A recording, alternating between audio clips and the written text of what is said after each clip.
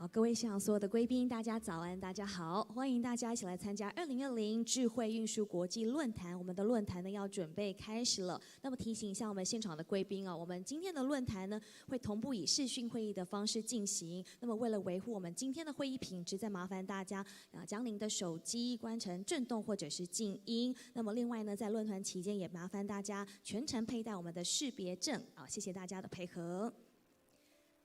而今天在我们的现场呢，我们莅临了许多的贵宾那么我们接下来呢，就要有请我们现场的朋友们一起用最热情的掌声，我们来欢迎的是我们交通部林佳龙部长，欢迎林部长，欢迎林部长以及所有的贵宾的莅临。Welcome Minister of Transportation and Communications of Taiwan, 嘉龙Lin。欢迎部长，来，部长是不是也跟我们后方的这个镜头挥挥手打招呼好吗？我们今天是线上会议所以我们在镜头前面呢也有非常多的这个国际的与会贵宾一起来参加今天的论坛。再次欢迎我们的交通部部长林佳龙部长以及所有的与会贵宾，再次欢迎。好，各位现场的贵宾，大家早安，大家好，欢迎大家一起莅临2020智慧运输国际论坛。我是今天的司仪，我是娜娜。今年全世界受到了 COVID-19 新冠肺炎的影响因此呢，改变了大家对于旅运运输的需求还有形态。那么要怎么持续的发挥公共运输的效能？要怎么依照旅运的需求进行转型，就成为了现在目前各国交通部门的关键课题了。那么在我们的会议开始呢，我们就特别准备了一段影片，邀请大家一起来欣赏。Good morning, ladies and gentlemen. Welcome to the Intelligent Transportation System Symposium. My name is Nana, and I'll be your MC for today's event. Before we begin, I would like to extend a warm welcome to you all, including those who are joining us online. Welcome to the gathering. As we know, COVID-19 has changed our lives in many ways. How to repurpose and reform the concept of transportation has become a popular global topic. And now, let's kick off our event with an opening video.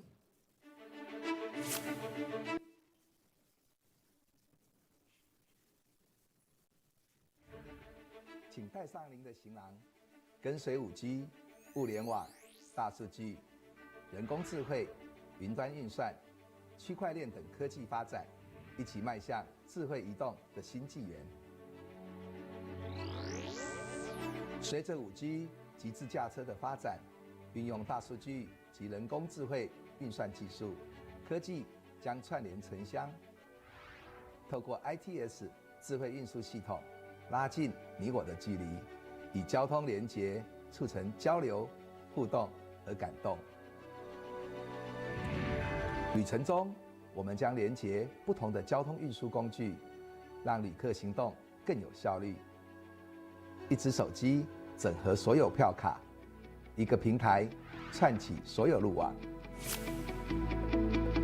我们应用大数据和即时路况来调整交通号志，并提供替代路线建议，缓解交通拥塞问题。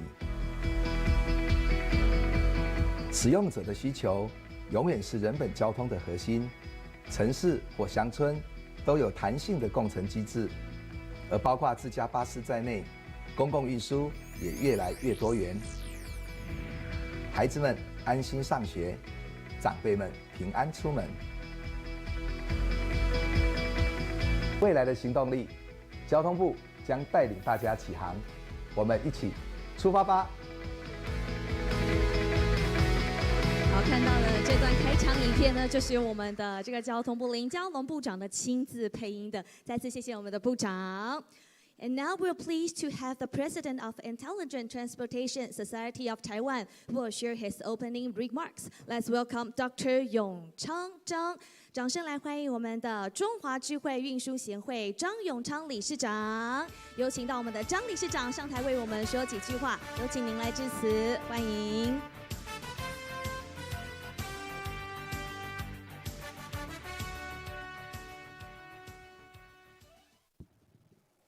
Okay. Good morning, Minister Lin, and ladies and gentlemen. It's a great honor to host everybody of you to hold the ITS World Symposium in Taipei. especially in the time of coronavirus. It's so fortunate that everybody of us can gather here to discuss about the progress, also the future opportunity of ITS. ITS Taiwan has been performed a very important platform to synchronize, to connect the government as well as the industry, also the academia, to work together to find the advanced technology, also the solution for transportation. For over about 20 decades, Taiwan ITS has working very hard to try to find how to use ITS to solve the people's problem. So every year, we aggressively participate in the World Congress of every year. I think everybody of you in the remote side know us very well.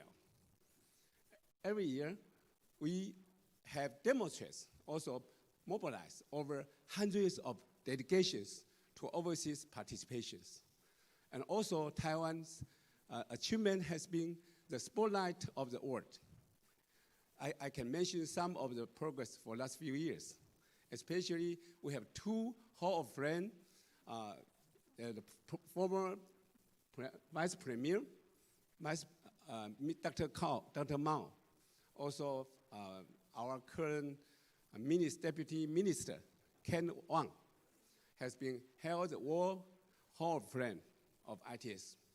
And for the industries, the FETC, the Taiwan Tolling Company, as well as Taiwan High-Speed Rail and iTrail also won the award of Industry Award. And last year, we also have the fortunate, have the Taipei City won the award of the government industry, government award. So those are the symbolic of how hard of everybody here in Taiwan has been working together to make the Taiwan as very modernized and a very smart industry in transportation. These few years, under the leadership of our minister, Mr. Lin, he highlighted that ITS will be focused on personalized mobility services, and then focus on the service aspect. Under the main theme Taiwan has set up, the personalized mobility services enabling by digital technology. For the digital technology, including AI, OT, cloud computing, 5G, all this digital technology is everywhere in the world as well as Taiwan. And we focus on the utilize of this digital technology to focus on ITS digital transformations. Everybody of us working very hard in the area of the digital transformation. We aim at some areas like autonomous vehicle, like electronic vehicle, connected vehicle, especially in the two-wheel transportations. The most importantly is the shared services. And we try to use all this technology to focus on these 4 areas and trying to build the business model of the ITS world. I would like to take this opportunity to share with everybody of you that Taiwan has proven a very successful digital mobility services in highway transportation. In Taiwan, we have been working in the highway for about 2 decades. Right now, in Taiwan, all the passengers are able to drive through the highway with non-stop paying. And it was also offering them with the tolling as a services. Every year, we have over 1.5 million drivers driving in the highway with non-stop, with ever also enlarged to the transport highway, smart highway, as well as smart city. So all this application has been notified by some of other countries. Currently, for this kind of projects and the services, we are closely work with some of our foreign country friends, like Thailand, like Malaysia, like Philippines, India, also Kazakhstan, has a very close relationship working with us on the project of the ETC, e-tolling, as well as the multi-lane free flow services. This is just a demonstration how Taiwan has been working very hard trying to demonstrate the ITS applications, also trying to collaborate with our ITS world friends. Looking in the future, we'll continue to work on the theme under the leadership of our MOTC, as well as the MOEA, all the government associations and academia, as well as our global friends. We can work together, trying to fully utilize the digital technology, trying to implement the application in Taiwan. Taiwan, welcome everybody of you, come to work with us, come to implement, and trying to enhance the safety, the traffic, improve the traffic congestion, and the most importantly is we want to experience the life of transportations. With that, I'd like to also thank you, everybody's participation, and hopefully next year we are going to have a bigger team to participate in the ITS World Congress in Hamburg. And hopefully the year after next, we will also mobilize to United States of America. And we are also very excited to share with you that Taiwan is ready to prepare to bid for the ITS World Congress of 2026. I hope everybody of you can come to Taiwan to share the experiences, share the advantages of ITS applications. With that, thank you for your participation. Again, hope today's symposium will be very successful and useful. Thank you very much. 掌声谢谢我们中华智慧运输协会的张永昌理事长，我们可以先行入座。接下来我们邀请到的是我们的林佳龙部长，也请林部长呢上台为我们说几句话。Now we're very honored to welcome Minister of Transportation and Communications of Taiwan, Jia Longlin, to give us his welcome remarks. 掌声欢迎林佳龙部长，欢迎部长。Good morning， 早安。我们中华运输协会张永昌理事长，还有张学孔副理事长，还有我们亚太理事孙宇先生，跟台湾车联网产业协会吴蒙芬理事长，也是我们交通部前次长，还有交通部的同仁特别是我们科技顾问室。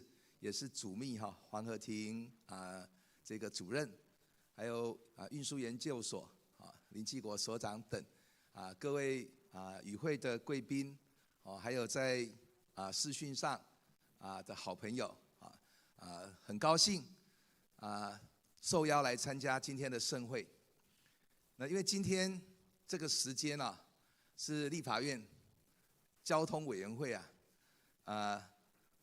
就是的正式会议我应该是要出席在立法院但我跟他请假1个小时还好陈欧波招委很体谅而且很肯定我们这个 ITS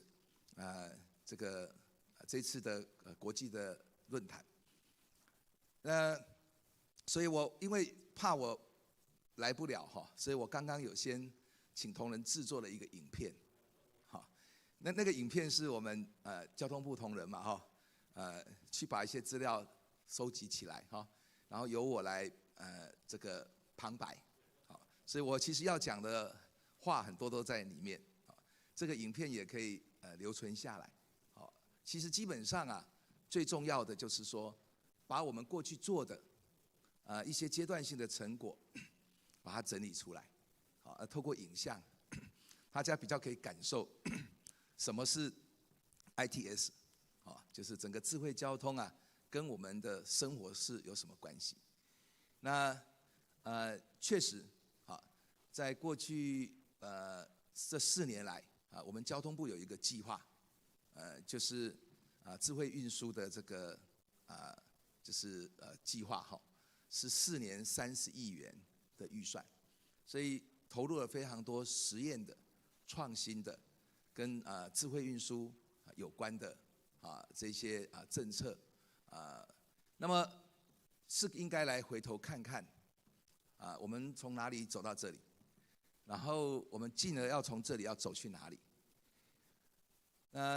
因此呢，也很高兴跟大家报告我们交通部啊也已经编列了新的4年计划，那预算是更多，有42亿多元的预算，就是在这个 ITS 的计划，这还不包括我们其他单位，像公路公共运输提升计划等，那个更是高达接近到300亿，那所以预算的编列啊，代表我们对这个政策的重视，那另外一点啊，我也是想跟各位分享是，这个时机啊是正成熟，就是说在不管是技术面、产业面，各种的就是跟实际上的这个从实验场域啊到真正的开放的空间的智慧交通啊，因为几项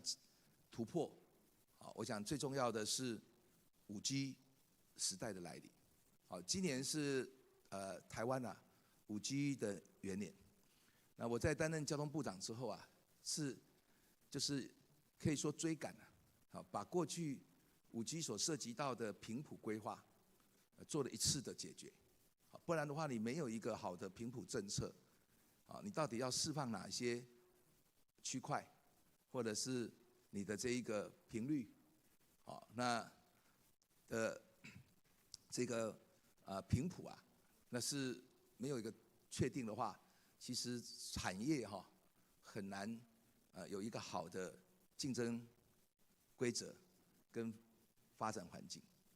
我想频谱的规划就像是都市计划，土地的分区使用，所以整个规划完之后啊，那公布了频谱一览表，那紧接着就是试造，然后到商转，到现在已经正式开台在应用，标金也高达这个1420亿元，我们本来很担心杀鸡取卵本来是应该是就是政府的财政的目标应该只有1/3而已，那我们当然把其中的500亿再回馈到对于5G 的这个产业跟应用，那也很高兴看到这个主要的电信业者，他们今年看起来好像业绩也很好，虽然花了大钱，那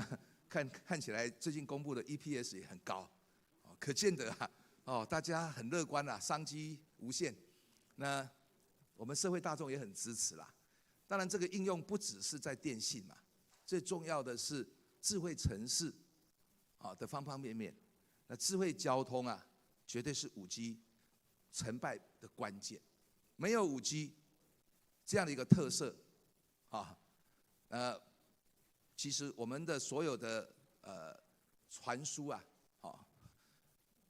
包括数位汇流里面未来的所有的data 是不可能那么快速大量而且没有任何的延迟。这一点是 timing 是非常重要。过去4年大家已经打底了，就在迎接这个时候的来临。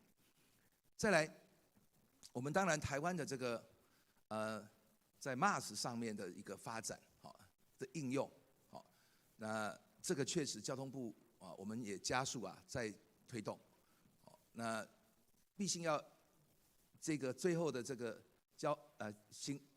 就是行动级服务就是 Mobility as a Service， 甚至从一个观光旅游的游客他的需求来看，那交通当然是时速游购型最重要的那个部分。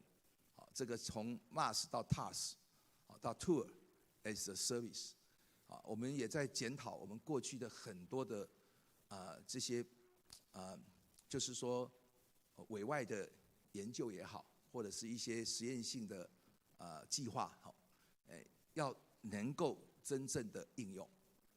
另外一方面也是非常重要就是我们智慧电动车的发展，特别是电动巴士，所以我们也已经对外公布，我们也在组成所谓的AB Team， 就 Autonomous Bus 的国家队，就是以电动巴士的国家队。这个我们看到最近的发展哇，这个整个在尤其是鸿海结合了华创，它推动电动车，它提供了一个很重要的平台，包括这一些车体，包括底盘包括各种的硬体，跟零件，这让台湾的产业都可以架构在这个上面，这个就可以在国际上有竞争力，因为这个汽车产业是非常比较很精密很多的这个专利也是比较封闭，所以这个让我们台湾可以练兵。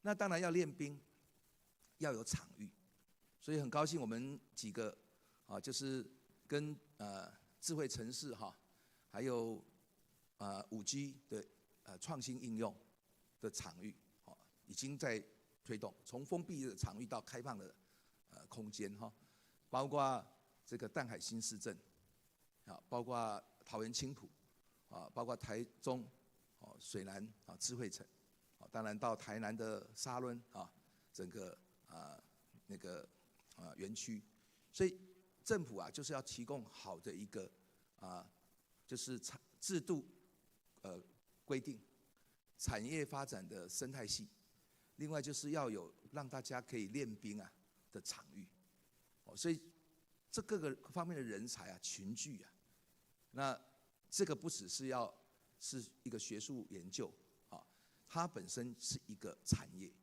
所以我想从这个角度来讲我在交通部长任内有一个创新的政策措施，就是说成立交通科技产业汇报，这些项目都是跟大家讨论出来，很多人也帮我们忙。那台湾的这个其实我们的内需市场说大不大，但练兵是足够。我们任何的这个跟 ITS 有关的，在台湾有的它实验的场域包括开放的空间，这些就可以输出了。尤其像智慧电动巴士，台湾还是有内需市场而且不断必须要有这些大型车不管公车或者是客运的需求，所以这个就是大家看到的，台湾的是小而美，所以所谓现在讲的内循环经济我们是很具备，就是这个实验的环境。当然要从一个制品变成商品，因为交通涉及到安全，这不容马虎那我为什么在无人机？昨天我们有一个产学研跟政府的联合记者会，也公布了2项计划，包括创意竞赛的计划，跟这个所谓的整合应用的计划。其实就是呼应，就是说任何的创新的不管是政策或者是产业一定要注意到，就是一方面心力一方面也要防避。那无人机它移动其实速度可以很快最快到时速数百公里这个在安全上的可能的风险，我们一定要把它控制住。那这土法不足以自行，不是我们在民航法定了一个无人机专章，台湾就变成无人机都可以安全的飞翔，所以一旦出事故大家就会开始有负面的印象，后面要推就很困难。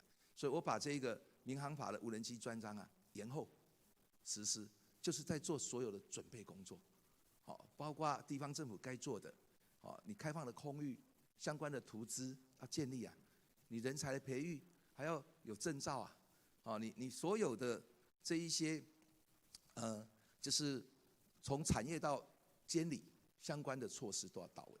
那我讲这个就是说，我们在做 ITS 的时候当然怎么样能够贴近市场，政府必须要从产业的角度来看。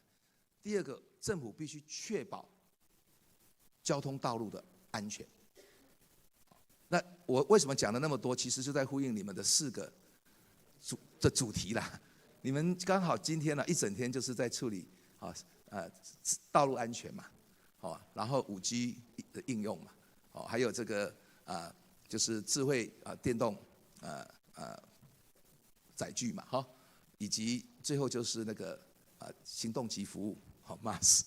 所以我就回应你们，那我们这4年来真的很不简单，这个已经大家充满了这个成就感跟企图心，那大家就是我们真的是要在世界上立足的，那台湾 branding 台湾如果是一个好的品牌，每一个产业都会好，所以我在讲说，这次台湾防疫是受到世界的肯定。台湾已经不再容易跟 Thailand 混淆了，以后 Thailand 人家会以为是台湾，不会说台湾是不是 Thailand？ 那从防疫大国到观光大国，尤其这个观光要能够让它能够体验的好不能有痛点，所以食宿游购行要样样都行，所以我们要整合，这一个整合其实是垂直水平。硬体、软体，各方面的整合，台湾就是一个国家队。那突破之后，当然大家对台湾的印象好，大家各行各业都水涨船高，所以我们也是以这样的心情跟各位建立一个伙伴关系。所以我最后要再提到的就是，我非常的支持我们中华智慧运输协会，还有包括台湾这个车联网产业协会等大家一起来争取 ITS World Congress。那因为疫情的影响，现在就是延后，那这是申请2026。我也指示王国材政次在不管在经费上，行政上给予最大的支持。那主秘在这里你就记得把它列管。好，那总是要回去立法院报道，不然我是很 enjoy 很喜欢去听各位你们在谈的一些主题。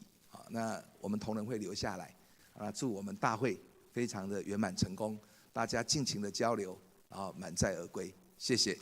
谢谢部长，来，请我们部长麻烦留步一下，我们要来一起拍一张大合照，也有请理事长还有我们现场我们坐在前方的这个贵宾们一起来到我们的舞台上，我们先来一起拍一张大合照。好，有请到的是我们这次座长的讲者以及语坛人，我们的理事长来麻烦一起来到我们的舞台，我们先来一起拍一张大合照。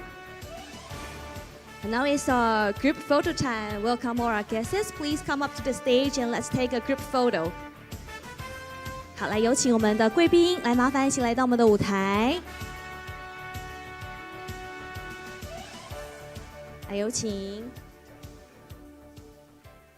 好，我们先看一下我们正前面，呢有我们的摄影机。好，我们摄影机上面呢有我们的贵宾已经在现场，我们先跟我们的摄影机挥挥手，跟我们线上的朋友们挥挥手打招呼。好，再次谢谢我们今天现场有非常多的贵宾莅临现场。好，我们前面有这个直播的摄影机，我们是不是请我们现场的这个贵宾跟我们的摄影机挥挥手 ？Please wave to our online guests。好，我们现场有非常多的贵宾一起这个参与我们这一次的论坛。好，我们再照一张，我说 ITS， 大家一起比一个赞哦，来 ITS。赞！再次谢谢我们所有的贵宾，今天一早呢就莅临了现场，一起来参加我们2020年智慧运输国际论坛。再次谢谢所有的贵宾，谢谢。好，来，我们还是要请部长稍微留步一下，我们的这个第2场次的这个主题演讲的 speaker 已经在我们的线上，要跟我们的部长打声招呼。好，来，我们其他的这个贵宾们可以先行入座。来，我们让部长可以留在我们的舞台上，我们来看一下，因为我们今天的这个2场的主题演讲的 keynote speaker 呢，已经在我们的线上。Let's welcome Mr. Schallenbach, President of ITS America. Hello, Mr. Bat. And also 另外一位在现场的呢，是我们的来自日本的我们的朋友 Mr. Takehiko Barada， 欢迎 The Senior Vice President of ITS Japan。好，他们都在线上，是我们来。就是透过这个视讯一起来拍一张合照。好，我们有2位这个 keynote speaker 呢，都已经在线上 stand by， 等待大家了。好，是好，我们前方的投影幕也可以看得到，我们就一起站着跟着我们的2位的这个 keynote speaker 呢，一起来拍一张合照。好，再次欢迎我们的第1场次的我们的 keynote speaker， 我们的 Mr. Bet 以及 Mr. Barada。好，他们已经在线上等候大家了。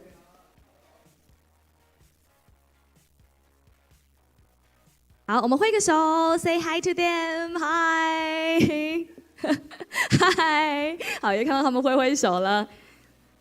好，谢谢所有的贵宾，我们也掌声再次谢谢我们的林佳龙部长，谢谢部长，还特别请假1个小时莅临我们这次的论坛，给予大家一些这个想法以及祝福。是。好，掌声再次谢谢我们的林部长，谢谢部长在百忙当中还特地参与我们这次的论坛，谢谢部长。好，也有请我们现场所有的贵宾，再麻烦你们先行就座。那接下来呢，我们要进行的是我们今天论坛的第1阶段的主题演讲。Now we will begin our first keynote section, conducted by the President of ITS America, Mr. Sheldon Bett。好，我们接下来要演讲的讲者呢是 Mr. Sheldon Bett, President of ITS America, Mr. Bett。好 ，Mr. Bett 已经在线上等候我们了。Let's welcome our first keynote speaker, the President of ITS America, Mr. Sheldon Bett. Welcome, Sheldon Bett. Welcome. Hello. Can Hello. You hear me okay? Yes. Well, look, I'm really honored that you asked me to address this amazing group in Taipei, and I'm only disappointed that I'm not able to be there in person. It seems like it was only a year ago that we left Singapore after a very successful ITS Asia Pacific World Congress, but it feels like a lifetime ago in terms of, the way that this year has unfolded. And it seems like it'll be a long time before we're together again.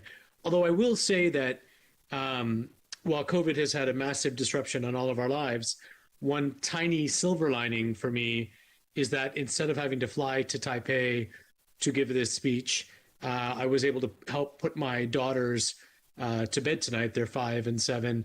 So I've spent a lot more time with them. And I'm not sure what's more stressful, taking an international flight across the Pacific or putting a 5 and 7-year-old young girls to bed at night because they get pretty emotional.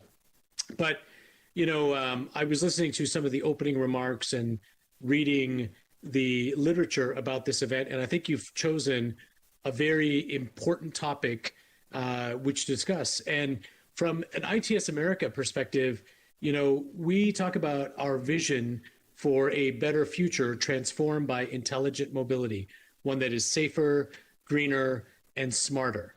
And so I think that this is very relevant when we think about new technologies, ITS, 5G, drones, mobility as a service. I think the number one priority right now for us across the world is this idea of safety. How do we do transportation safely? We already had safety challenges before COVID, and COVID has only made things worse in many ways. So before I came to ITS America to be the president and CEO, I ran 2 state DOTs here in the United States. I was the executive director of the Colorado DOT, and I was secretary of transportation at the Delaware Department of Transportation. And Delaware is now a state that is much more famous than it used to be because the next president of the United States, Joseph Biden, is the U.S. senator from there, grew up there, and that's his home state. So I'm sure we'll all be hearing more about Delaware in the coming years. And before I was the Secretary of Transportation in Delaware, I was an official at the U.S. Department of Transportation. And when I was a state DOT leader, I would always say that a Department of Transportation exists for 2 reasons, right? One is to save lives, and the second is to make people's lives better. And I feel like in this ITS world in which we find ourselves, these are 2 very common themes. How do we save lives? How do we make people's lives better? On the safety piece, I would say in 2009, when I was at the US Department of Transportation, we were often talking about this decade of action and how can we make sure we get towards zero deaths over the next 10 years. Well, in 2010, there were about 30,000 fatalities on American roadways. In 2019, there were 38,000 fatalities on American roadways. And so we've actually, instead of going towards zero, we've increased the number of fatalities over the last 10 years. And we know why that's happening. Primarily, there are a few things. It's distracted driving. Distracted driving is a huge epidemic in the United States and in North America, and I'm sure around the world. In fact, in many places, driving is now the distraction from people being on their phones because that's where everybody wants to be. They want their head to be in the phone. And so it's incredibly important that we look at deploying ITS systems, autonomous vehicle systems to increase safety. But losing, 38 or 37,000 people a year, that's about 100 people a day in the United States. Here in the United States, we're very concerned about COVID-19, and there's all of these resources being poured into, can we get a vaccine, shutting down our economy, all these things. That's because we're losing about 1,000 people a day. The United States has been very gravely affected by COVID-19. But, we're going to get a vaccine. We will get past this virus as we have in the past. But when we come out of the virus, we're still going to have about 100 fatalities a day on American roadways. Now, in Taiwan last year, I think there were 2,865 fatalities, which is about 8 people per day, which when you factor in the population in Taiwan of about 23 million versus ours of around 300 million, they're somewhat similar percentages. And so, in the United States, we've made huge strides in the last 50 years in terms of roadway safety. So the way we design our roads, the speed limits, the curves, things to prevent vehicles from going off the roadway. The vehicles themselves are so much safer. We have crumple zones, we have airbags, seatbelts.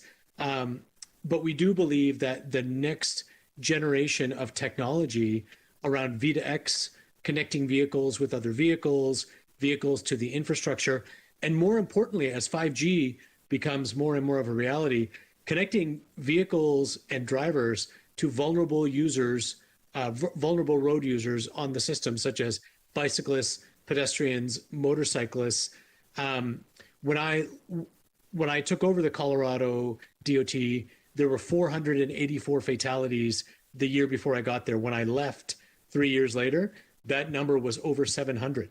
So it was a 10% increase year over year. And the vast majority of that increase was in bicyclists and pedestrians. So we know that distracted driving is a huge problem for us. The other issue for safety right now is, we've been making really big strides in the United States around getting people to get out of their cars and get onto transit. New advancements in micromobility, mobility as a service, mobility on demand. We were finally starting to turn the corner around people saying, no, I just want to drive my car by myself. I could take a bus, to a central station, use a electric bike or a scooter, use ride sharing instead of having to rely on a single occupant vehicle trip. COVID-19 has obviously had a devastating impact on many aspects of our transportation sector, particularly our transit sector. Many of our large U.S. and even small U.S. Transit operators are bleeding money right now. They are losing money because their costs, which were already great before the system, are now being distributed over a much smaller number of riders. And so what we are incredibly focused on in the United States is how do we ensure that our transit providers, which are the backbone of moving large amounts of people in our cities, around our mega regions, how do we ensure that those systems are available for people who have an option to either drive or take transit. But most importantly, there are very many people in our population who can't afford a car, who can only afford to take transit. Some of these people are the people that we're calling superheroes right now. They're going to work in grocery stores. They're going to work in hospitals. They're making sure that the economy is going as much as possible. So we want to make sure that that service that they're being provided is good service, that it is safe. We've had a number of our bus drivers get sick with COVID-19. So now a lot of our transportation providers are providing PPE, personal protective equipment, so that everybody is wearing masks. There are really interesting developments around metals such as copper, which are less conductive of pathogens. We're looking a lot at ventilation and how do we increase airflow through these buses. And then something that we were moving towards, and I heard some talk of all of the contactless payment for tolls on Taiwan's roads. Well, in the United States, we're very focused now on contactless payment on transit. So instead of having to use money to get in at the beginning, to get on a bus, using your phone, using apps to do contactless payment, seamless mobility. This was something that we thought would be convenient before COVID hit. And now we're understanding that more and more, it's a critical part of making sure that as we come out of COVID-19, people feel safe getting on transit. Now, a big part of our job at ITS America, and quite frankly, across the world through our sister ITS organizations, is the greener component. And so, we know that in the United States, about 28% of global greenhouse gas emissions come from our transportation sector. So, 28% of US greenhouse gas emissions come from our transportation sector. I spoke at the climate talks representing the United States in Cancun in 2011, and the number then was about 30%. So even though we've made a lot of strides in electric vehicles and improved internal combustion engines, we still have a long way to go, particularly in the freight sector. Now, we know that, there's exciting developments in battery technology, electrification of the system. It's not just about passenger cars. Here in the United States, we're getting some of the Class 8, the big freight trucks, the big trucks that you see carrying large amounts of freight. They are being electrified. One challenge for us here is as we electrify more and more of our fleet, how do we provide the charging infrastructure, charging stations, the grid network that has some challenges around delivering power during peak time? Can we use batteries in vehicles to store energy as part of the system, so that if we're using renewable energies more and more that are somewhat unreliable, can we use vehicles that are parked for large parts of the day? Can we use them to store electricity for peak time?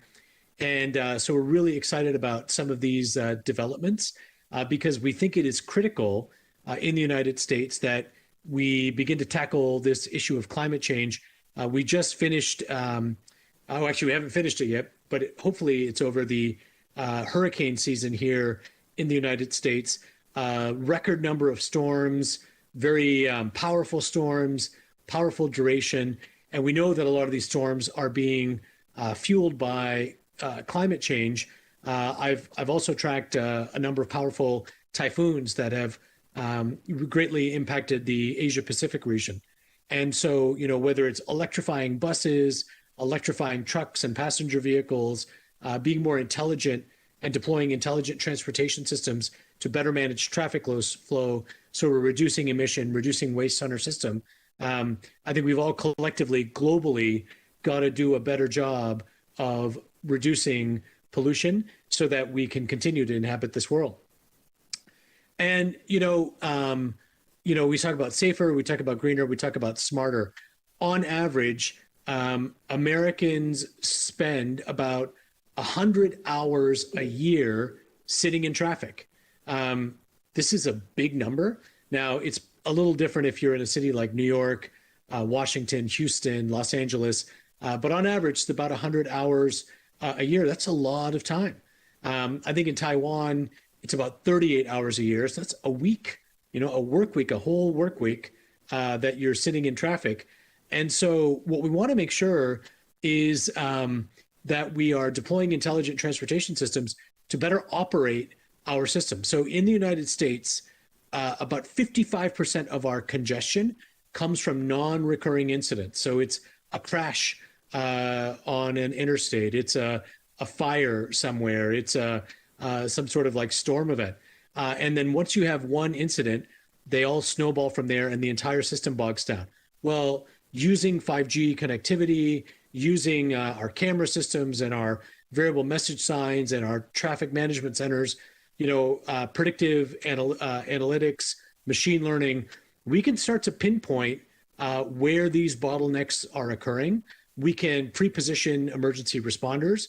We can identify bottlenecks through big data in our system around infrastructure investment. So we can say, here's a bottleneck that's breaking down traffic every single day.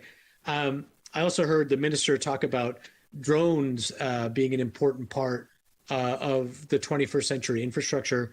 Here in the United States, we're seeing more and more drone delivery. I want to classify that as surface vehicle drones for like groceries and things. But very soon, there was an interesting pilot done of delivering Domino's pizza by drone. And I think that what we all need to be prepared for is this fourth dimension of traffic. So we've been very three-dimensional so far in our surface. Now we've got this added dimension coming in of managing drone delivery of passenger and freight in our urban centers. And this is going to be incredibly important, particularly for cities across the world that have a lot of air traffic in the form of passenger and freight planes interacting with drone delivery. So how do you manage all of that traffic? I think that's a really important question. And on the smarter piece, again, this is where the mobility as a service, mobility on demand comes in. If we can be very intelligent about our deployments, I think that we'll be able to make sure that we are coming out and not spending as much time sitting in traffic. And if we have autonomous vehicles, even if we are sitting in traffic, we can turn that into productive time. So that is a positive.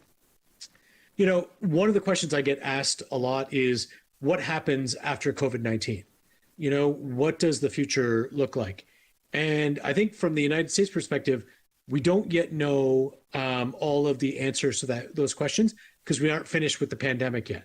So there is a chance that all of this remote work becomes much more of a standard and there's a lot fewer people commuting into city centers and travel demand will go down.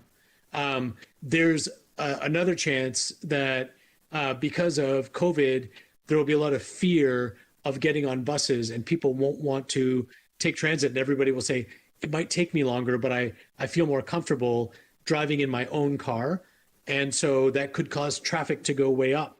So we don't yet know what this is going to mean. I think what we have to be doing is planning for a lot of scenarios. So what can we do from a technology perspective?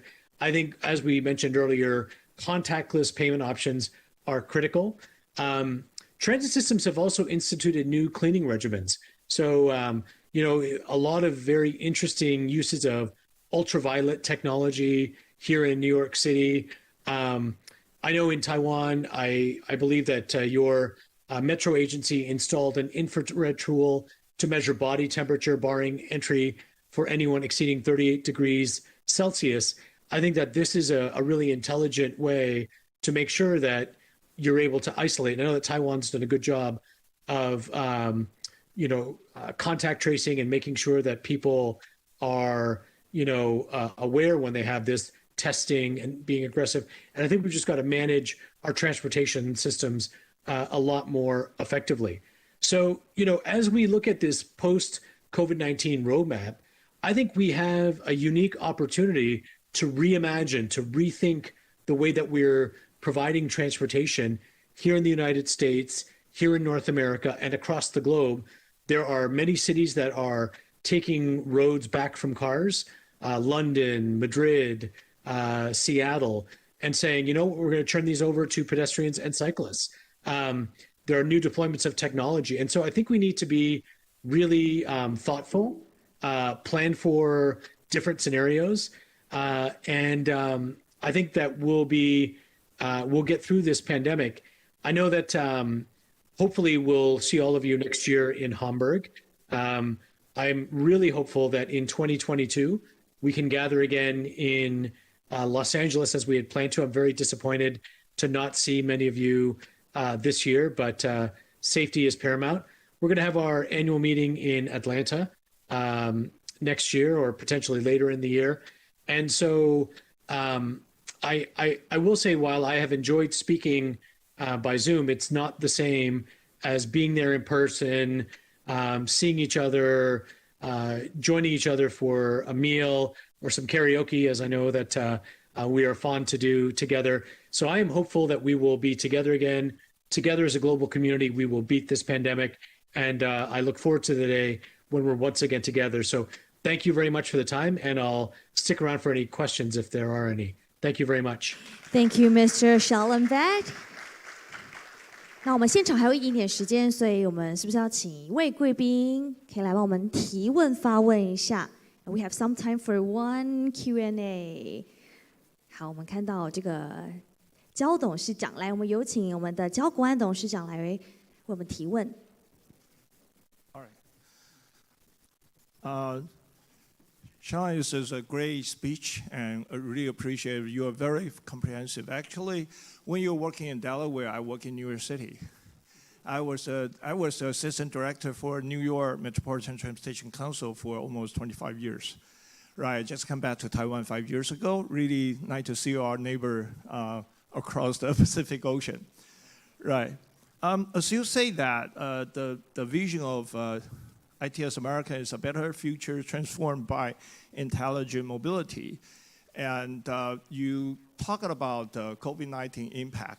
As we know that throughout the year, that particular, we enjoy the freedom of the highway. There are no one in the highway. Very, very no congestion historically.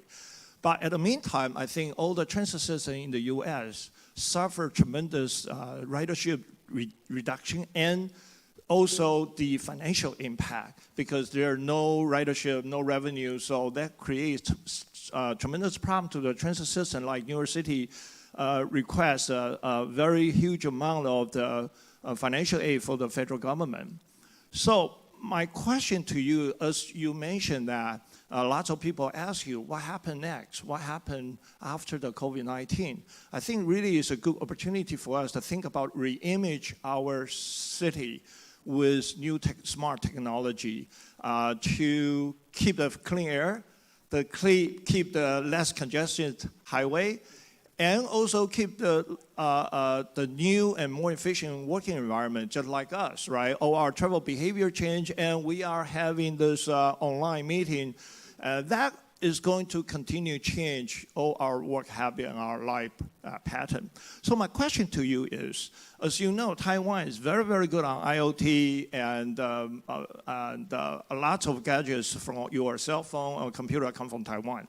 And Taiwan, as you can see, the Minister Lin talking about the tremendous advancement of ITS and smart mobility in Taiwan. So how do you think, what is the opportunity to create any collaboration between US and Taiwan, because you do have tremendous policies and programs like Vision Zero, but however, it impacts a lot of people using cell phone, as you say. That experience really helpful to Taiwan. However, the Taiwan smart solutions could help US to improve the smart safety and smart mobility. So how do you see the collaboration opportunity between us? Yeah, no, I appreciate that perspective. And yeah, New York City and Delaware are very close geographically, but very different, from a city size perspective. So, I think that opportunities like this are fantastic. And that's why when I was asked to participate today, I was very anxious because I think that we can all learn from each other across the globe. I learned things when I was in Singapore. I learned things when I was in Melbourne. I learned things from the interactions that we have with our friends from ITS Taiwan and the rest of our friends at ITS Asia Pacific. And I think that while we always want to share the good ideas that we've come up with, it's more important as a global community that we're learning from each other. And so, here in the United States, we've brought back a lot of innovation, things like warm mix asphalt, traffic management centers. Even the concept of the interstate was not one that we invented here in the United States.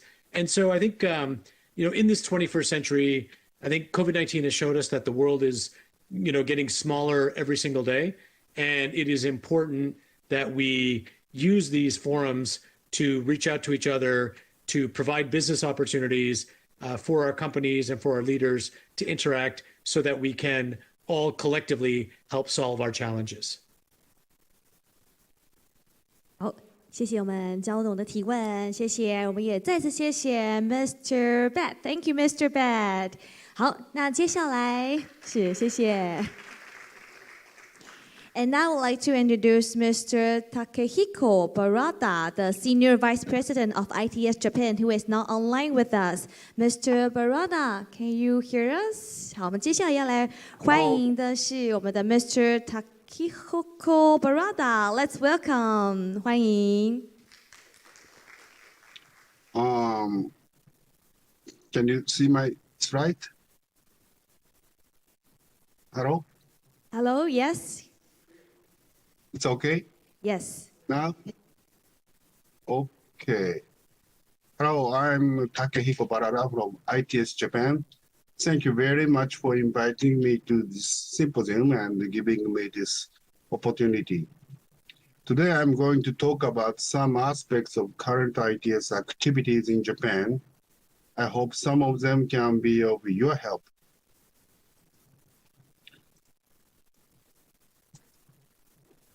Before going to the main subject, let me introduce briefly about ITS Japan. ITS Japan was founded in 1994 as VERTIS, Vehicle, Road, and Traffic Intelligence Society.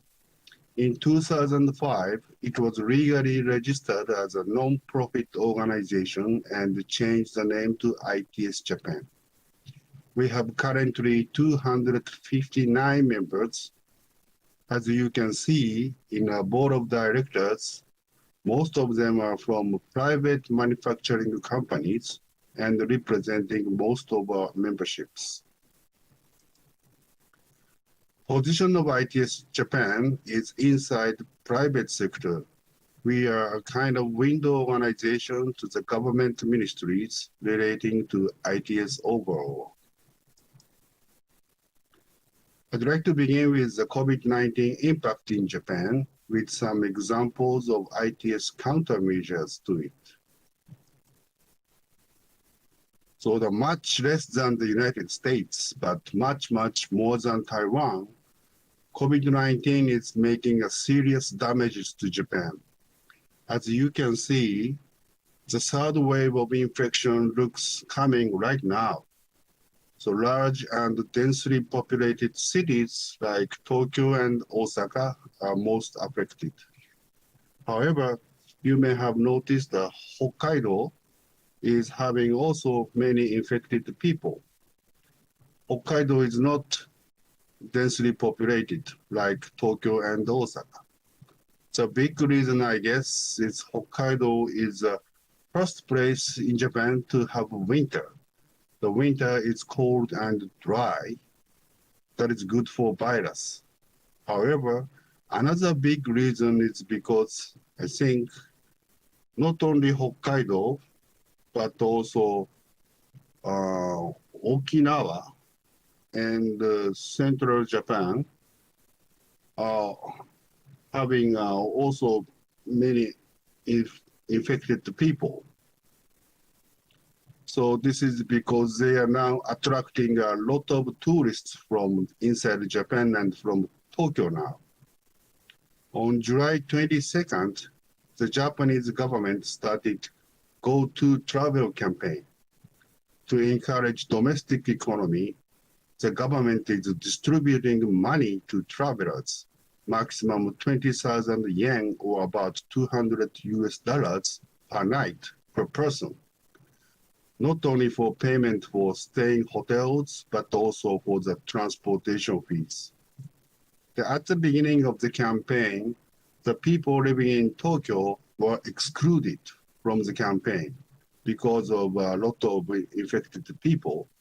But from October, people in Tokyo can travel with government subsidies. In any case, we have a very difficult situation to make both possible to avoid infection expansion and the revival of the economy at the same time. The left graph shows the traffic volume of major sections on the expressways comparing to the last year. As you can find, during the state of emergency from middle of April to May, there was a steep decrease of the traffic volume, but gradually it comes back to normal recently. On the other hand, public transportation, like railways, as the right graph shows, the users have not come back, especially in Greater Tokyo area. This may be because the most users of public transportation are commuters.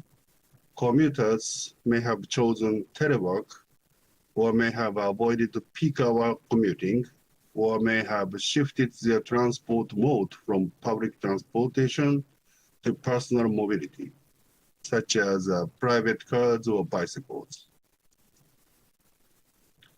About telework, it was not popular in Japan before the pandemic.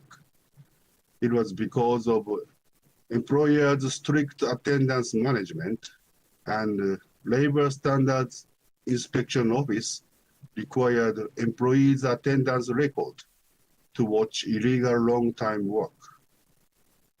Under the state of emergency, the government and the companies strongly recommended work at home or telework to employees.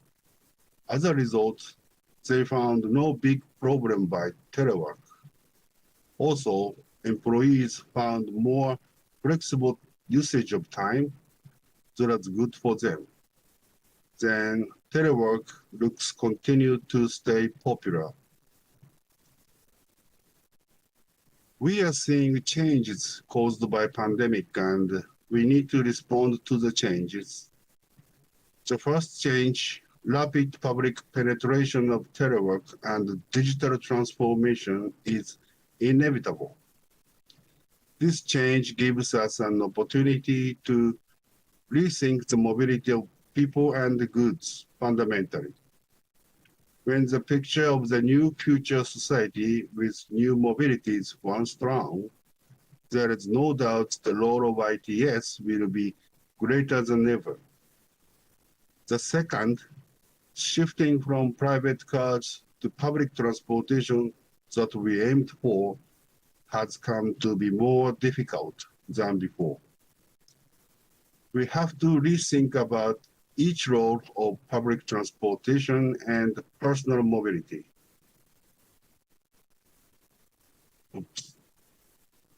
The third change is the deployment of automated driving and MRS will be accelerated quickly. We, as ITS community members, are responsible for guiding our society to fulfill both individual life and public interests by studying people's lifestyle changes, social institutions, economic activities, rather than studying technologies only. These are from a discussion report that was done by Minister of Land, Infrastructure, Transport and Tourism as for the future policy direction of the city transport network. Let me introduce the first one. Anxiety on public transportation and the recommendation to work from home have made users of public transportation decreased. The response to this change is Public transportation needs an environment for users' peace of mind by avoiding overcrowding, using real-time transmission of the carriage occupancy status to avoid virus infections. 2 months ago, the ministry issued the guidelines for the real-time occupancy information provision systems for public transportation of bus edition. Depending on the occupancy conditions that are based on the occupied seats, hand straps, and handrails, the occupancy status will be commonly used among bus operators. The guidelines have some flexibility. For example, the information to be shown can be 5 categories, 4 categories, or 3 categories, so that the bus operators can choose. Another example of the pandemic countermeasure is ETC operation change. By COVID-19, some toll booths suffered from the shortage of the personnel. To secure the function of the toll booths, they implemented ETC dedicated operation. The operation was started after making a public announcement by flyers or Twitter. The ETC dedicated operation is useful for covering the personnel and also for preventing expansion of infection through the cash payment. This is not about the COVID-19, but I put this slide just for your reminder about Tokyo 2020 Olympic and Paralympic Games. They are not canceled, but are still postponed to the next year.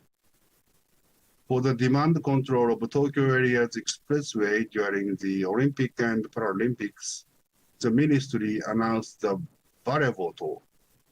The toll will be discounted for nighttime, but the toll will ask for additional 1,000 yen for the daytime. The automated driving has been one of the biggest focus of ITS. It gets more focus by COVID-19 because the no driver driving will make it possible that no contact with an unknown driver with passengers. But the no contact with the driver is not a primary purpose of automated driving. Then what is automated driving for? There are 3 purposes in this chart of ITS Roadmaps 2020. This was made by the Public-Private ITS Initiative that is orchestrated by Cabinet Secretariat of Japanese government.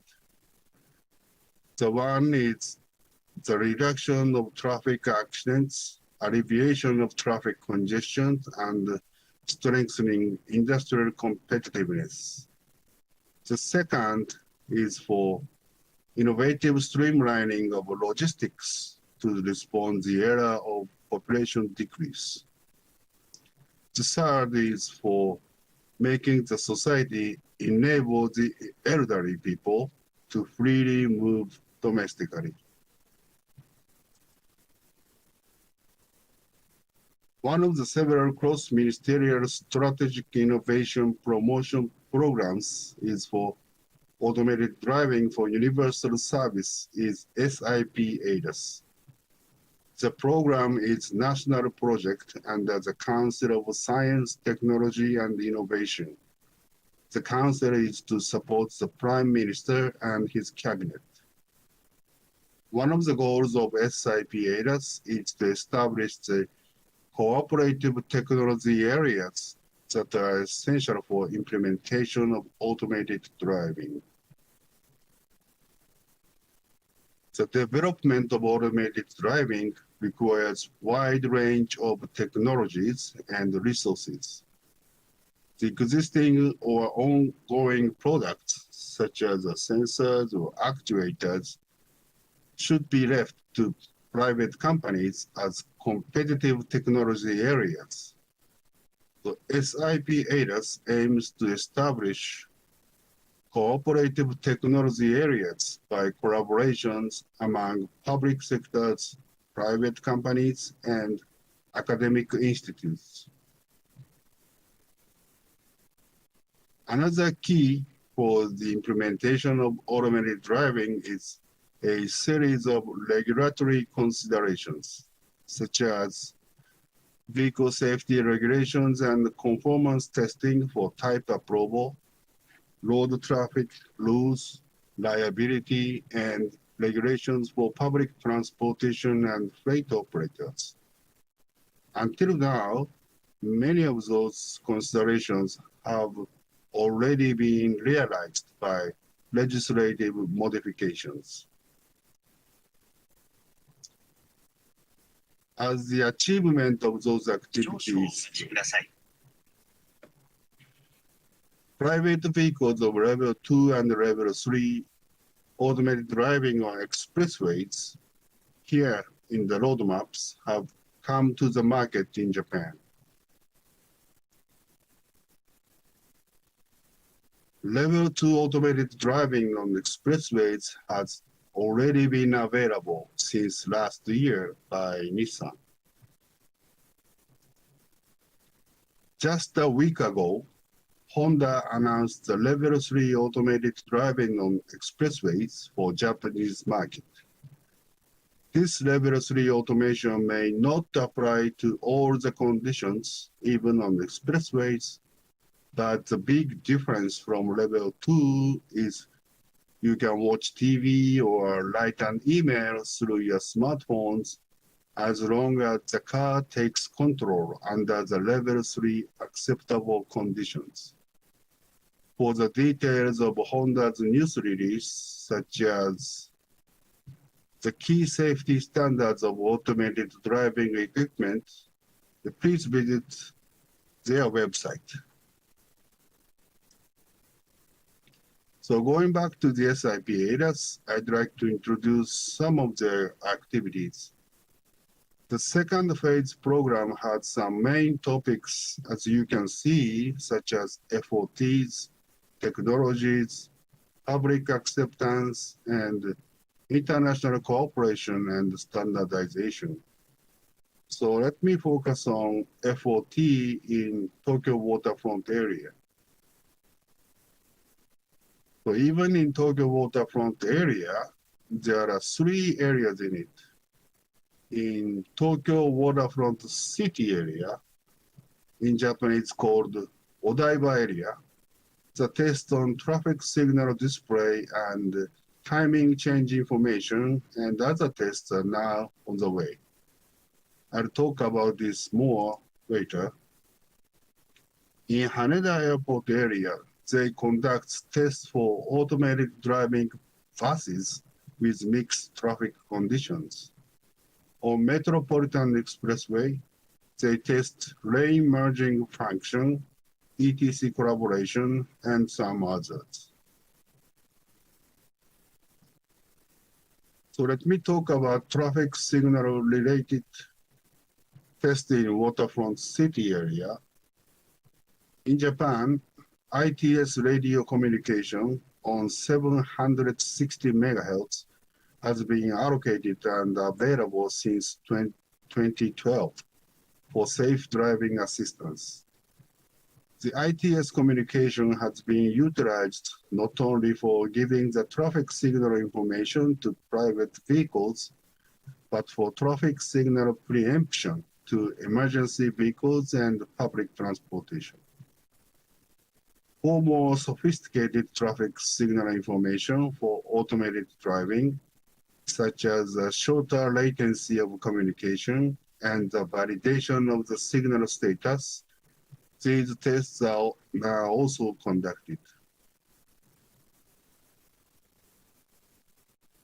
Not only for the ITS communication, other communication technologies such as DSRC, 4G, 5G, and WiGig are being tested for the multi-scaled network with various use cases, including non-line of sight situation.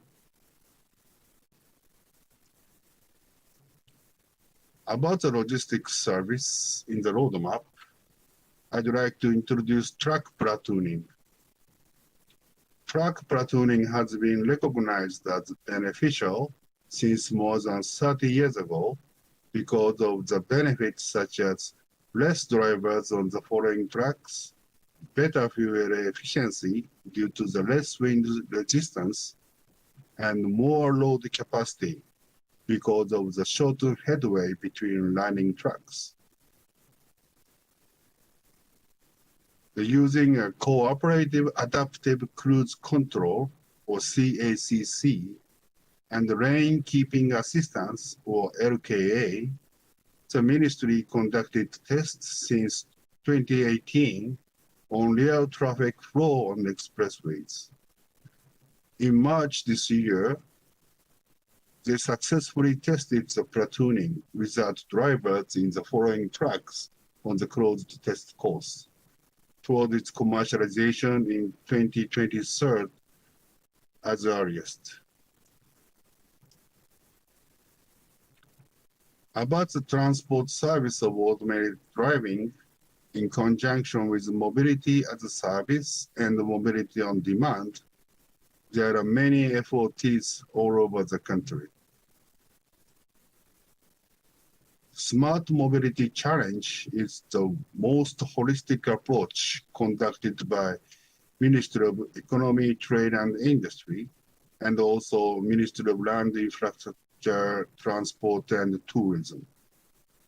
Smart Mobility Challenge is not a direct part of the SIP ADAS, but this includes automated driving as a part of enabling technologies and services for new mobility, especially for local needs.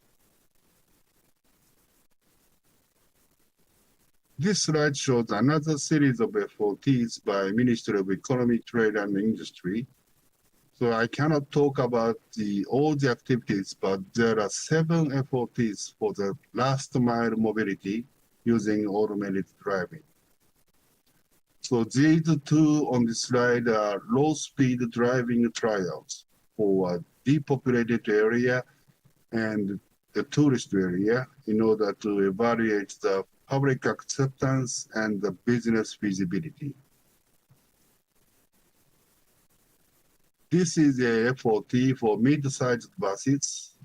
The tests have 5 locations and bus operators. The test includes cooperation with traffic lights for the safety improvement.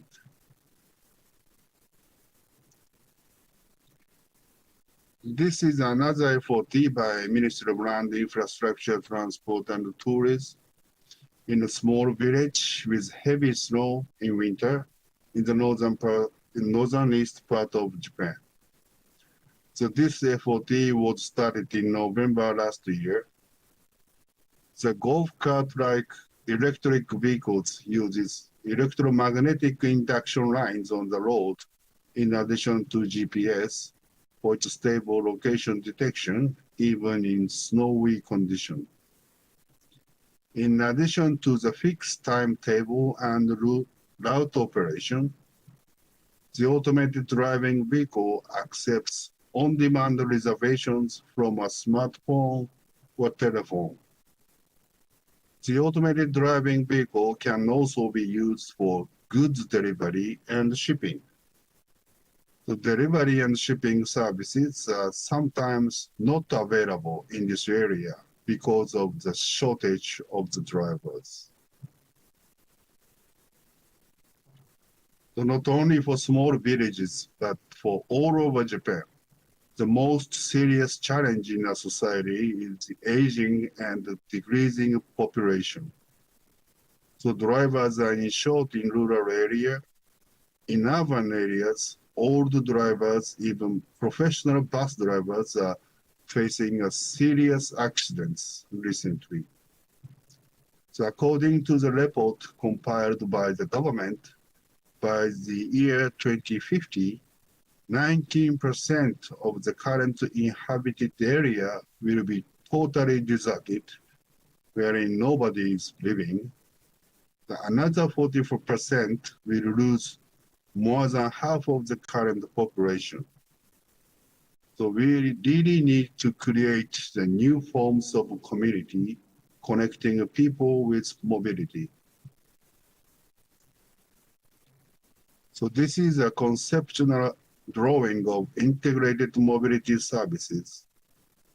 In rural areas, small villages are connected to a basic social hubs with transportation.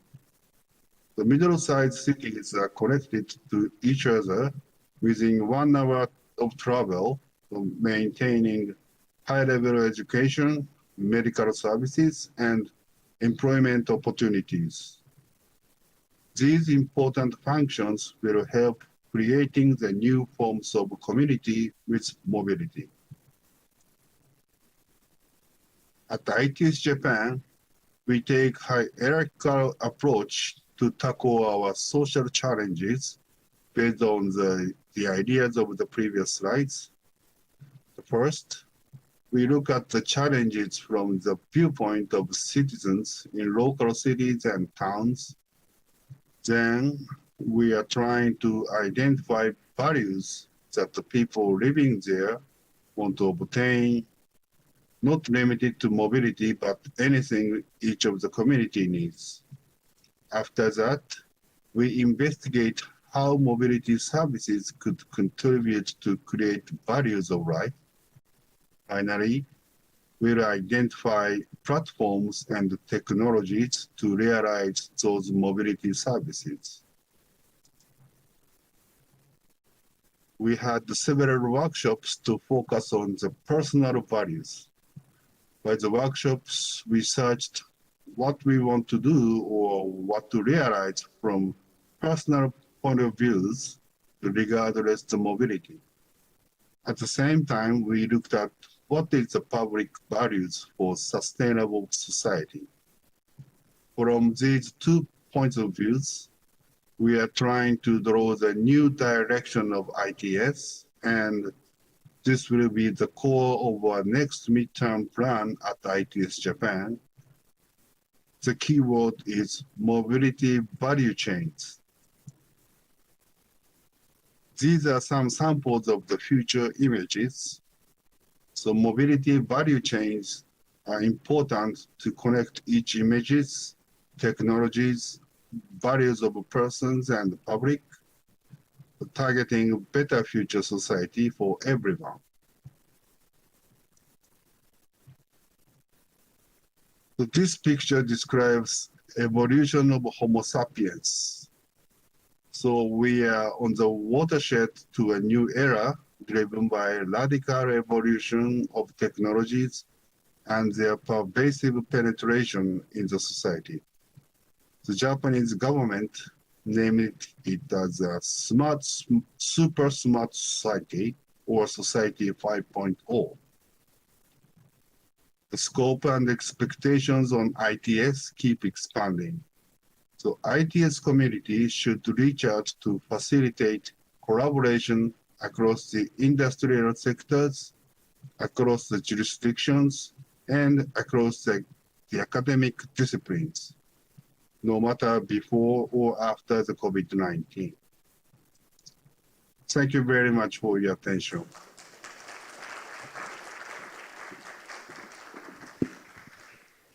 Thank you, Mr. Baraga. Thank you for sharing with us the status of ITS in Japan. 我们也掌声再次谢谢 Mr. Baraga. Thank you. Thank you. 好，我们上午2场的主题演讲呢，在这边告一个段落。那么接下来呢，我们在场外呢，我们有备有茶点哦，所以欢迎大家可以享用我们的茶点。好，就在我们的外面。那么我们可以休息到10点45分，10点45分，10点45分呢，我们会准时下一阶段的第一个主题的论坛。所以这段时间呢，我们有请现场的贵宾可以到我们的外头来享用我们的茶会、我们的茶点。那么10点45分会进行我们下一阶段的论坛。谢谢。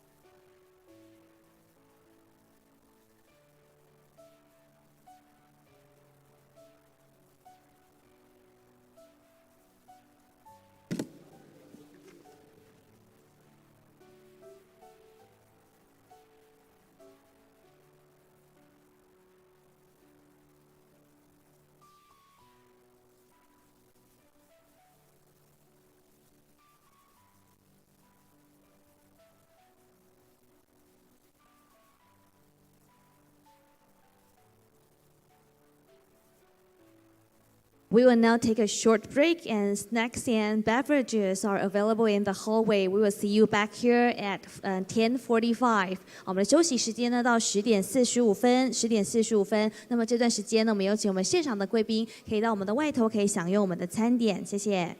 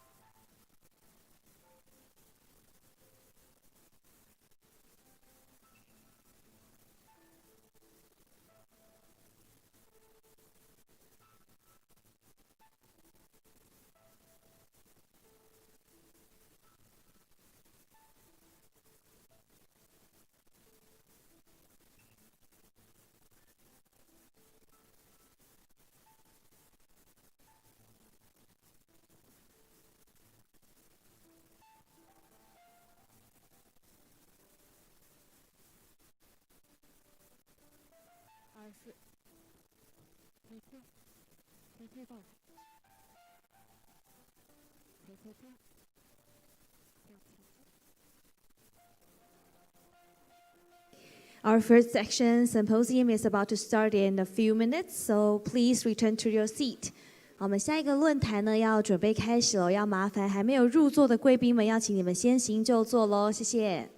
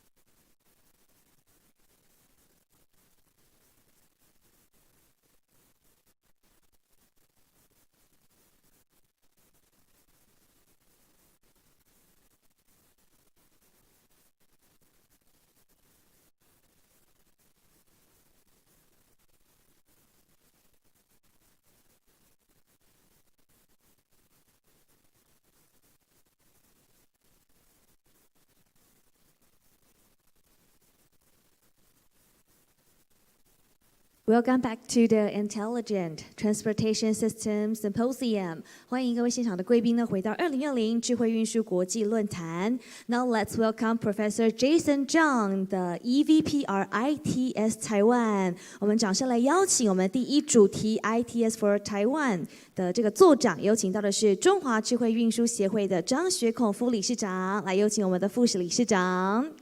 Professor Zhang is the moderator for Section 1, ITS for Road Safety. Welcome.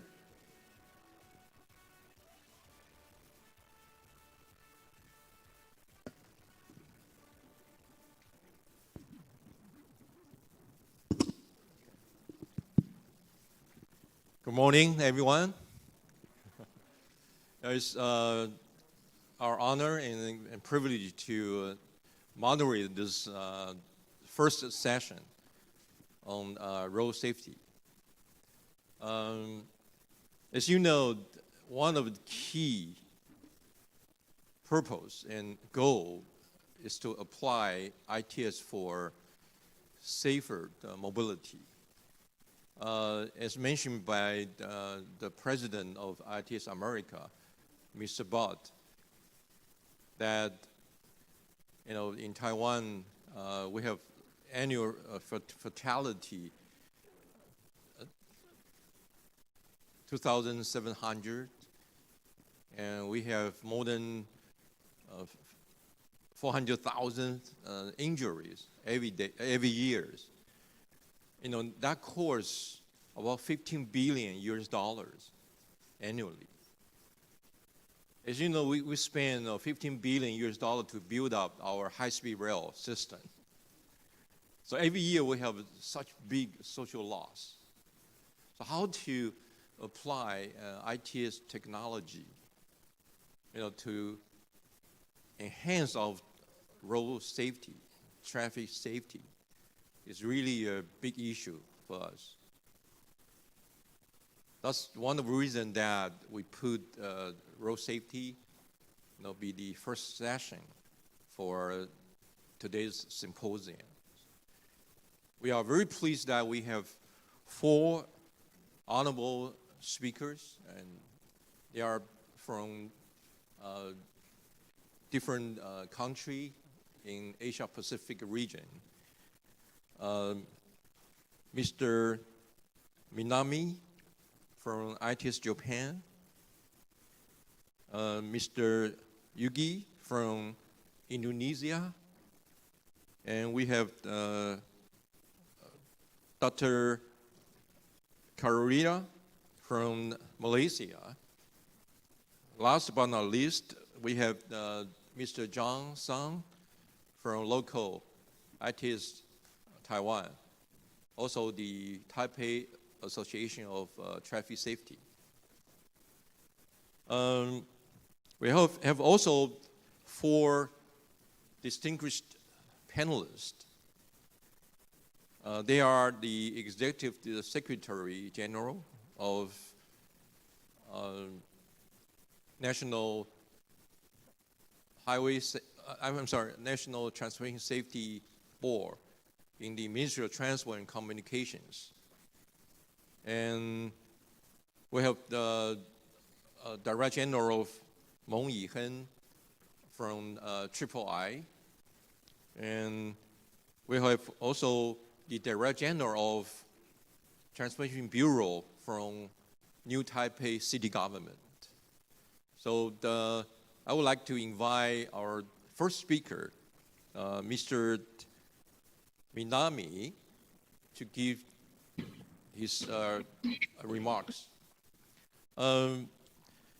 Minami is the Vice President in the automated driving project in ITS Japan. He obtained his master's degree from MIT in the Department of Electrical Engineering and Computer Science. So let's welcome Mr. Minami.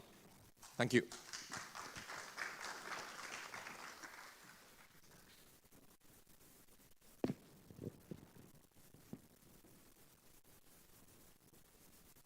Thank you, Professor Zhang, and let's welcome the Vice President of Automated Driving Project from ITS Japan. Welcome, Mr. Kazuaki Minami. Welcome, Minami. You may start your speech now. Yes, can you hear me? Hello, can you hear me? Yes. Okay. Thank you, Professor Jason Chang, for the introduction. I'm Kazuaki Minami from ITS Japan. First of all, I thank you to give me the opportunity to make a presentation at this symposium. I'll talk about ITS for road safety, from passive safety, autonomous system, cooperative systems to automated driving. Red line on this chart shows the transition of traffic fatality in Japan. During the rapid economic growth, we experienced serious increase of fatality. In 1970, more than 16,000 people were killed with only 10 million motor vehicles. Recently, we managed to reduce the number to a little more than 4,000 last year, with 8 times more vehicles registered.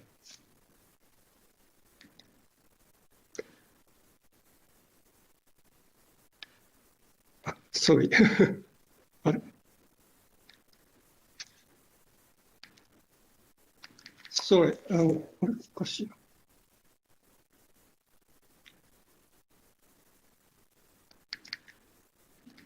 Sorry, my slide does not, what page is currently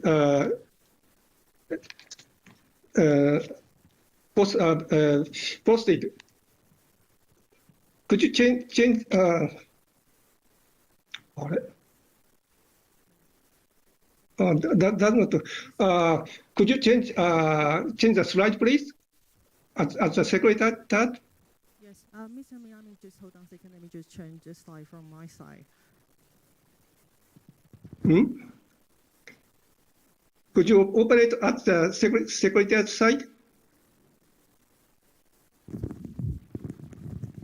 That does not work. Yes, we'll be changing your slide. Just wait for a second, please. Just 1 second. We are moving right now. And when you are going to the next slide, please let us know. Yes, okay. Page 3, please. Page 3, no problem. Page 3, thank you. Page 3, thank you. Okay. According to the World Health Organization, traffic accident was the 9th worst cause of death and disability in the world in 2004. WHO warns that it will further increase to 5th worst cause by 2030 because car ownership in the emerging economies is expected to keep growing. Next slide, please.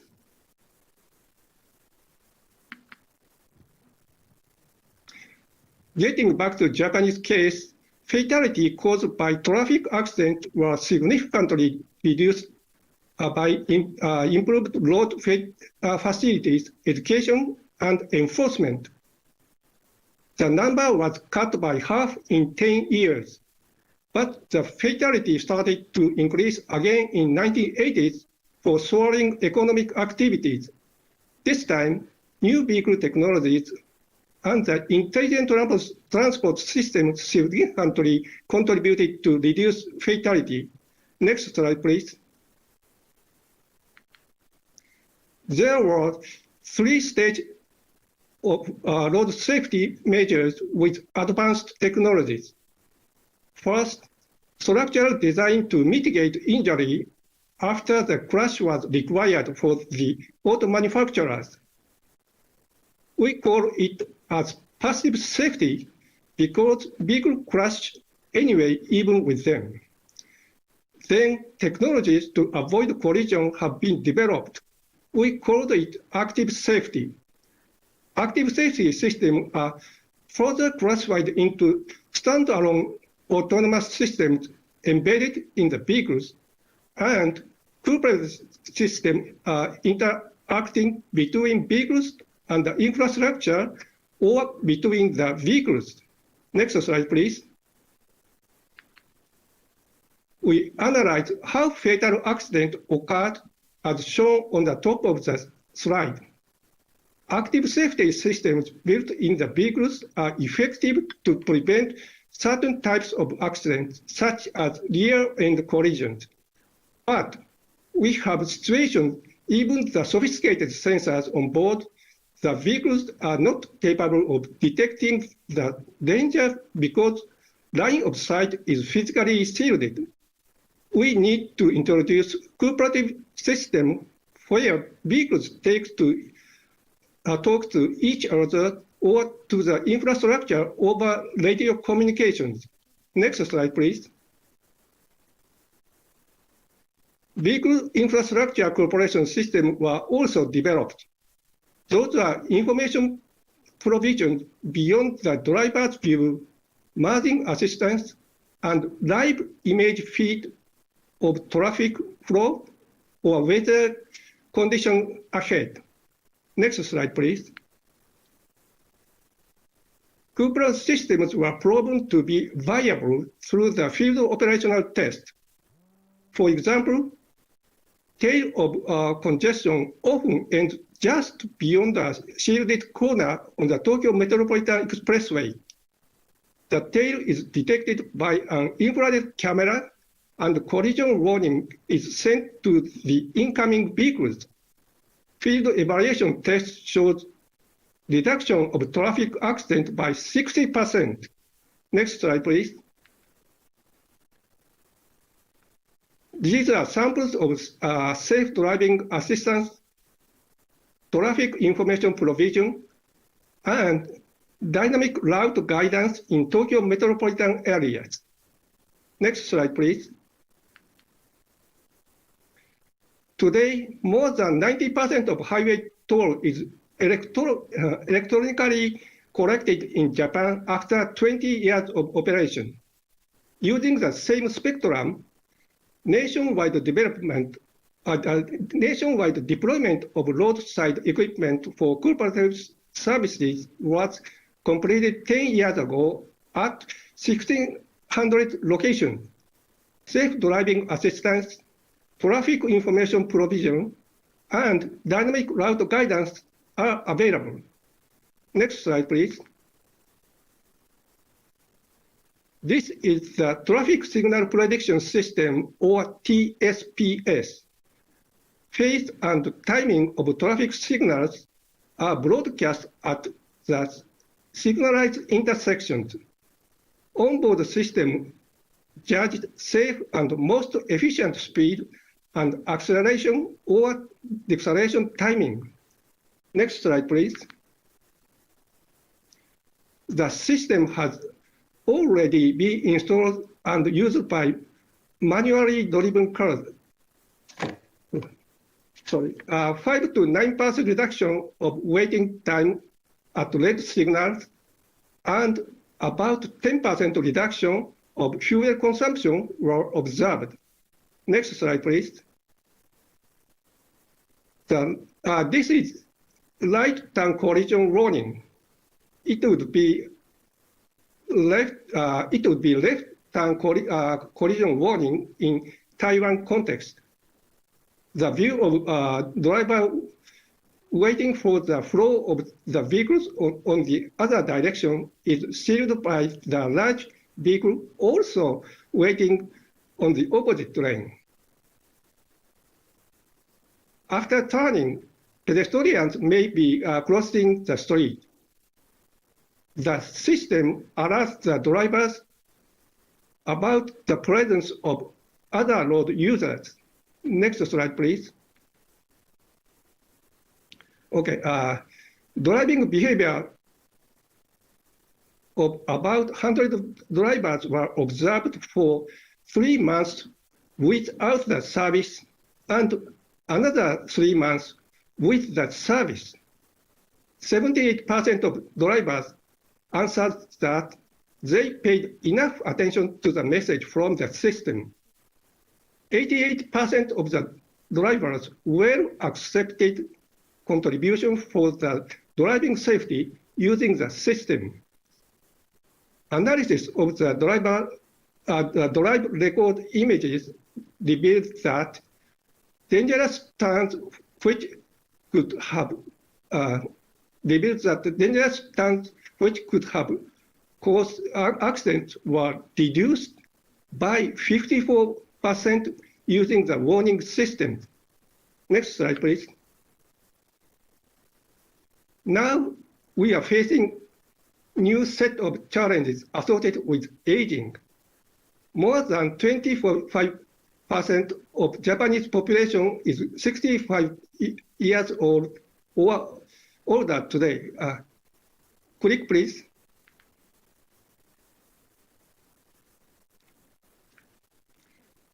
It is expected to It is expected to increase up to 40% by the year to 2050. Current social welfare system does not work, which assumes younger generations support all the people of 65 years old and above. To sustain society, we have to mobilize skilled and experienced people of this age group. Next slide, please.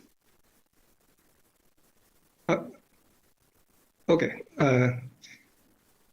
Regarding aging, Japan is well ahead of other countries. However, all others are catching according to the United Nations. Click, please. Automated driving might be one possible solution. Next slide, please. We are looking at the evolution of vehicles in this way. Built-in features of driving assistant are already in the market. Cooperative systems have been in nationwide operation for some years in Japan. Now, those are integrated into highly automated systems and moving forward to fully automated driving. In other words, cooperative systems is an essential part of the automated driving. I'm going to show some examples of connected service to be integrated with the automated driving system. Next slide, please. The Japanese government has authorized an action plan for regulatory development entitled the Charter for Improvement of Legal Systems and Driving Environment for the Automated Driving Systems. We take a holistic approach to ensure safety. Vehicle technologies are rapidly improving. Road infrastructure needs to be improved to meet the new set of requirements. Restriction of operation domain is considered, and intervention by the human driver is assumed to ensure sufficient level of safety. We will achieve the required level of safety collectively with changing composition of each element over time. Next slide, please.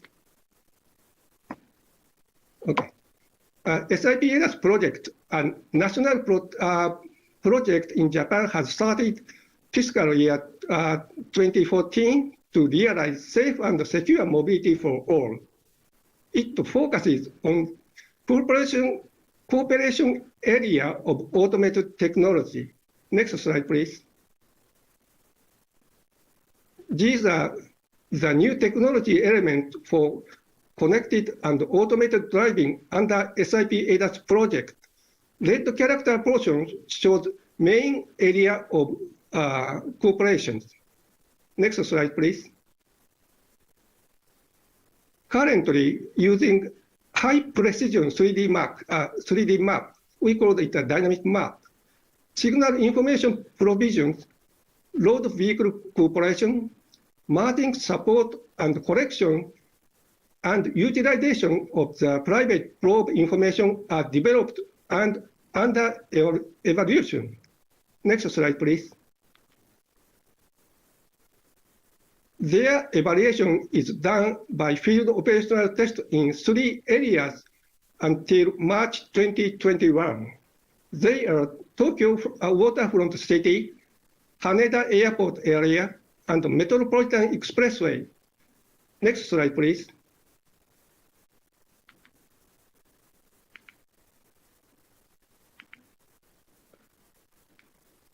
This slide shows the system for FOT in the Tokyo waterfront area. Expressway gate information and merging support information is delivered through DSRC with IR. Traffic signal information is delivered through 760 megahertz radios. Next slide, please. Okay, today I presented about the ITS road safety in Japan from passive safety and autonomous system, cooperative system to automated driving. Thank you once again for taking the time to join today's presentation. Thank you, Minami. Thank you for sharing with us such important information. Thank you.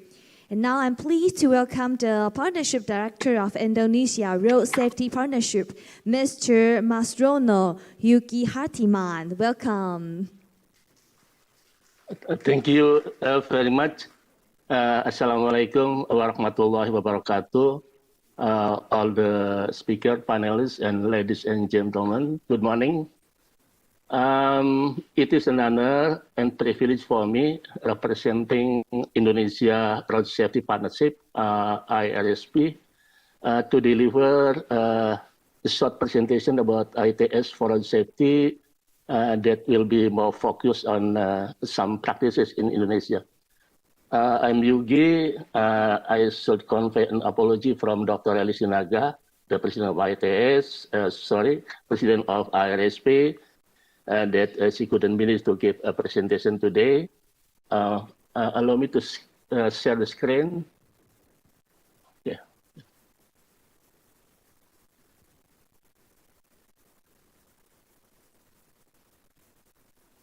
My presentation actually just an update of current status of implementation of ITS for road safety in Indonesia. It will consist of 6 parts about the IRSP itself, and the second one on traffic accident data, and the third one on the need of data integration, and the third ITS grand design at national level, and also it will be in the fifth ITS for road safety at citywide area and ITS for road safety at toll road. All presentation actually taken from some institutions such as from the police, MOT, DOT of Jakarta, and also from the PT Jasa Marga, which is the biggest toll road operator in Indonesia. But the IRSP was established in January 19, 2005.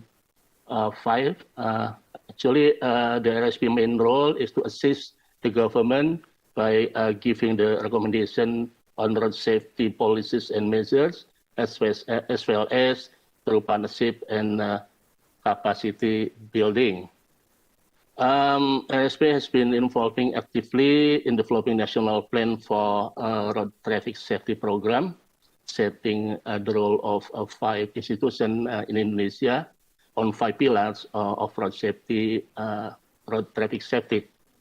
Namely, the first Ministry of Development Planning for the road safety system, and Ministry of Public Work for road safety on infrastructure safety, and the Ministry of Transportation for safety vehicle, and the fourth, the Indonesian Police for safety users, and the Ministry of Health for quick responses and trauma. IRSP also involved in developing national plan for road safety, but at last decade, of recent to 2011-2020, and also for the next period 2020 to 2039. About the traffic accident data, although in Indonesia there is some reduction in traffic accident, but in terms of exposure and fatalities, the traffic accident, I think, is still considered at a very high level. Last year, traffic accident was more than 109,000 accidents occurred in Indonesia, which is more than 29,000 people died by traffic accident. It means that there is 3 to 4 people died for every hour by traffic accident in Indonesia. You can see from the figure that motorcycle account about 72% of accident, and commercial vehicle 12% of traffic accident occurrences in last year. That is also the case at toll road. As you can see from the figure, commercial vehicle in more than 27% of accident in toll road, mostly rear end collision, of which 80% is due to human factor, driver factor.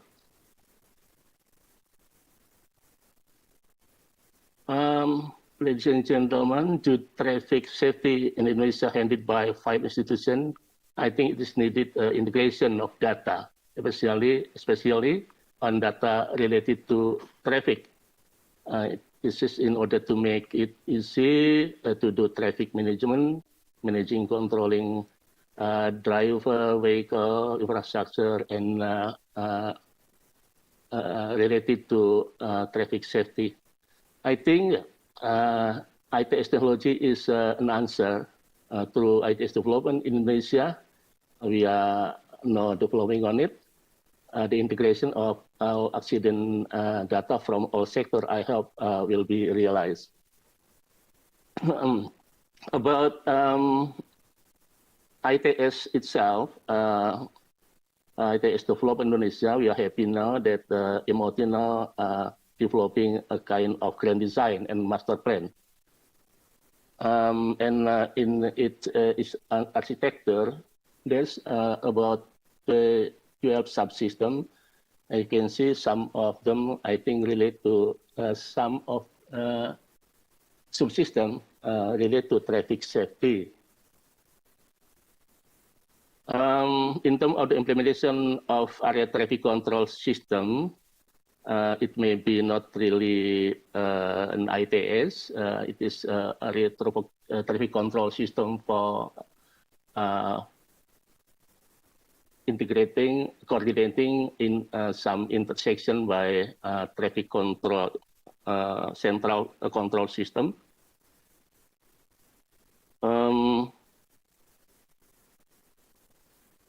There is already installed a system at 48 cities in Indonesia.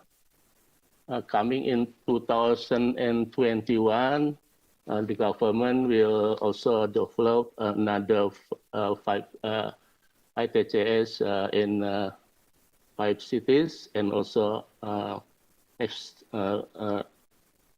doing the extension at 2 cities. Denpasar and Palembang, and also one ATMS, Arterial Traffic Management System, along the Northern Java corridor. For local area, sorry, showing this is from Jakarta, the control center. This I pick up some slide from them. This is the traveler information system, Jakarta system. There's also commercial vehicle operation management system at Jakarta ITS. At Jakarta ITS master plan also, they have a kind of traffic safety and incident management system. And there are also some other subsystems like electronic traffic enforcement system and so on. And in terms of ITS at toll road, there's some ITS system has been installed which relate to effort to reduce traffic accident at toll road, like ITMS for traffic management, ITMS for road safety, arterial traffic management system for incident management, and also advanced traffic information system.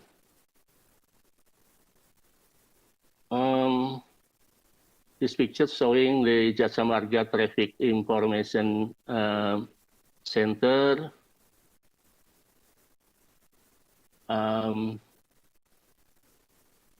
This one is Jasa Marga Traffic Information Center, sorry. This is some camera, speed camera location in some toll road. And they're also installing wait in motion because there's some violation of overloading, truck overloading at the toll road, and also some others. There's also some other ITS application related to safety, installing by public transport operator, tracking operator, and also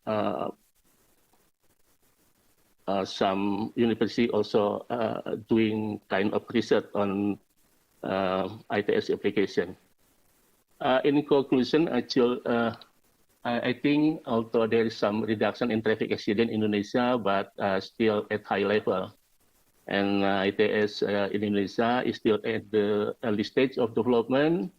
And we are happy, MOT, toll road operators, municipalities, as well as the police are following ITS for road safety now. Hopefully, traffic accident in Indonesia will be able to reduce significantly. That's all my presentation. Thank you.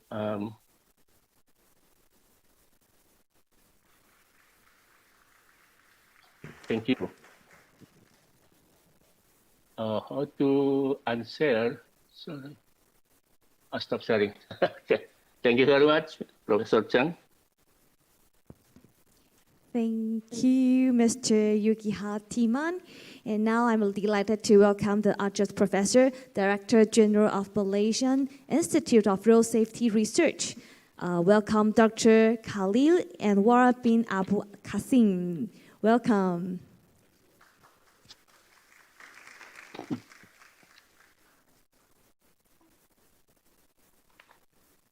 Dr. Qasim, can you hear us? Dr. Qasim?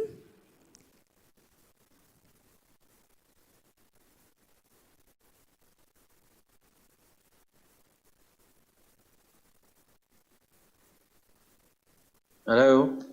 Hello. Yes, we can hear you, and you may take it away. Hello. Yeah, you already Yes. can listen to me already? Okay. Thank you very much for presentation opportunity today. Now I'm changing back my camera. So where is it?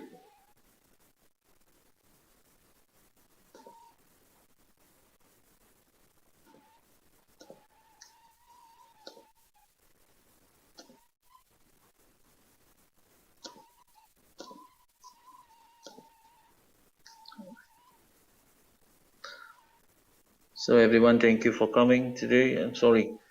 How to change?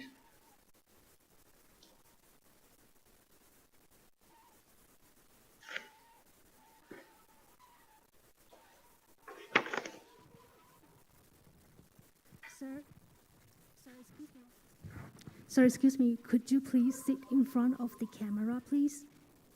Yeah, I know. I have to change where the camera. Okay.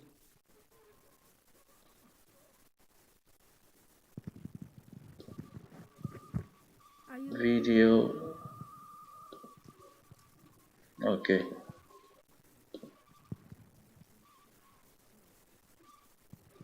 Okay, now you can see me. Okay, all right. I'm Okay. I'm going to switch in the. Okay.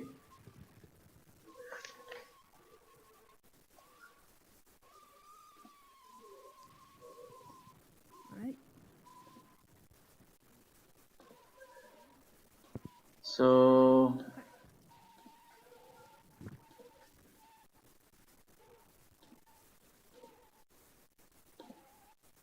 Okay, sorry for the delay, but I will save the time. So ITS for road safety from Malaysia perspective. My name is Khairil. I'm currently the Director General of Malaysian Institute of Road Safety Research, MIROS, and I'm one of the co-opted council member for ITS Malaysia. I'm also the Secretary General for NCAP, ASEAN NCAPs. Actually, I'm now in Malacca for crashing a car today for safety rating, and I'm also a professor in the one university in KL and advisor to the SAE. Please let me explain a little bit about where I am now. I'm working at Malaysian Institute of Road Safety Research. The agency has been established since 2007 as an agency under the Ministry of Transport Malaysia as the research authorities, and in 2014 we are the ASEAN Road Safety Center, and our vision is to emerge as the world leader in road safety research and the mission is to foster the science and art of road safety interventions. There's more than 10 functions that we are doing, but most important one is to conduct comprehensive research on road safety and provide general direction of activities in respect of road safety research, to assist in the development of national objective policies, priorities for the development and administration of road safety, including this ITS. This is the current organization chart in MIROS. I'm now the Director General, and I have 3 research centers under me, which is Road Safety Engineering and Environment, Road User, and Vehicle Safety. And of course, we have Management Service Division, and we also have the CRO, Chief Research Officer, who's looking into the research parts. And we are in Selangor, Malaysia, and I'm now in our lab at the right side. We are in Malacca. And we are the number 11 in the world as a road safety research center. And okay, today I'm not sharing the whole Malaysian prospect of ITS thing, but more or less on road safety itself, which is more or less is related to MIROS, and we do have some projects that we are doing or currently undergo. So this is, I think, from our ITS blueprint established in 2019. We do have 9 ITS sectors, and I think this is available in the website. You can download it, and then you can learn something, maybe, I'm not sure, from the blueprint itself, which is quite comprehensive on everything that we are doing for ITS in Malaysia. But for the road safety, we do have some projects that undergo either by our own researcher, or we are collaborating with others organization like Road Transport Department and everyone. So one by one, I will explain to you what this is all about, and hope you can learn from it, and we can share our presentation. First, we do have the project called Variable Speed Limit, VSL, and this is only development for us to conduct the research next time. We do have this automated speed limit recommendation during adverse weather condition. If you can see on the left one, is the processing unit, the mini computer, and we do have some radar, not the radar, the solar system, and for raining and also for the wind change detection at the top side of it. Secondly, we have a database system for highway road crashes information. We do advise our highway authority on data collection, what to collect, and we do have extensive data collection, and we call it MH roads. So on the right side is Lembaga Lebuh Raya Malaysia, means Highway Authority of Malaysia, and we work together with them to collect all those crash data. Thirdly, we have our own METRA system, the database system for road safety inspection. Is kind of tools for road safety inspection, where we can directly use this as a measurement, or as apps for you to include all the data, and more paperless approach. On number 4, we have MMODS, which is related to motorcycle only, and a motorcycle related database system, which is the database collected from motorcycle riding with the inclusion of police data. So we specified, as mentioned by my colleagues presenter from Indonesia, 70% of your road fatalities is from motorcycle. We do have the same problem also. In Malaysia, we have 66%, and that's why a lot of new things that we develop is specifically how to solve this motorcycle problem. And another number 6 also related to motorcycle, we call it ROCOM. The framework of ROCOM is for road surface detection system, tool for RSI, especially road safety investigation, especially during motorcycle lane. So we ride the motorcycles, and in the motorcycle we're using these handphones. Of course, not to read the handphones, but as a detection system. If it's more than 2G, then it will record to the database, and also some videos will be taken for us to audit or to inspect the motorcycle lane dedicatedly. And of course, it's also important, safer to school, road safety rating system via IRAP in school, another road safety investigation tools for school, and reporting directly to Ministry of Education, Malaysia. So we have to work because there's a lot of fatalities, road fatalities involving young people. Then 10% of it is from the school age. So this is important for us to provide the good tools for us to work together with Ministry of Education, Malaysia. And I think we have a lot of application. We can see many application in the web for related to driver score. And Myros also have developed ones of it. It's just that we haven't used it. We are just waiting approval on how to have a good reward, such as lower the insurance maybe.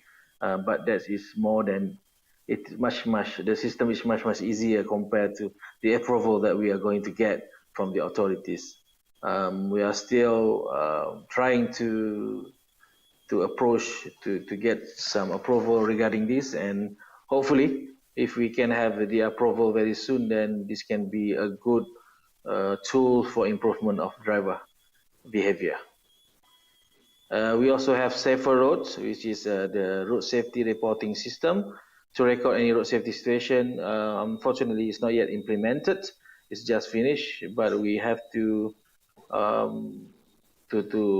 start doing it very soon. It's also web-based and using mobile apps. We have RADIS, of course, Road Activity Data Logger Inspection System. More or less, we install a camera on top of any vehicles that we want to do for the road audits and for the executions. And we do have the system at our office to record and analysis of the system itself, the road. MRoads is quite a longer projects that we have done. Is we collecting the data from police, and we make it as a system base where we can also analyze and utilize the data for us to improve more on road safety. And we also have a driving simulator, which is not a 6 degrees of freedom, but you have the perception of driving using driving simulator, not that advanced, but we do have some things that we can have a demo with. Before I present this publication and everything, we also have sorry, it's not here, that we also have NCAP per se, that's promoting blind spot technology, AEB, more high advanced technology for us to avoid the collision. And this can be, I think if you can open the ASEAN NCAP website, you can see more related to it. Okay, finally, we have received a lot of, we attended many conferences, and we also have received awards and recognitions on related subjects of ITS in road safety. With that, I'm sorry for the first delay, but it's the end of my presentation. Thank you very much. Thank you, Dr. Kasim. And last but not least, let's welcome the President of Taipei Society for Traffic Safety, John Sun. Let's welcome John Sun. Please come up to the stage. 我们要来邀请到的是台北市交通安全促进会的孙以军理事长，有请理事长。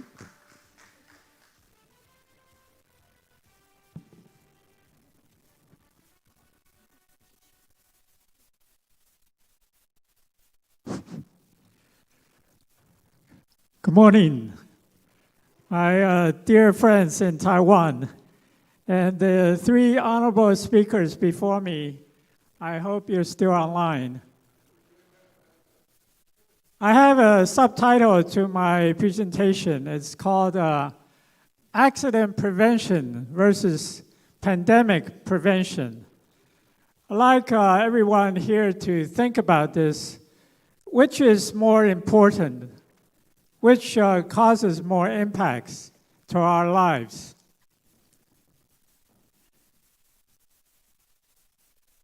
There are three parts to my presentation.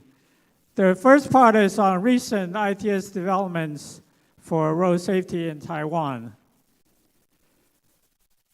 As we all know, there are many motorcycles in Taiwan, so it's quite important for us to deal with motorcycle safety or scooter safety. For that, our ministry, together with TTIA and III, have developed a scooter to infra safety system. It's a V2I application. And this system can provide warning to motorcycles of incoming traffic from the crossroads. It's provided based on installing an OBU, an active RFID, on the scooter, together with sensors and CMS on the roadside through communication via 4G and Wi-Fi. And this system has also been applied to shared electric scooters. And this is a before market application. The OBU can be installed in these electric scooters. And all these have been actually deployed in eastern Taiwan and southern Taiwan.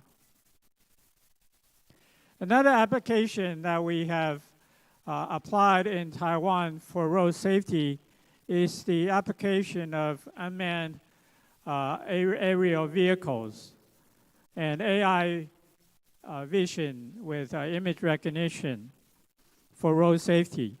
And this application is conducted by a team of the IoT of MOTC together with C-Link and Jiao Tong University professors. And this applies using UAV and AI recognition for tracking the path of vehicles through the intersection. And through this, with the analysis of safety, we can recognize the risks and hazards at intersection junctions by vehicle type, by traffic collision type, and by driver behavior, and thus can reduce traffic accidents. In recent years, especially last year and this year, more and more cities and counties have applied the smart speed enforcement technology to reduce speeds. This average speed enforcement is applied at tunnels and long downhill slopes or curves of highways. It has produced tremendous results, reducing speeds of up to 99% and reducing the number of accidents of over 50%. And our Bureau of Standards have also announced technical specifications for average speed control this year. And the fourth example of ITS for road safety is in smart parking enforcement, especially at bus stops and taxi stands, to discourage illegal parking. And this can greatly reduce unsafe maneuvers and reduce accidents. So cameras are installed near the enforcement area, and warning signs with flashing lights and voice alarms are also used to discourage violators. And the geomagnetic vehicle detection system is also deployed to identify the exact location of parked vehicles. Now we'll look at the smart solutions that have been applied in Taiwan for pandemic prevention. A lot of these solutions have helped Taiwan to reduce the number of cases and deaths. First one is the NHI card tracking and tracing. The National Health Insurance Card is like a personal ID card for our citizens in Taiwan. Whenever you enter from the airports or ports, you will be recorded on your NHI records that you have entered from foreign countries. And then when you go to hospitals or clinics, they will notice that you have just entered from a possible dangerous area. And this card is also used to track how many masks you've already purchased. The second smart solution that's been applied is using smartphones for tracking and tracing. A digital geofencing system has been set up. It can track the location of people in quarantine via the smartphones. And if you move outside of the quarantine area, move out of your community building, then you'll receive a warning on your mobile phone. And the police will also receive this notice and come to get you back home. And it's also used for contact tracing. Whenever there's a confirmed case that's been identified, then we will use this system to track all those people who have been around this confirmed case so that they will be notified through the short message system of mobile phones. And the reason why we use mobile phones and the mobile base stations to track people is actually when using this tracking system, we cannot pinpoint the exact location. We're only monitoring the approximate location of the individuals. So it's better from the privacy standpoint. The fourth system I would like to introduce is the mask. We call it the Taiwan Mask Map. It's a mask geo-inventory platform. The question that's been asked most often in Taiwan in the initial months is where can we buy the surgical masks? Now through this system, this platform, you can identify all the pharmacies nearby in your vicinity and also how many masks are left in real time. It also tells you the store hours and the exact location of the pharmacy. This system is not only used by the government, it's provided to the public via open data platform. So anyone can use this to develop its own app. A hotspot crowd warning system was also used by the MOTC to provide warning through the existing freeway traffic info app. It tells the public the crowd level of hotspots. If it shows up red, then it means it's an area that's already crowded. And you should stop coming to this hotspot area. And if you do come, masks are required. Now here's the answer to the question that I asked you to think about in the beginning. Accident prevention versus pandemic prevention. If we look at the numbers in Taiwan, in this year, the total number of COVID-19 cases is 602 in Taiwan. And the number of deaths is 7. This is not a daily count. This is total from January 1st to today. Just over 600 cases and 7 deaths. And if we look at the traffic accidents that have occurred during the same period of time, the number of deaths is near 2,000. And the number of cases, over 230,000.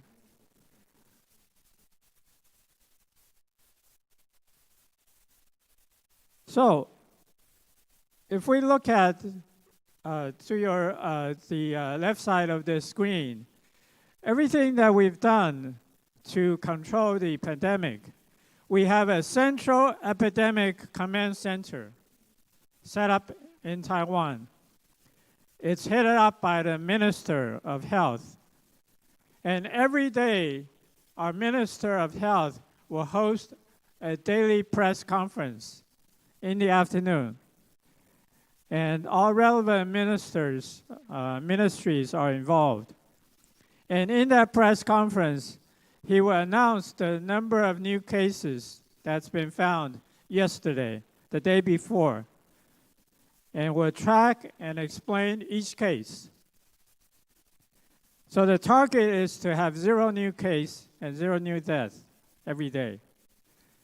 Now imagine that if we have a central accident command center in Taiwan, and every day our minister will host a press conference to announce how many fatal accidents or how many seriously injured accidents we have in Taiwan, and track the reasons for these accidents, then we will be able to achieve a 0 new accident, 0 new death every day on our roads. If we look at all these smart solutions that's been deployed and applied for pandemic prevention, there's a corresponding solution for road safety that's available in ITS technologies and solutions. And not only we have all these solutions for road safety, some of those solutions are actually better than the pandemic prevention solutions that's been applied. So my final remarks are, when we face the pandemic, we feel like we're facing a potential high risk. We feel like we're facing a crisis. So when we face a crisis, we can accept a higher application of smart solutions. And we're willing to compromise privacy and personal liberty.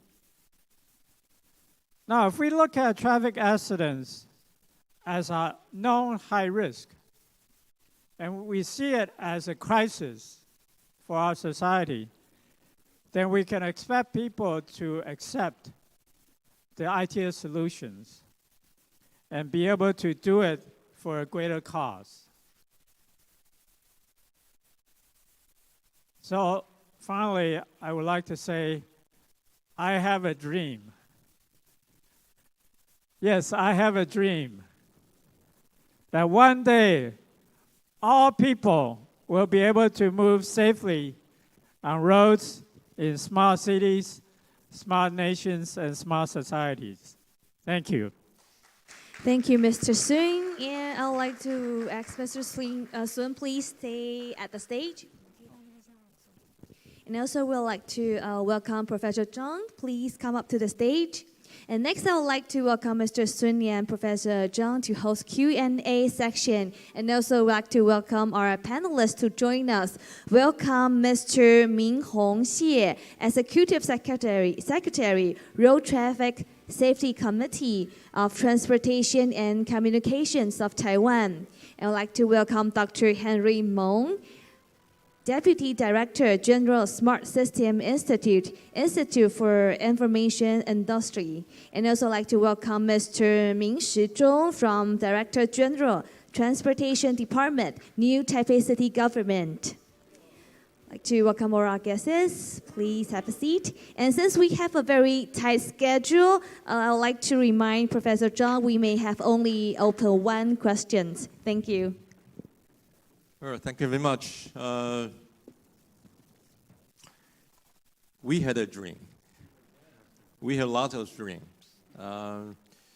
You know, I was so touching by our speakers, you know, from different perspective to talk about how, you know, they try to apply ITS technology to improve, to enhance the traffic and road safety. We can see, from Japan, Malaysia, Indonesia, and also from local Taiwan.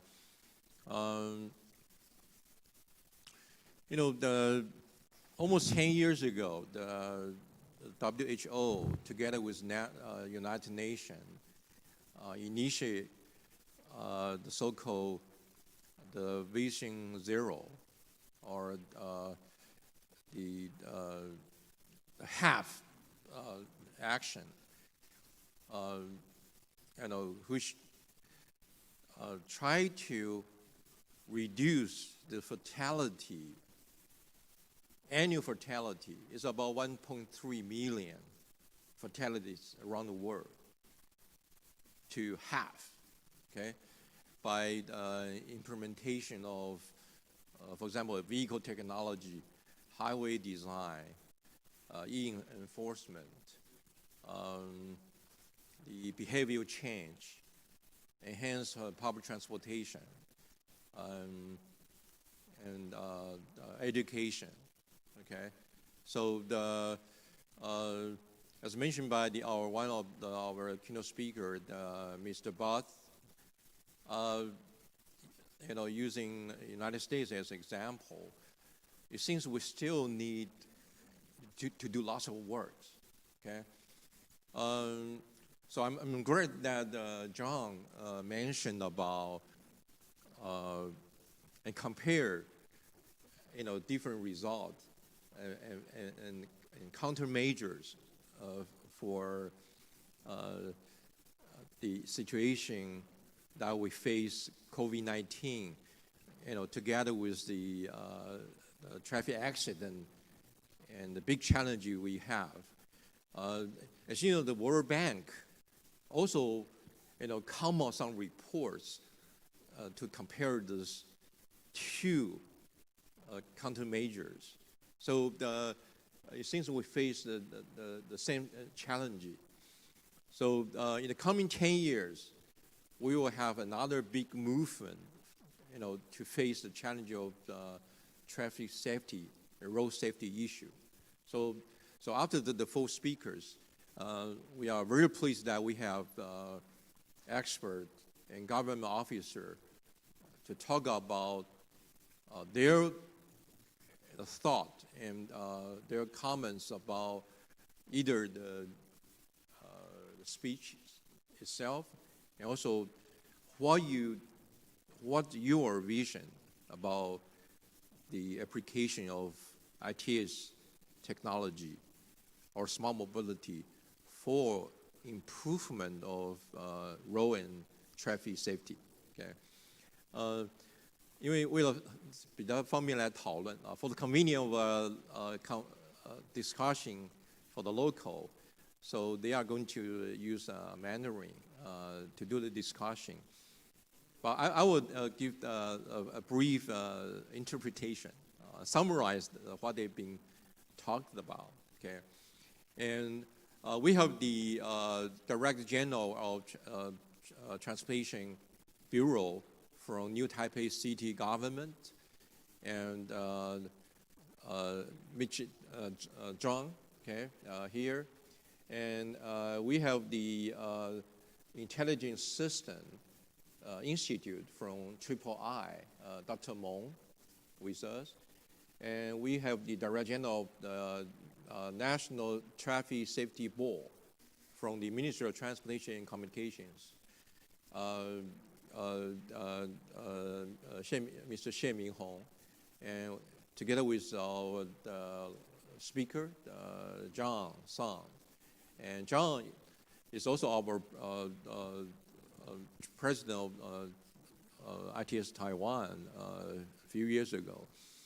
So I would, since你们有来自不同的这个领域，所以我想先因为从刚刚4位讲者来看，马来西亚、印尼，事实上他们都是负责在马来西亚跟印尼交通运输研究所啊，甚至更特别，他们有非常 dedicated 的运输安全研究中心啊的主任。所以我想我先从这个我们谢执行秘书啊，从中央政府的角度啊，我也知道你也花了很多 effort 啊，来跟交通部跟教育部啊这个其他部会来结合。所以从你的角度来看，你是不是有什么样的这个想法？或者具体的积极作为，也可以在那边跟我们分享的。那我知道这个谢执秘他也有几张 slides 啊，愿意跟大家来分享。Okay. Oh, I hope the speakers are still online now. I would say that all the speeches are very impressive, and I have learned a lot from all of you. Thank you. 不过各位容许哈，因为刚刚讲说为了缩短时间哈，我用一些我的用母语哈来跟各位分享我对你的看法哈。那首先对日本的这个演讲哈，我第一个非常印象深刻是从1990年以后他第四张的 slide， 他推展了 ITS 以后，他整个事故伤亡这方面的下降的程度非常的明显哈。那这个是我始料未及的，因为 ITS 在这个 safety 这一块发挥了一定的功能，这个的确是让我们国内可以有一些鼓舞的作用，未来在安全上是不是可以来做一个参考。那第二个就是我等一下有个 slide 也会说，它这个系统里面有一个叫碰撞的警告，因为我们这边我也在我的 study 里面发现我们的路口的碰撞的形态的确跟日本很像，它用一个预警的方式如何来避免，这个等一下我可以来分享这样的一个数字。同样的，我们面临跟日本相同的相况是我们的高龄，日本这边当然提到高龄的问题，跟我们现在目前超高龄，再过几年台湾的这个高龄化的事故，这边我们部里面有做一些措施那这个可能都有于心有戚戚焉。那印尼跟印尼这边它也设置 IRSP 的，应该算是公民合作的一个道路安全的组织跟刚刚讲的马来西亚非常像刚刚Dr. 张他有写到，我们这样的组织除了我们现在是运研所，那我们当然会是一个 committee，它这两个国家它是一个还专门针对运输安全这一块有做公民合作的一个合力的一个组织，的确是我觉得我这边今天参加这个演讲，来看到说怎么来利用民间的资源，包括我们像协会，我们未来有没有可能来推动这样一个组织来协助因为单靠我们部里面当然会8个同仁，要全驻场全国要订定 policy 跟运研所的合作其实我们还发现其实还有力有未逮之处那这个是我对印尼的报告里面第一个印象。第二个印尼同样里面我们是机车的问题等一下我会提到，我用几个 slide 来看来说明一下我们台湾在目前面的一些事故的特性，跟我对 ITS 一些发展的一些想法那第三个当然就是雅加达这边有做一些车辆能够显示那个车牌号码超速了，那当然这里面经着各自的问题雅加达可以做得到，那这国情上是不是会有不同这个等一下也可以做大家讨论。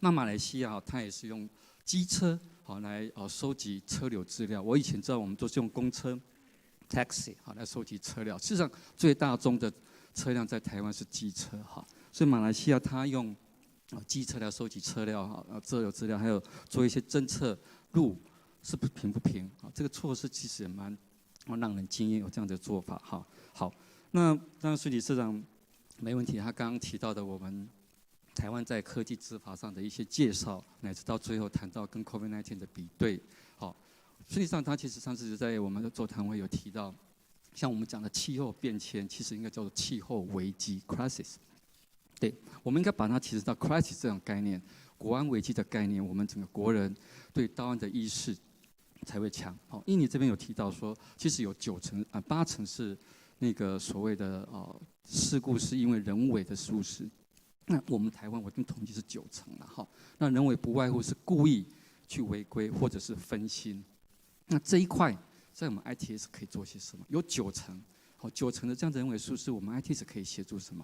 那不好意思，我再借用大概3分钟的时间，用几个简报哈，用几个数据来跟各位分享一下，让各位能够更深刻的了解。好，是下一页，好 ，OK， 好，不好意思，好，那这个是台湾在目前在交通事故上我们在106年开始，整个曲线是往上扬的。好，那我们在去年是2865人，那今年是1975人。好，今年是1975到1到8月，所以这个数字也让部长，也是让我们次长大家都非常关切哈，那会不会回到104年的水平？好，这个是目前的状况。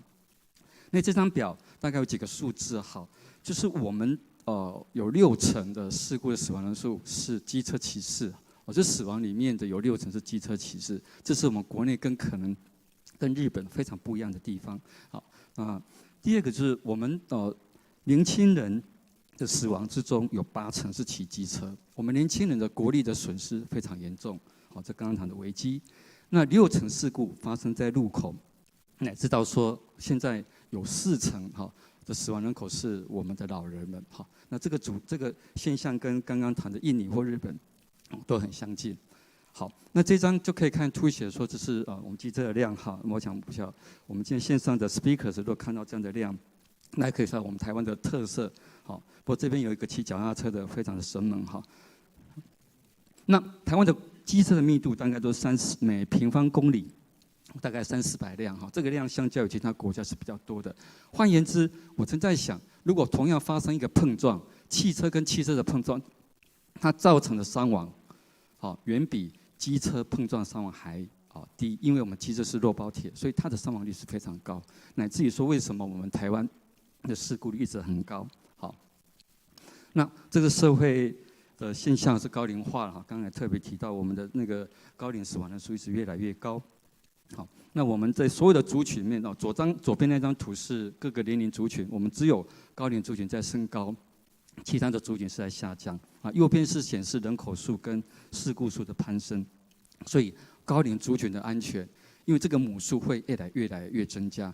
好，那天我们开会，张理事长也对未来高龄的这些人口，我们的 ITS 怎么来运用到这边的安全上，次长一直在启蒙我们。那个怎么来做哈？那这个是每一年历年来每万人口的死亡人数，尤其在高龄高龄是不堪一摔了哈，他只要一摔倒，死亡率就很高。那这个在高龄的死亡率里面它有个特性，就是行人死亡中100个行人死亡里面有70个是高龄者。所以路口或路段中的行人的死亡，我们 ITS 怎么来运用哈？高龄者的死亡人数中有50%是骑机车的哈，尤其在我们偏乡，他还是必须骑机车。好，那这个是我们特性。好，那这是年轻人刚毕完业没多久就受伤就死亡了哈。那这个是年轻人的事故从在18到24岁，每一年都是这个曲线这个很高，就是会有那个死跟伤这在18到24岁这个年龄层都每一年都发生这个曲线。好，那是大学毕业以后大概我们统计在每一周大概6个人就会因这样离开。好，毕完业那大概就骑了机车以后就离开了。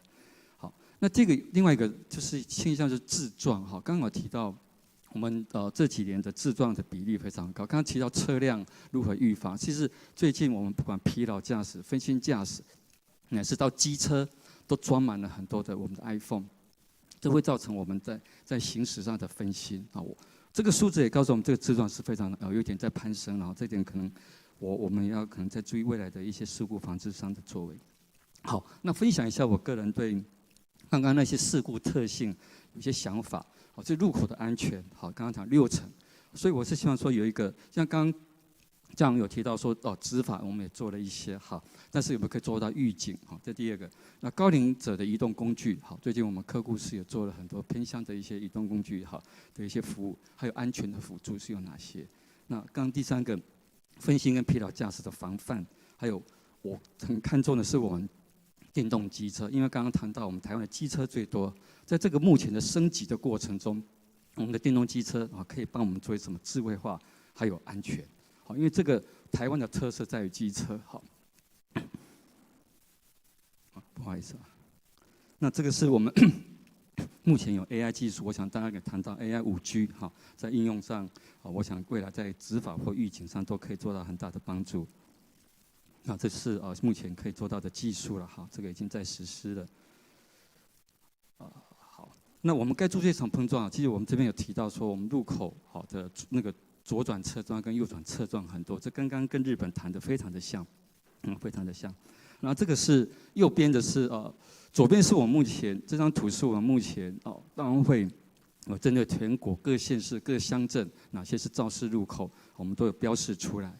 右边这张图是洪家腾的车子上次去参观，它有个 warning 就是速限如果你超速的话，它有个 warning 假设可以让我们的机车或汽车知道说哪个县市的易肇事路口，因为这都是 open 的，它可以知道事前提醒我们的驾驶人，前方是以前常常肇事路口，那提醒小心，那它会减速，那减速的话就可以避免很多的碰撞。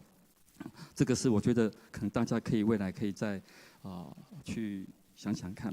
那左边这张图是我们最常看见的，就是右转车跟我们机车弱势的脚踏车行人碰撞。左边这张图常常发生在我们的目前道路的环境上，新闻也常常看到。所以这个 warning 说刚刚我们在那个日本的这个措施上有看到，他们会有一个声响来做一些 warning。这错我讲，这是我们可以去做开发。那这就是主动式安全就右边是右边的这个车辆未来如果能够主动，可以避免很多的碰撞。其实我相信都是在我们车辆的一些智慧化可以做的。我最后其实就是昨天看完那个整个简报，其实对我而言，说我们现在技术做 accident detection， 我们的技术没问题，应该都是可以做得到。可是我们应该是进化到 prevention， 就是不要让事故发生。这个是我觉得跟各位共勉。那交通部大安会这边也会听取各界的声音。在未来的14期的院班方案，我们会在你更精进的一些政策措施来跟各位一起合作。以上我的分享，谢谢。谢谢这个明宏兄啊。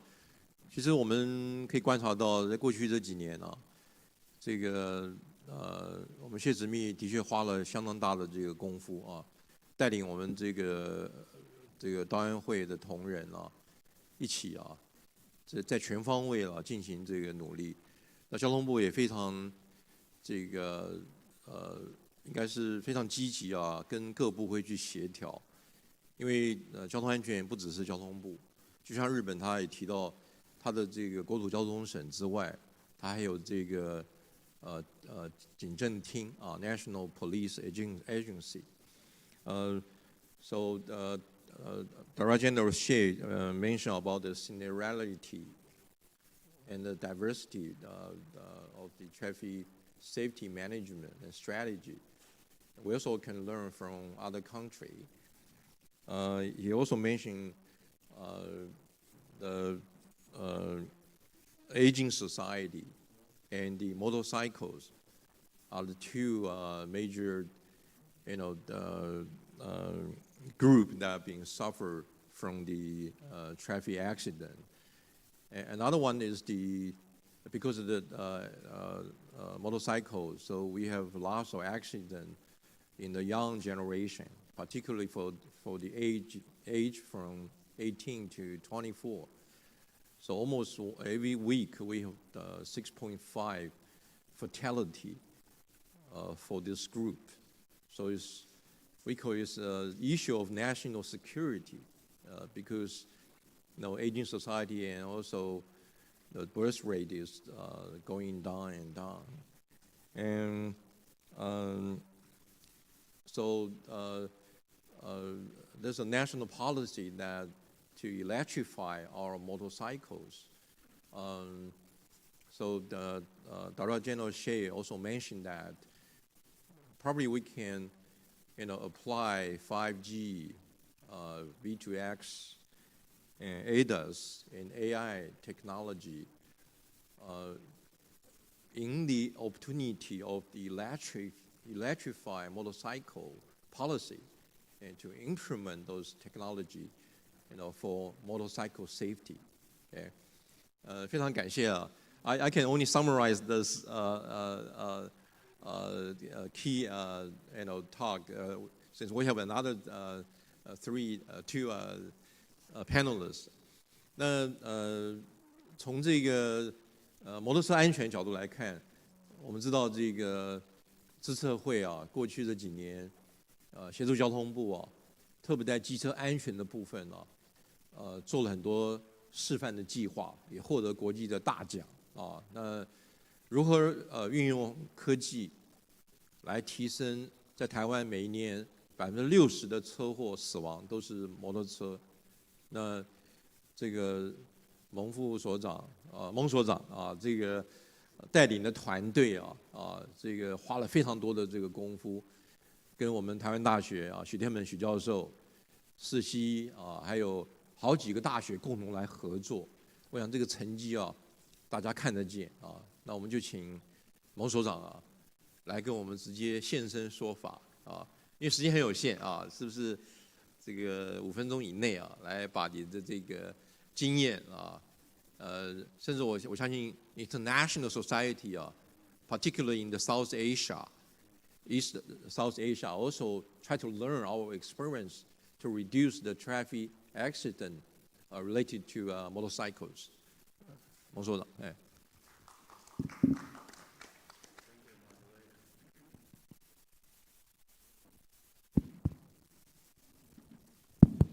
Thank you, moderator, because my Chinese is better than English. So let me back to Mandarin. Yeah. OK， 谢谢那个 moderator 跟谢执秘的前面的 presentation 啊，我就很快，因为铺陈完之后我就很容易讲了，对，所以我大概从4个面向去讲，因为这是一个很难的问题，机车安全要解决，因为刚刚看那个数字，其实看的是还蛮沉重的了啊。但是因为这是很困难的问题，所以谢谢交通部，也要谢谢经济部技术处提供资源，让我们可以尝试着去解决，用 IoT、用 AI， 然后用5G， 未来的5G， 看是不是可以逐步的去解决提供机车安全的问题。所以我从4个面向来谈哈。第一个是 technology， 第二个是就是 field try， 第3个是 standard。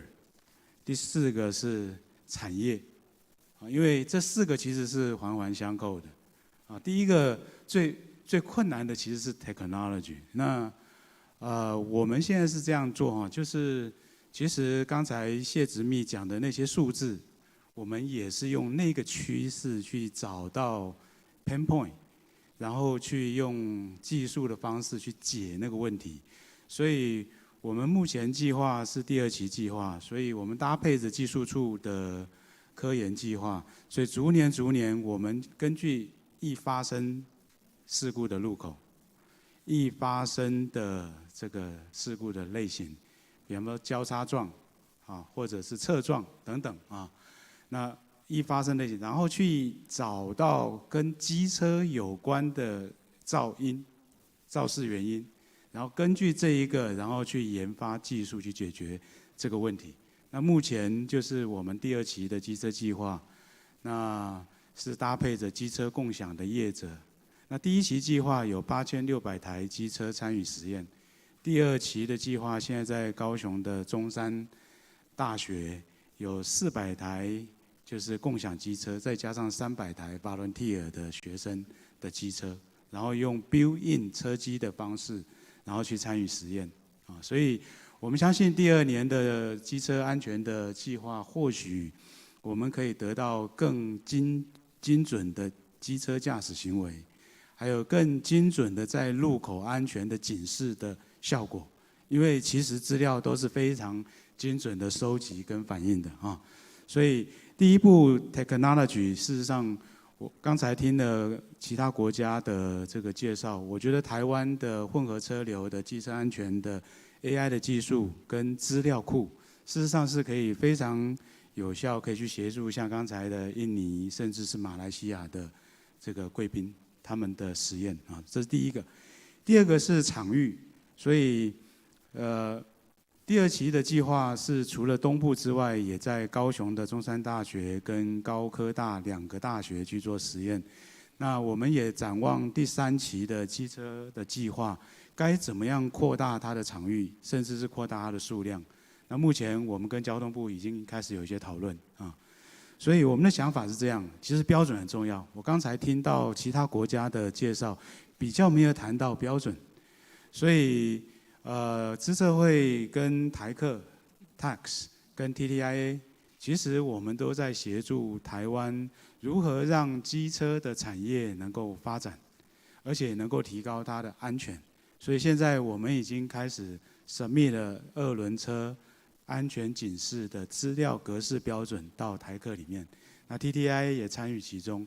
那我们是希望说，以机车为主体的安全的系统能够先被定义，那再搭配未来 TTIA 跟台客可以协助的 V2X 的标准，那这样子大家就会发了同样一个规则去做系统。那这样的系统未来可能就可以变成是台湾电动汽车厂商的标配。那一旦变成标配，刚才谢执秘讲的电动机车，或许以后出厂的就可以跟交通部跟其他跨部会投资的 infrastructure 去做 V2I 的互动。那我想这样就可以非常有效的去得到一些安全警示的讯息啊。所以标准我觉得是我们在台湾在做这整个事情里面非常有特色的一件事情。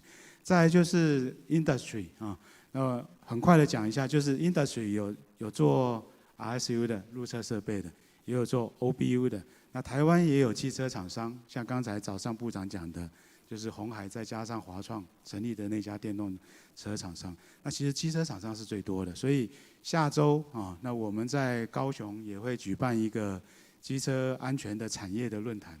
那目前有8家已经参与我们的合作，所以目前刚才的洪家腾啊，还有 GoGoRo， 还有光阳。其实都已经在跟我们讨论标准了。那如果这几大都能够进来，我相信台湾的电动汽车的安全的这个产业，甚至是安全的服务，其实是指日可待。那感谢交通部对我们计划的支持，那也谢谢经济部，提供我们研发的资源，谢谢。谢谢，这个这么大的努力，值得大家给一个很大的掌声哈。Dr. Meng just mentioned 4 aspects related to the motorcycle safety, which being sponsored by our Ministry of Transportation and Communications in the past few years.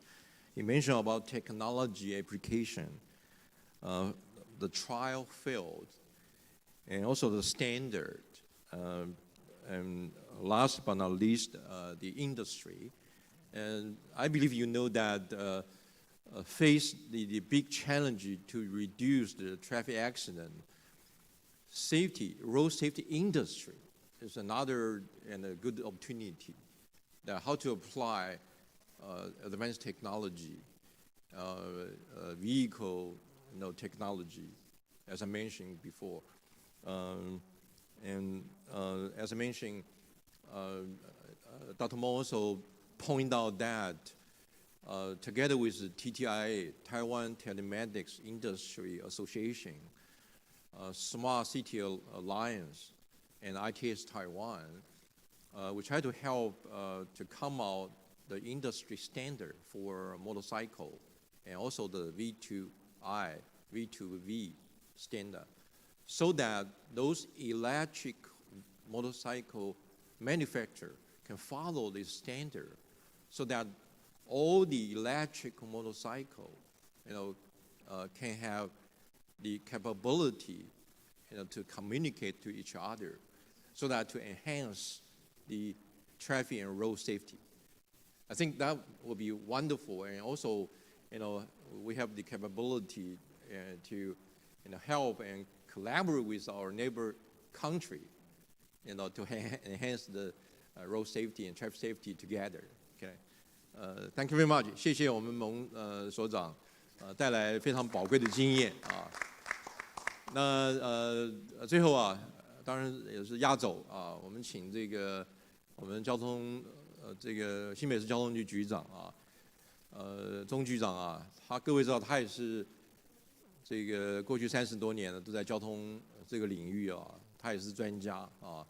那特别是刚刚讲到这个场域啊，我们交通部啊也很明确的把新北这个淡海新市镇作为这个场域啊，将来很多的这个示范啊。那当然我们也知道很多这个新北市的这个区域来看啊，它的这个城市化程度跟郊区这个 diversify 的程度更高啊。那它面临的挑战呢，事实上比台北市还要高啊。所以在这个状况之下，我觉得交通部把新北当作这一个场域，这个示范，不管是5G、AIoT 啊，还有其他的这个应用，都是非常好的这个决定啊。那请问钟局长，从你的角度来看啊，特别是我们今天谈的这个交通安全，怎么掌握这个机会啊，然后做示范，然后真正把这个交通安全能够提升啊？谢谢。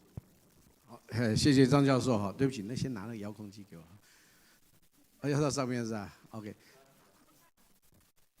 没关系，我这边先跟大家谈一下了。这个4个简报这听下来之后，对不起，4个简报听下来之后，其实跟我们在台湾的整个的发展哦，其实密不可分哈。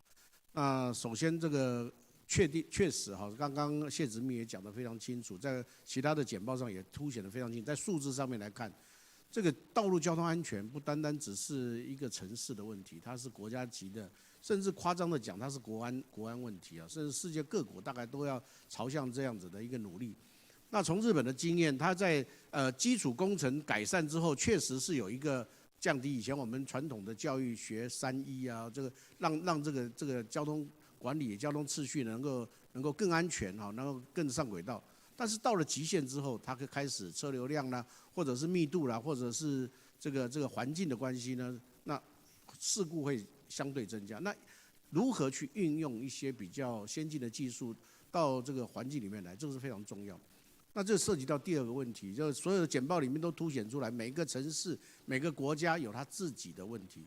有些东西我们是跟人家是有类似的，好，是可以技术是可以参考，设备可能是有相同的概念，但是如何去用到一个环境里面去，我想这个考验到每一个这个不管是从产业界、从学界、从政府官员，这个都是一种很大的考验。怎么样才能达到有效去遏阻这样的一个事故增加？那新北市在过去这2年哈，我们我不能讲说成功了，但是我们对于年轻族群的机车的事故呢，用尽了蛮洪荒之力啊，让它稍微受到控制。可是老人这一块跟国内的一个整个环境一样，一路的往上涨，这个是一个非常可怕的数字啊。这个老人的 A1 的一个事故，这个是我们必须要正式面对的。这个因为这个涉及到太多了。但是改善道路交通安全，利用科技来做一些处理，是不是只有安全的改善呢？我个人觉得不是，它是一个全面向，好这个全社会面向的一个问题啊，它不单纯只是一个道路交通安全。那因为新北的环境比较特殊，有高度的繁荣的市区，那也有偏乡。那我今天用一个很简单的例子来回应这个所谓的道路交通安全的这样的一个我们的一个小小的一个实验。但是它带来的绝对不是只有伤亡的减少，它还有很多的事情呢，可以跟大家来做一个分享。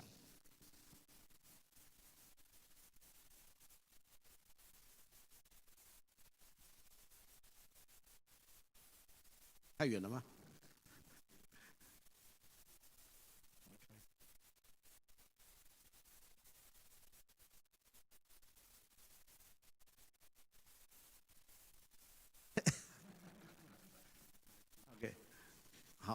那这个简单，我很快的讲完，因为时间已经超过了，这个肚子饿了，这个大家要赶时间。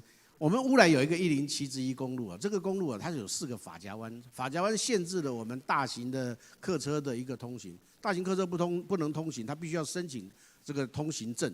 那通行证的话，就涉及到4个法夹弯都非常危险。那这会发生的事故先不讲，就是光是那个会车的时候的问题，你就没办法解决了。那再加上这个。当地里面的这条路呢，往福山地区，它是一个重要的观光地区。如果大货车受到了管制，这个里面的观光产业、民众的这个生活都会受到影响。那更不要谈说，到底这个在申请的过程中，或者是使用的过程中，到底有什么要去处理的问题？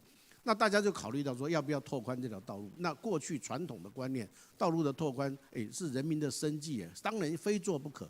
可是现在，假如我们妥为利用一些想法，用数据去做一些分析，然后用新的 ITS 的一些技术，用科技的方法，可不可以做一些比较好的一个有效率、有它的经济价值的这样的一个改善？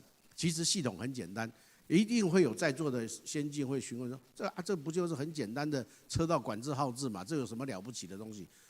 跟各位报告，车道管制号志现在已经要再往前再迈进一步，相关的设施除了影像的一个辨识、车型、车牌，那么对于资讯显示，甚至未来有没有机会在这个车跟这个路侧设施之间能够及早的做一个沟通？我举例来说。当我们在大型车在接近这个法夹湾的两头的时候，那如果碰到了这个道路有可能，这个就叫预测。在日本的案例里面，它对于所谓的右转车，也就是我们的左转行为的空间里面有预警，因为这种车祸情形是非常严重的。好，不一定说很多，但是它非常严重，只要一撞到这个，大概都是这个死亡的一个事件。那因此，在法夹湾的对于这个对向车流的预测这件事情，我们现在必须要做。那对于空间的掌握，那我们也把它放在这里面。更重要的，现在的这些相关设施啊，大概都利用云的概念，把它送到我们的伺服器，不一定是一个交控中心，任何地方都可以做。这有什么好处？乡长很高兴我们做的这个系统，这个系统是中华电信帮我们开发的，这个平台还加上其他的科技执法的部分。现在当然我们没有把它强调科技执法这一块。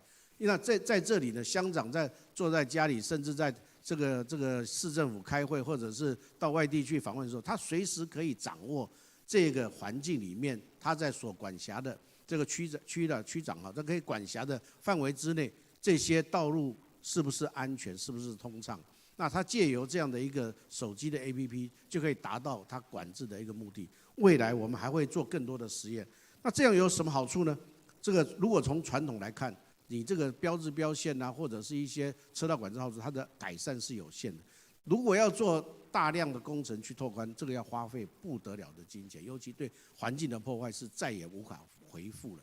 所以在这个过程中，那对民众来说要容忍这样的一个痛苦的过程。可是如果我们用简单的一个技术，用这个科技的方式来引进的时候，工程费大量的减少，环境可以获得保护，更重要的安全提升之后，观光发展依然持续。我想我们在这个地方政府里面有很多事情，我们必须依据我们地方的环境来做一些改善跟调整。那安全是一条非常漫长的路，我想我们每一步都走得非常艰辛。那也希望我们所有的这些好朋友们能给我们继续指教。谢谢。谢谢我们钟局长啊，这个用一个非常简单啊，但是也非常贴近我们生活啊，以及我们这个基础建设所需要的这个应用啊，来说明啊怎么来应用好的科技来提升大客车的这个安全。其实他刚刚也提到，交通安全不只是技术啊，那它也涉及到方方面面。所以我刚刚提到，其实联合国跟世界卫生组织在2008年就启动2010年到2020年全世界130万因车祸而死亡的减半计划啊。我们台湾虽然不是联合国的这个成员，可是作为这个世界公民的一份子，我们国家确实有这个责任啊，一起参与，从车辆技术，从道路设计、公共运输的提升啊，交通行为的改变啊，那这个智慧执法啊 ，ITS 的应用6个层面啊，应该全面来启动我们所谓国家交通安全提升计划啊。那我相信从明年开始，有另外一波新的这个国际合作的计划啊。我们也呼吁啊，我们几个协会一起来成立像印尼这个叫Road and Traffic Safety partnership 啊，那一起为这个严峻的这个挑战呢，我们一起来面对啊，一起提出我们好的这个建议啊。Ladies and gentlemen, it's very difficult to summarize what we've been talking about. But you know, traffic safety is the human rights issue. 它是基本人权，一个不让人民感受安全的行车环境，是一个不负责任的政府。Okay, so how to keep the human rights for all of us? Traffic and road safety is the human rights. Okay, so I'm very pleased that John mentioned about the pandemic prevention versus the accident prevention. So how to apply the similar countermeasure of the COVID-19 to the traffic accident? We should think about this approach, okay? I believe if we apply the similar countermeasure, you know, so we can dramatically reduce the traffic accident and injury and fatality, for sure. Okay. And our speaker and also the panelists also mentioned about the importance of standardization. So I believe, particularly in the Southeast Asia and also South Asia like India, okay, mixed traffic is a very important issue. And how to enhance the motorcycle safety by having the standard for the new technology to have the so-called V2X standard. I think it's also very important to really implement so-called the connected vehicle, infrastructure, people, and cloud. Okay. Last but not least, I will encourage our colleague here and also online.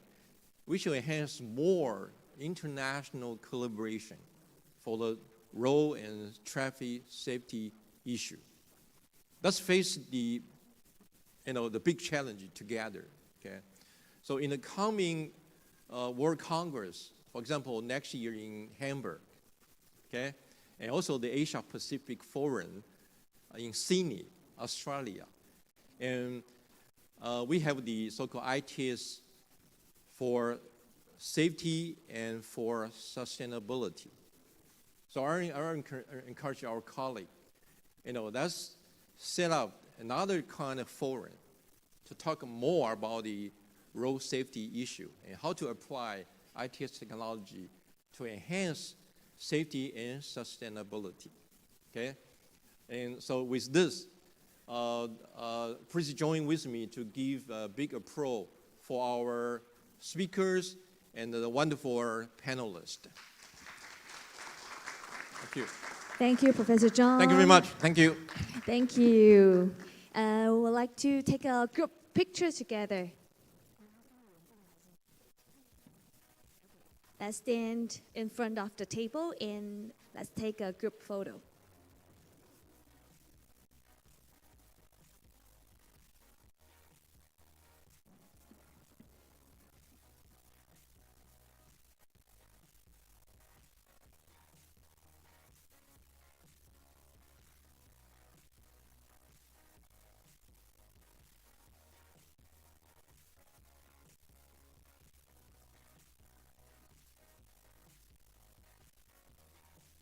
Thank you. Thank you. This concludes our morning section, and thank you for all the speakers and their valuable information. And lunch is now available in the hallway. Please use your ID badge to receive your lunch, and you may bring your lunch back to this meeting hall. And remind all our guests, including online guests, we will be back after 1 hour, and that will be 1:30 p.m. in Taiwanese time. So we will be back and here at 1:30 p.m. And please enjoy your lunch. Thank you.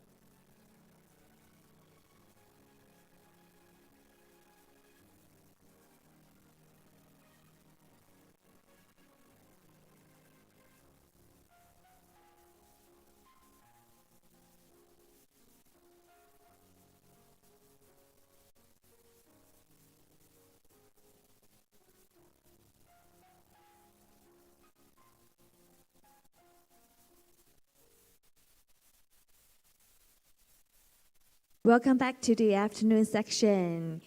欢迎各位现场的嘉宾在午后呢回到我们2020智慧运输国际论坛的现场。Now let's welcome the Board of Director of ITS Asia Pacific, Mr. Murphy Sun. Let's welcome Mr. Murphy Sun. 接下来我们邀请到的是第二主题 Autonomous Bus 的座长，邀请到的是中华智慧运输协会的孙宇亚太理事，有请。And Mr. Murphy Sun will be hosting Section 2, Autonomous Bus. Hello, everyone. Good afternoon. I'm the Board of Director of ITS Asia Pacific. It's my really a great honor to host and moderate this afternoon. Our Section 2 is for autonomous bus. We have a very special 4 speakers. They're coming from Australia, Singapore, and Korea and Taiwan. I think the first speaker is Mr. Dean Zaberson. He's our famous fellow in ITS. He's president of ITS Australia, CEO of HMI and OMIO.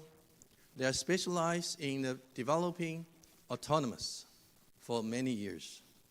And also he's the project director for ITS World Congress in Melbourne in 2016. And he was worked at Vicrose, Victoria, and Australia. I think that this major professional in the ITS world. Welcome him. The second speaker is Louis Chan. He is the first president of cost sharing in Singapore. So he's a company, general manager of a car club company. He's professional in dynamic management. And the third speakers from Korea, Dr. Yoo Jong-moon. He's a leader of ITS Korea for many, many years. He's the chief director of National Innovation R&D in Korea, and also advisor, director to ministry, and also the president of Korea. The fourth speaker is our very respected TTI chairman. Is a Taiwan Telematics Industry Associations. He also was the deputy minister of MOTC, and also was the director general of Taiwan Highway Bureau. His specialties for transportation for more than 20 plus years. Let's welcome them. And also, after that,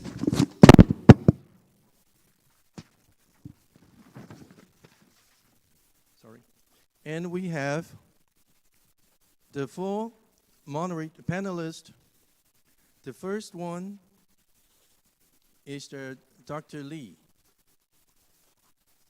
Dr. Lee was the member of National Safety Board and also the professor of Taiwan University.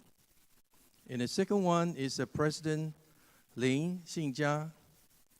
She was the general manager of THI Engineering Consultant. And the THI is the one of the founder of ITS Taiwan. And the third one is director of business department of Touring Drive.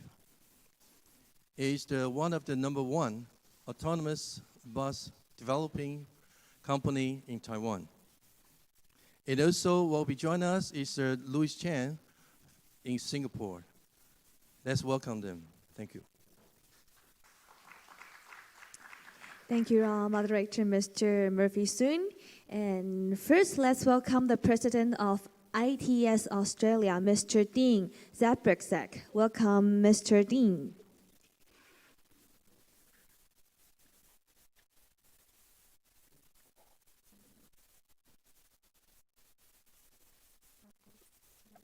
Thank you, everybody, and thank you for enabling me to join this esteemed symposium today. It's unfortunate that we all need to meet the way we are this year due to COVID, but I'm very, very pleased to be able to join you from as far away as Australia. As my friend Murphy introduced me, I'm the president of ITS Australia and the CEO of HMI and Omeo. We are a company in this part of the world, Australia and New Zealand, that actually does manufacture autonomous vehicles, autonomous shuttles.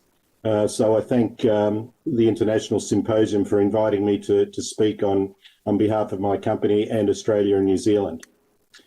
Just by way of background, my company originated over 20 years ago, originally as HMI, which is often referred to as a human-machine interface. Our company focused at the time on building electronic LED signage for motorways. So we have a strong background in ITS, a strong background in infrastructure. As you can see from the pictures there, that has been our core business for a long, long time. At one stage, about 5 years ago, our chairman decided that the future is not about electronic signs communicating a message to the driver, but more about infrastructure, whether it's signs or beacons or telecommunications, communicating to a vehicle instead. And that vehicle, obviously, as we all know, would be an autonomous vehicle, the autonomous vehicles of today and the future. Our background in autonomous vehicles basically started just after the Bordeaux World Congress, when our company purchased 3 vehicles from France, 3 Navia vehicles. We took those vehicles to cities in Christchurch, Sydney and Melbourne in New Zealand and Australia to showcase what those vehicles could do for our governments, for our population, to just see the benefits that autonomous vehicles could bring to the community. At that stage, that was our interest, and our interest was to try to link those vehicles to surrounding infrastructure. But we found that with the vehicles that we had procured, that was a little bit of a difficulty in that we were dealing with pretty much a black box type operating system. So we decided to start managing and procuring and building our own. So our evolution as a company from being a signage manufacturer to a company that manufactures autonomous vehicles started in September 2017, when we launched our concept vehicle in Christchurch, New Zealand. In March 2019, we did 5G trials in Auckland.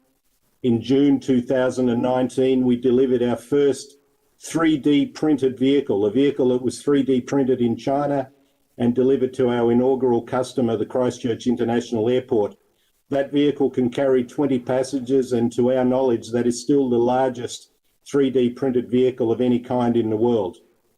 Then in November 2019, we launched our first mass production type vehicle, not 3D printed, but a vehicle that was manufactured using traditional methods. That vehicle that you can see in the picture there is now in Korea. As we all know, as we've all heard, the autonomous vehicle market is a very large market, something in the order of $42 billion US, estimated by 2025 by the Boston Consulting Group. That is a very large number, and as you can see from these graphs and these words, it could eventually be a $7 trillion US passenger economy for just components of cars, not just cars themselves. So it is a market that is with us now and is expanding very rapidly. By the year 2025 and beyond, we should be seeing a lot of autonomous vehicles on our streets. The shuttle market, however, which is the main issue that we're talking about today, is a much smaller percentage of that overall $42 billion market. And the focus of that shuttle market is medical centres, smart cities, airports, university, the first mile, last mile type transport task. And that's what today's focus is all about.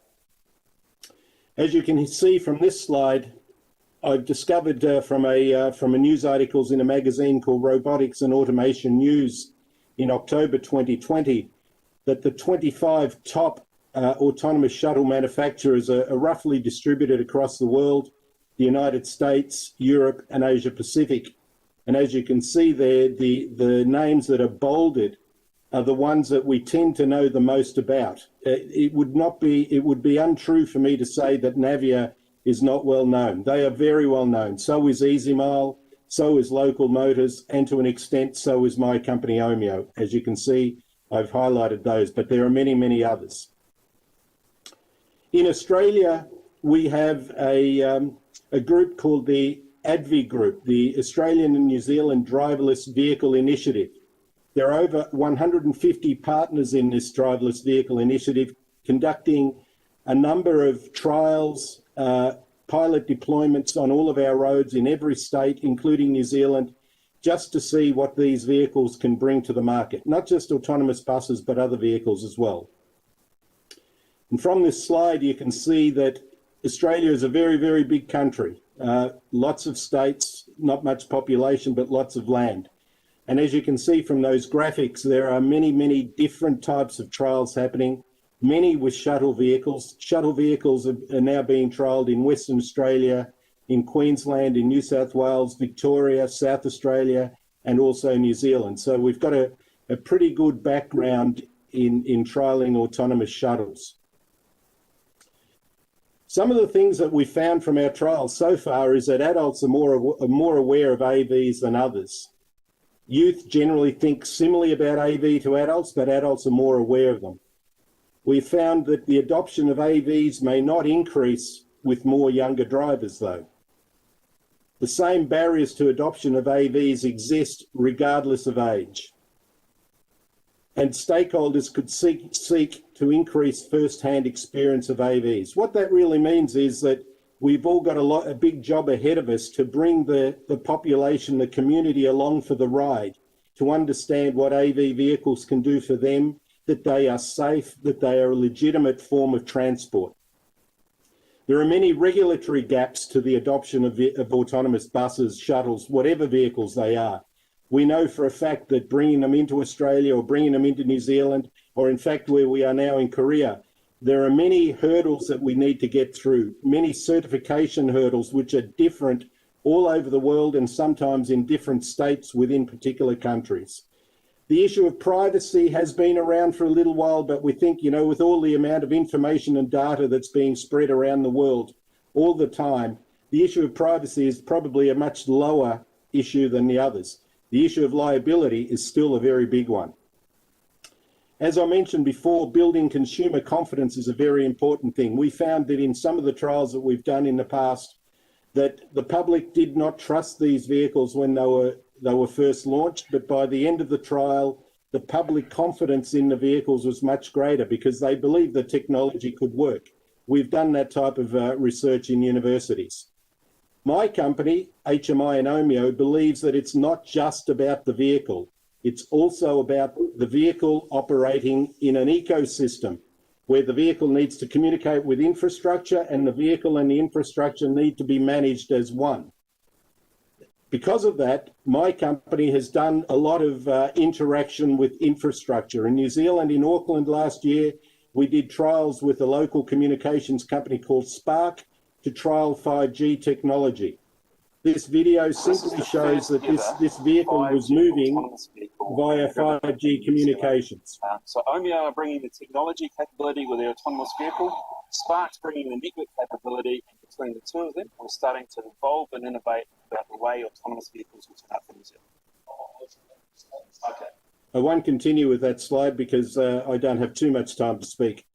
More recently, in New Zealand as well, a residential development south of Auckland called Payarata Rise. We have teamed up with a bunch of partners to trial a private communications network within this overall large residential development. I'll show you this video.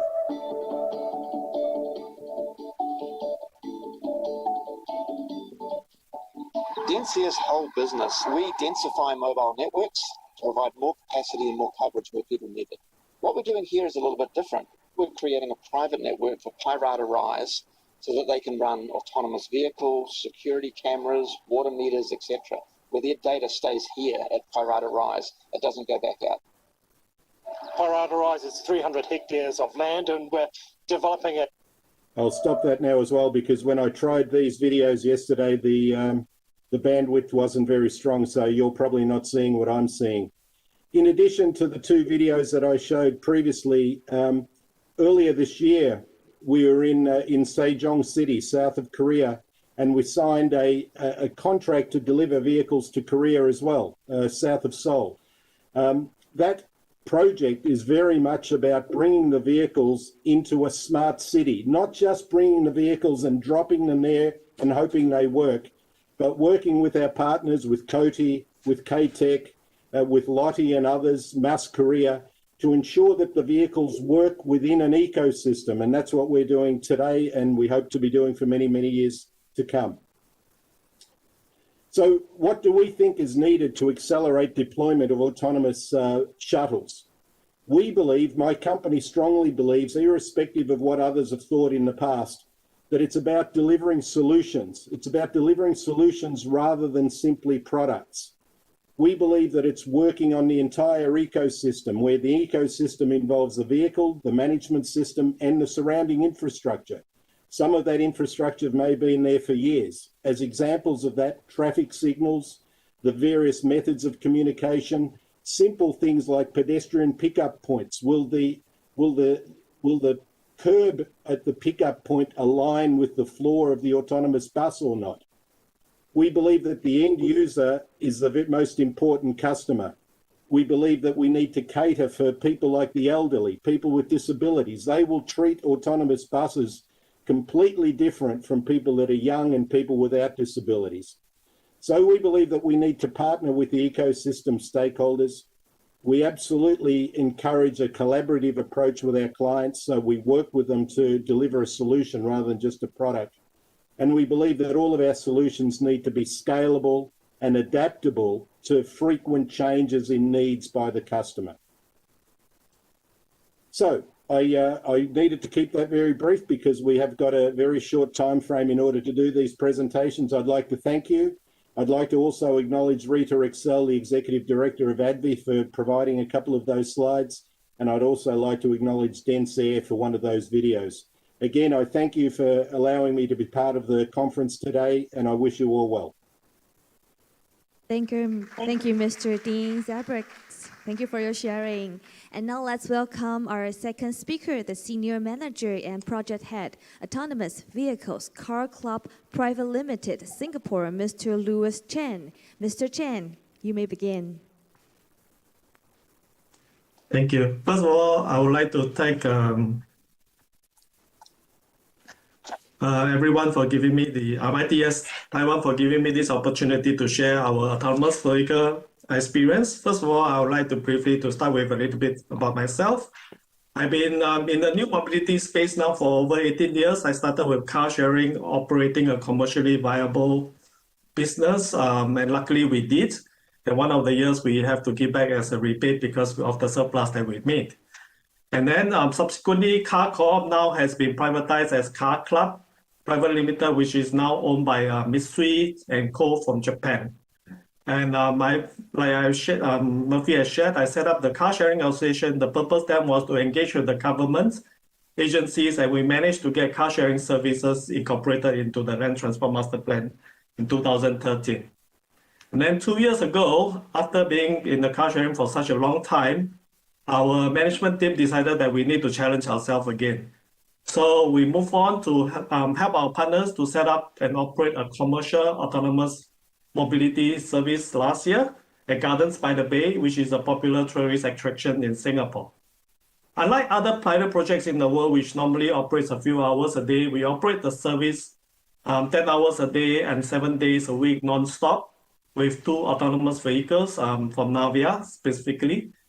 So people will have to pay to use the service, and of course we have to overcome the charging issues of the autonomous vehicles, and also sometimes to push the limit of the AVs, like operating at the night time sometimes, which can be a challenge here in Singapore with all the trees and the rain and all that itself. And but unfortunately, we had to suspend the project because of the COVID-19. So what is our learning experience from this autonomous mobility? First of all, I would like to take us back to one of the great mobility inflection point. Henry Ford has helped people to move from the horse carriages to the cars. So it's just like people always ask me in Chinese, why we call Malu? And I will tell them that back then, yes, because the roads were meant for the horses back then. But what is important to recognize here is how did he manage to change people's mindset on the way we move from horse carriages to cars? So a lot of people will start to ask, will autonomous mobility be the next great inflection point, like what Henry Ford has done earlier? So right now, because we want to move right now people from driverless driving, like what Henry Ford has moved people from horseless carriages, right? So people, when will this happen? People always ask, because at the end of the day, people are curious when is autonomous bus or autonomous vehicle is going to happen. My answer to them is always, right now it's work in process. First of all, we must believe that the technology will continue to improve and things will get better. And the same question we also have to ask ourselves is, what has Henry Ford make people change back then? Because he has made mobility more convenient and cost efficient with cars for people to move around. So the important question now we have to ask ourselves is, how are we going to address the people's mobility need with this autonomous vehicle? Like what many people has asked me the same question, what is going to be there for our future mobility? Which is this, I think a lot of people believe in this, ACES, it will be autonomous, it will be connected, electric, and shared. But at the end of the day, I always tell people, let's take a step backward. It's just like always people coming to us, tell us, like big data is very good, is very useful and all that itself. And we ask them, why? Why do you think big data is very good and all that? And they tell us, because big data can give you many answers. Okay, that's great. But what is the question? So in order to make the future mobility happen, we need to ask this: what is the city's plan for the mobility, and how is this autonomous vehicle is going to fit into this plan? I think this is very important that every city or people who is going to operate these things got to think about. Next thing is, what are the gaps that we can better serve? Because a lot of time people are telling me, oh, we can replace this and replace that. We tell them, no, we shouldn't be thinking about replacement. But how can we use autonomous mobility to make the whole public transport ecosystem more complete to better serve the future mobility needs of all people? Like, for example, how can we use autonomous vehicles to help to deal with the aging population's mobility needs? Can autonomous vehicles serve in areas that we can make public transport more sustainable? You know, like for example, the convenience. Is autonomous going to run on demand or fixed route schedule? Because recently I just attended a workshop on this autonomous vehicle and I was participating in it. Surprisingly, people is still thinking about how can we make autonomous vehicle run more regularly and more punctually. Then my question to them is why? It's just like what people will ask Henry Ford, do you want faster horses, right? So at the end of the day, we shouldn't be thinking about door-to-door mobility with autonomous vehicles instead of station to station by using the big data or using AI to facilitate that. The other area sometimes I also want to challenge the experts here or the people who are running all these services, or even we ourselves. How about the opportunity at the rural areas? Because a lot of these autonomous projects are run in the big cities and all that, where actually we have all the public transport already in place. But in rural areas, we can't run really good public transport system because of the fixed route and all that itself. So maybe we should also challenge ourselves how these autonomous vehicles can better serve people in the rural areas. All right, the next area I would like to touch on is on the safety and policies itself. As you can see the pictures on the left, basically we have our future Prime Minister of Singapore sitting in our autonomous vehicles and we are making them to wear seatbelts. because wearing seatbelts is important for those people who have been in autonomous vehicles before because of the harsh braking. So currently, of course, in Singapore's case, to run autonomous vehicle, we have the safety operators on board to monitor and make sure that everybody wears the seatbelts. But in order for autonomous vehicle to run efficiently, we got to think about what happens when there's no safety operator on board to monitor this. And how can we use technology to ensure safety belts or other safety measures are in place when there's an emergency harsh braking, you know? And or what other, maybe we got to think out the box and think about the infrastructure-wise, what can we do to minimize such situations from happening again? Or minimize it from happening, so such as having priority or dedicated lanes itself. Next thing is like the picture on the right. In Singapore's case, before we can put our autonomous vehicles on the roads, we got to go through these safety certifications, which a lot of us are all learning, right? Including when I was there, our Land Transport Authority, the traffic police, and all the necessary authorities were there to try to figure out how we're going to certify this and make sure that it's safe to operate on our roads. So, I mean, this is still an evaluation, it's still a learning process. So at the end of the day, I always tell the policymakers, we need to develop pilot projects with clear objectives itself so that at the end of the day, we don't make things complicated. All right, because a lot of things we are to know, so we cannot imagine the problems first, always. Because at the end of the day, if we start imagining the problems all the time, we will kill the baby before he was born. And the other thing is, what are the regulatory changes that we can do to accelerate the adoption of the autonomous vehicle? I think just now Dean has shared some of this.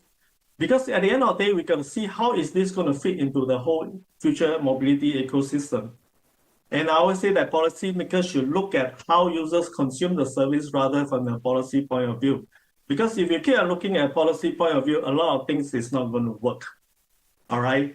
Same thing for technology developments. Like I always talk to these other people who are developing technology for these autonomous vehicles. At the end of the day, we should focus on the practicality, how this application is going to be used, rather than just with all the functions. Yeah. Excuse me, Mr. Lucian, you really have a great speech, but can you share your slide to us? Because we didn't see your slide on our screen. Your slide missing? Yes. Sorry, I didn't. Thank you. I thought it was already on. Yeah, sorry.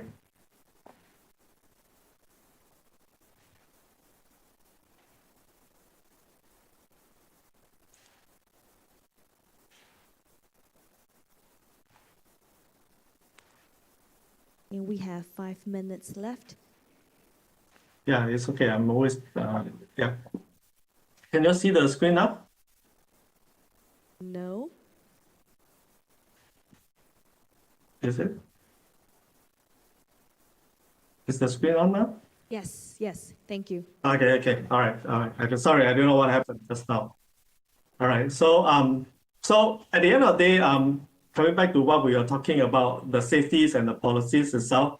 So currently, in our case, like in our case, the way that we design these autonomous vehicles also as well. How are we going to make this? For example, this Navia, one of the issues that we have challenged them was how do we deal with people with disabilities, you know, and also for the elderly, how are they going to use these services, you know, how they can ride this in a more comfortable way itself. So, and then when it comes to the certification processes, I think it's also important for some of the policymakers to come up with what are the rules and standards, because a lot of them has not really make these rules and standards very well itself. Okay, so I think at the end of the day, like what I mentioned, we should try to make these policies easy and simple to understand for people. I think at the end of the day, the policymakers, like recently we have talked to, I was just sharing in some of these conferences with the policymakers. At the end of the day, we need to understand what is the consumer's need, you know, and then how can we use the policy to facilitate that needs are being met at the end of the day. Because ultimately what we want to do is transportation started with the one on the left. It's about moving people from A to B, right? And then in the last 5 to 10 years, what we have been doing right now is we give people more options to choose. Like we are giving right now, we used to use car sharing, bicycle sharings, and right now people are introducing masks itself. But eventually we need to move to livability, how people is going to move, and to shift people's mindset from owning to accessing mobilities. All right, so this is one of the key things in terms of the autonomous vehicle is that we need to change the mindset of the people. And how we're going to make that happen is the challenge that all of us has to continue to think and see how this technology is going to enable such things. All right, thank you. I think my 10 minutes is up. All right, so yeah, if there are more questions, you can always email me and call me up. Thank you. Thank you, Mr. Louis Chen. Thank you for your sharing. And moving on. I didn't realize the slide was not on just now. Yeah. Now let's welcome Dr. Yong Jun Moon from ITS Korea. Dr. Moon, are you there? Yes. You hear me? Can you hear me? Yes. Okay. Yes. All right. Let me show my slide too, and then. So my name is Young Moon from the Korea Institute. I'm going to show you that. Okay. So you show my slide, right? Yes. Okay. I've tried to make the autonomous vehicle, which is we call urban connected automated shuttle system in Sejong City in Korea. We call UCAS. For the smart mobility application. So the reason why we want to introduce or adapt this technology, some for the procurement in the city, the whole city in the near future is that we are going to targeting for safe and accessible, affordable and environmentally friendly transportation, the systems for sustainability in the city, the whole city.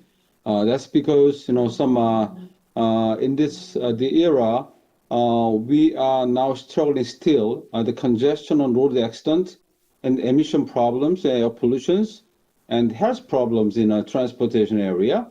That's because the people still want to drive their car and just driving alone some peak hours in the morning and after. It's not going to be good for us. That's why we want to shift to sustainable transport mode for improving efficiency for all transport mode and the city together.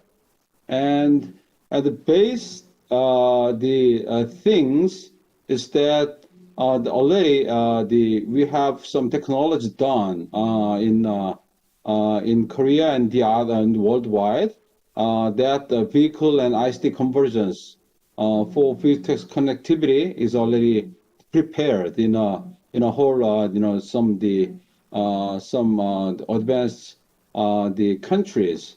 We call some cases some CITS, which is cooperative intelligent transport systems. And some cases we are just making a hyperconnectivity, and because the vehicle itself has a lot of some connectivity sensors inside, but the vehicle has also the function of the connectivity to the infrastructure and the other vehicle, and also to the network utilizing the numeric devices and for example your smartphones.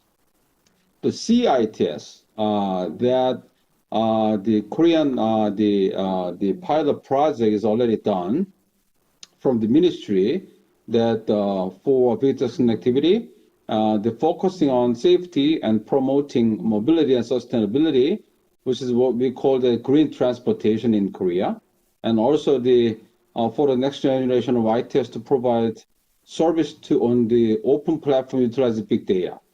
And the Sejong City and Yuseong City, they have already they have the pilot project already done, and the Seoul and Jeju is sorry about that. Seoul and Jeju is on the project. The city already selected, and some the project is already going on. And the Ulsan and Gwangju city, as they are not selected in this year. And that the ministry they spend this kind of the procurement investment every year for 2 or 3 years every year.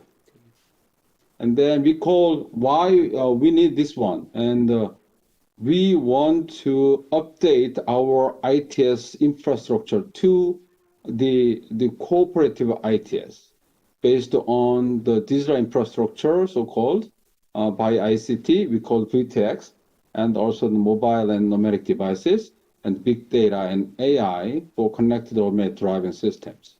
So that is the reason why we need a lot of money in Korea. First of all, we want to update or revise ITS systems to the CITS. Firstly, more than 5,000 kilometers in expressway in Korea, and also another 15,000 kilometers in a national road. That's why almost 20,000 kilometers in a national supported road has to be updated for next to the couple or until the 2025. So the Korea now is they want to make a lot of the preparation of the funding situation in Korea. Okay, so connected automated driving systems, we call it CADS. 2 tracks on the CADS. One track leading by OEMs. Okay, so the passenger car, level 3, the partially automated driving functions they have, running in a high speed and the designated motorways. Okay, which they drive more than 100 km per hour. Some cases, some up to the hundreds of miles per hour. In a expressway, whatever the case may be.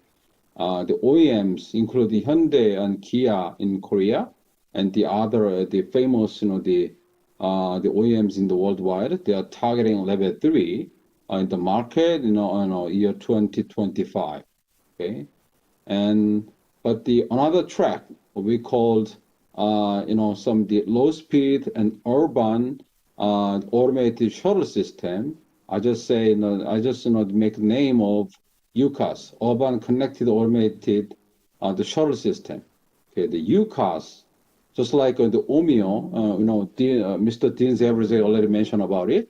And then this is what we want to adapt the vehicle in the city, in urban city, running very low speed, and but they are targeting just only few kilometers to be in the service area, few kilometers to we call first or last mile connectivity or last mile transportation services.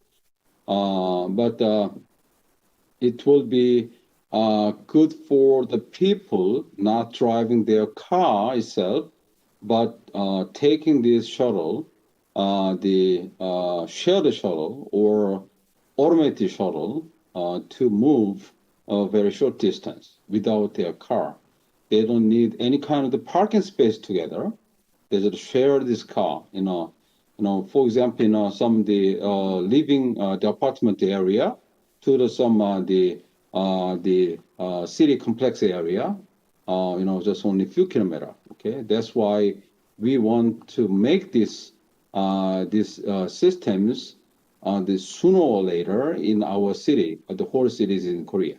Okay, and infrastructure requirement for CAS, we have to update our physical infrastructure, and also we want to install digital infrastructure, which is based on free-text communication technology and Internet of Things, and the local dynamic map and positioning technology, and another road sensors.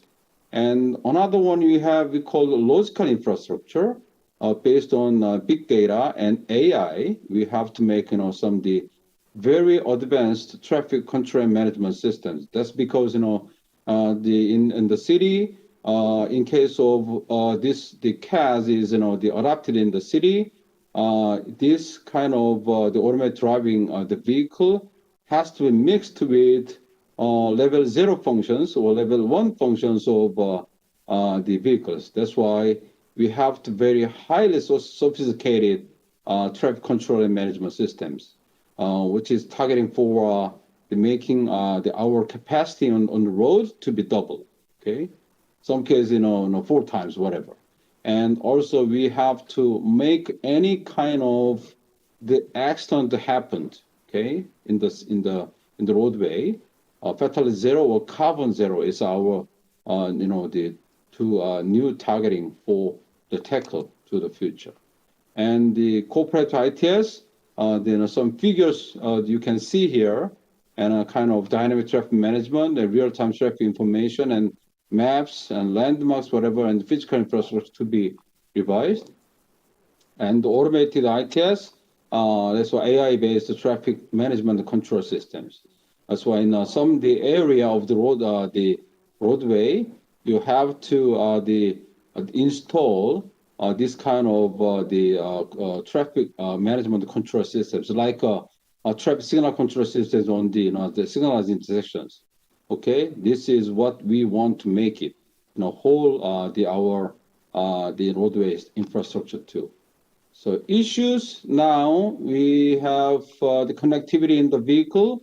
Some the many the other cases of technology we have that has to be installed on the devices inside, and then in the case we have the function of the people and the vehicle and the roadways and infra is everything is connected just like that. Okay, so this is what we have, all the bases now, and then UCAS, urban connectivity connected automated shuttle system in Sejong City. This is what the project we have now. I'm leading this project, and this is only the vehicle imported from New Zealand, and this is another vehicle is imported from the Navia in France, and then I have 2 vehicles in here. Another one is I have 3 vehicles actually in Sejong City is running now, and because the OMIO they provide the open platform of this the shuttle system, so that's why in Korea we develop our high definition map and the autonomous hardware platform, as well as the other scenarios, by the software upgraded.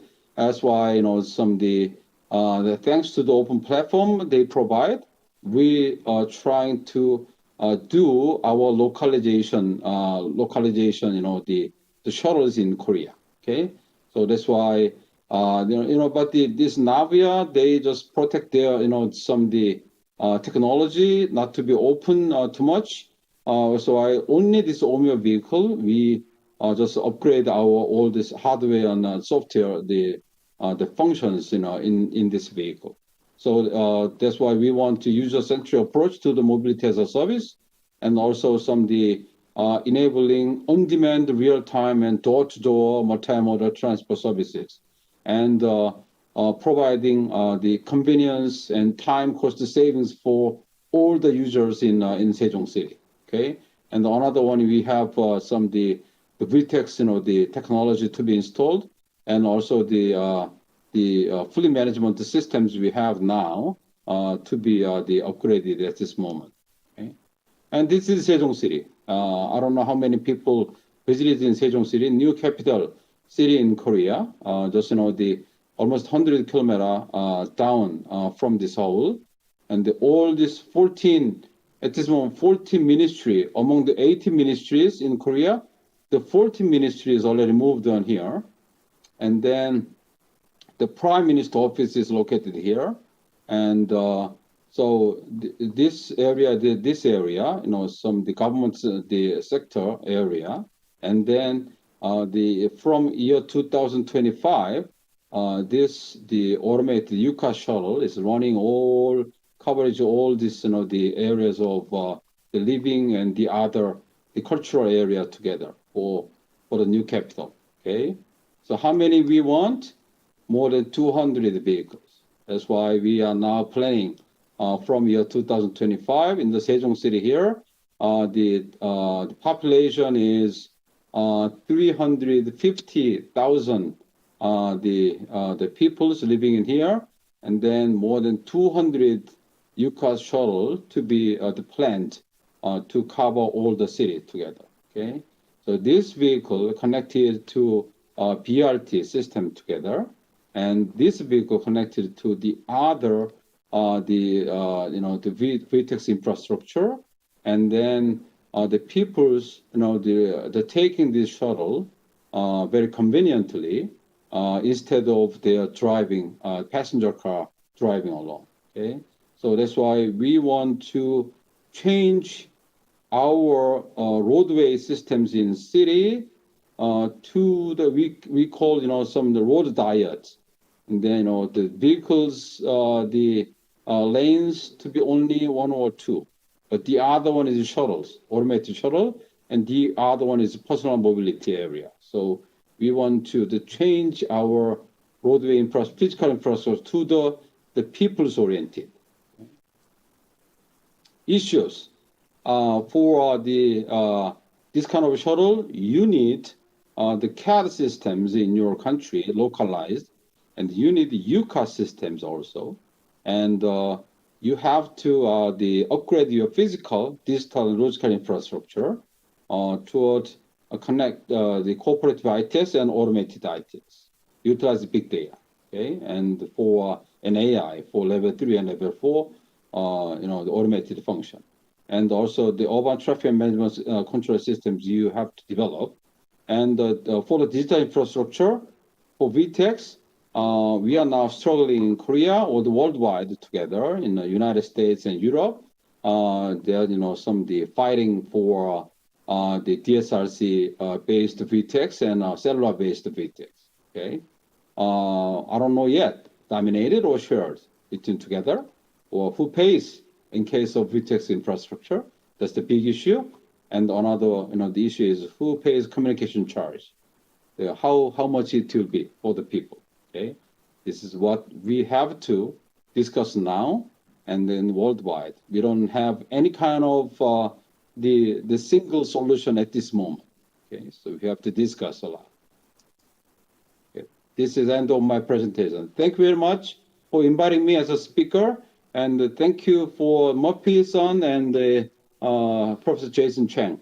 Okay, thank you. Thank you, Dr. Moon from ITS Korea. Thank you.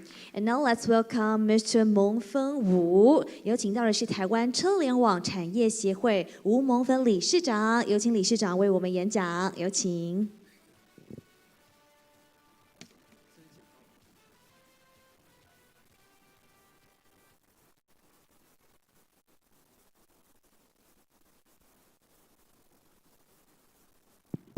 Good afternoon, ladies and gentlemen, and all distinguished speakers online.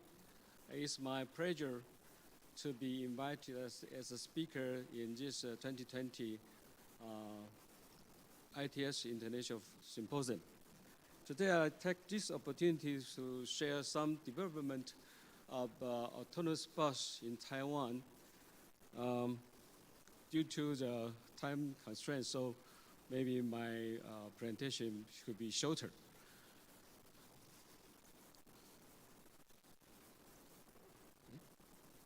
Not work. Okay, sorry.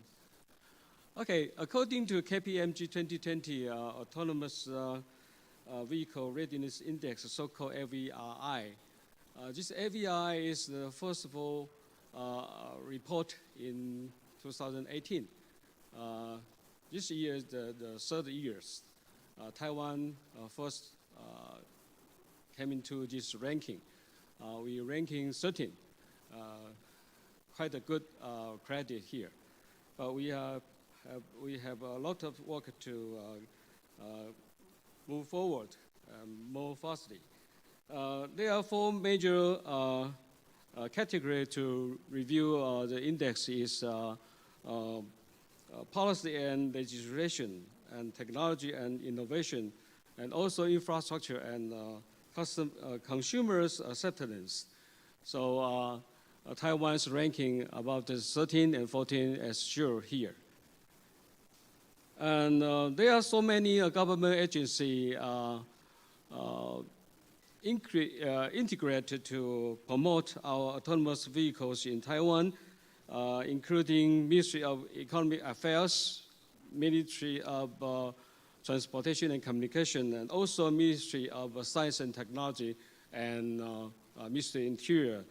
For example, for the technology and research is driven by Ministry of Economics and Ministry of Science and Technology, and also established the experiment fields and high definition maps is by MOST, MOI, MOTC, and so on. We have so many autonomous vehicles lab here. This lab is built by Ministry of Communications and Transportation since last year.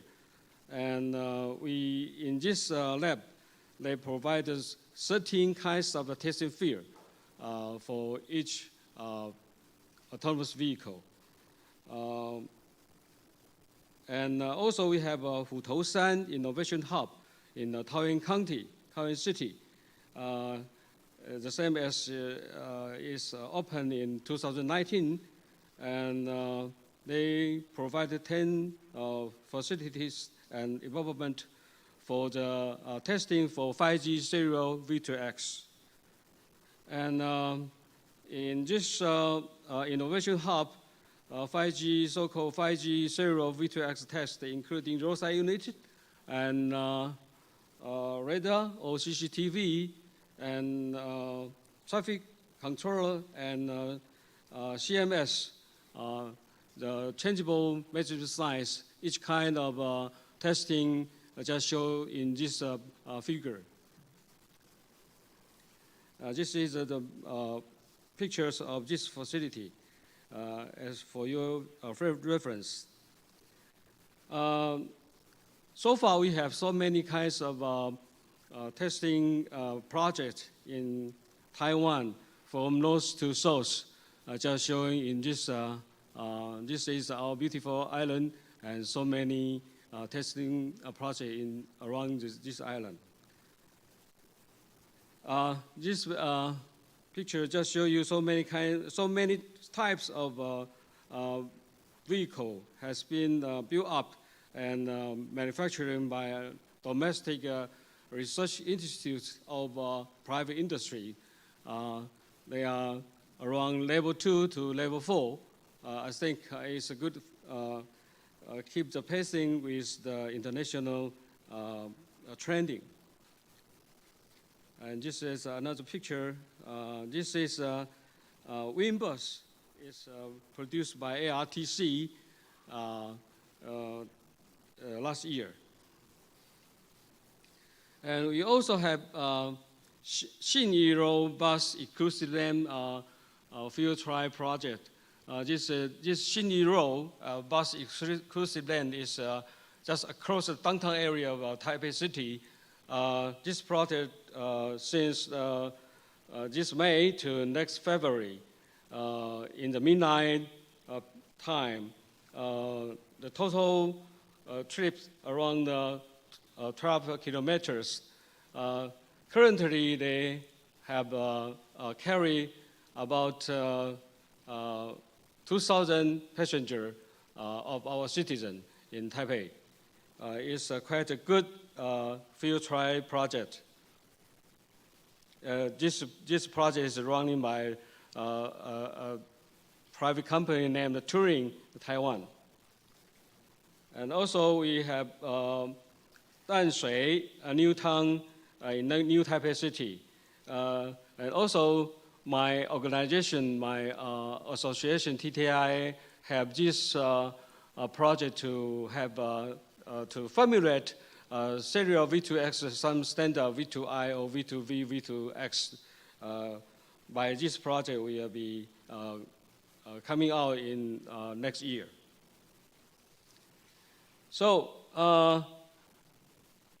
the Ministry of Communication, Lin Jialong, just announced in this August, we have to better have a national team called as AB team, is autonomous bus team, to integrate our government agency and research institute and our local industry to have to focus our objectives and our each kind of effort to have a national program. So I think this will help us to have much more progress in the very near future, including touring, including Kingway, and also D&D bus company. According to the NARL labs, the so-called National Applied Research Laboratories, they have a very externality and direct effect of the autonomous driving technology in Taiwan. This bar chart just shows you the economic effect. And in Taiwan, we think about autonomous bus can linkage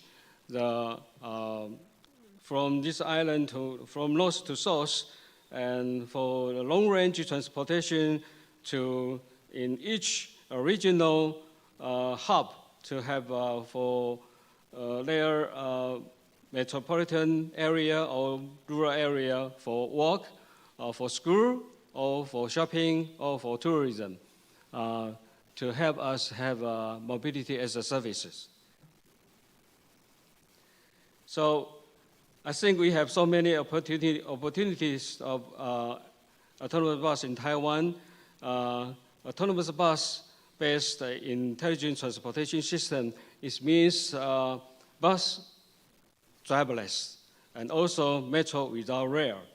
You can see the usage scenarios from cross campus and also for point-to-point and city bus exclusive lane.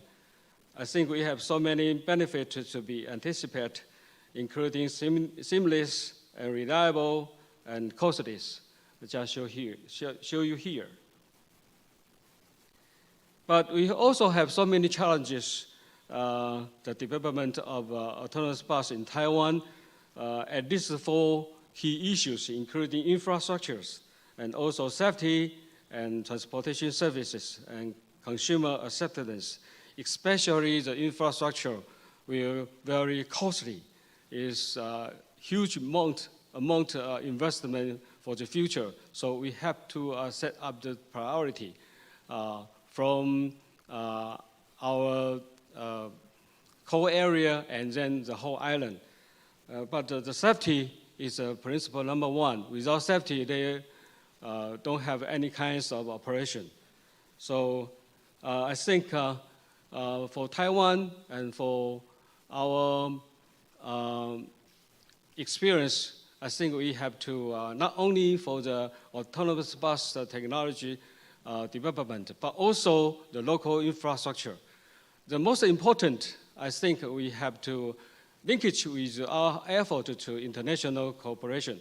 So I wish we can have further cooperation and collaboration with the ITS society.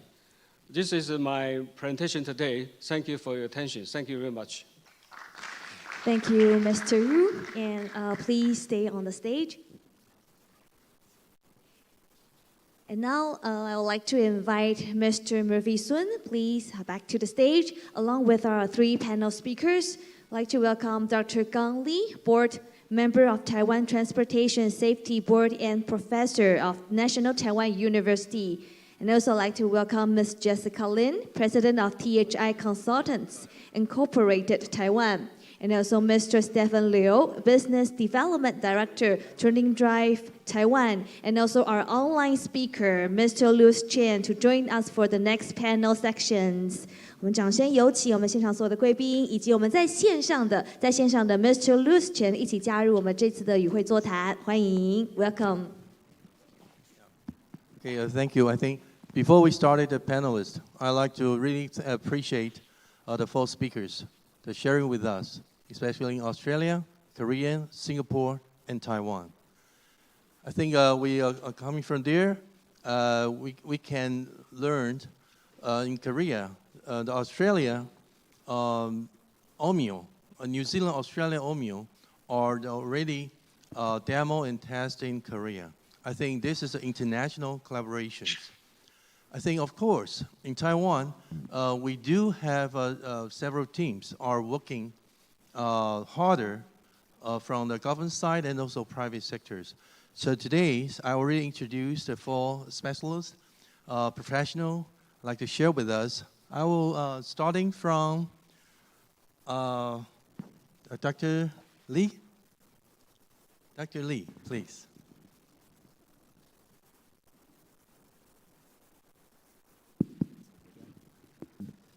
Okay, ladies and gentlemen, thank you, our moderator, Mr. Sun. Yeah. First of all, I would like to say something about autonomous vehicle technology in terms of the safety and reliability. I think so far we are still very beginning. Our technology development is still very early phase, and we have to understand that. So as you can see, in the past 5 to 10 years, people you can see around the world are very keen to seeing this technology to be adopted in ground transportation.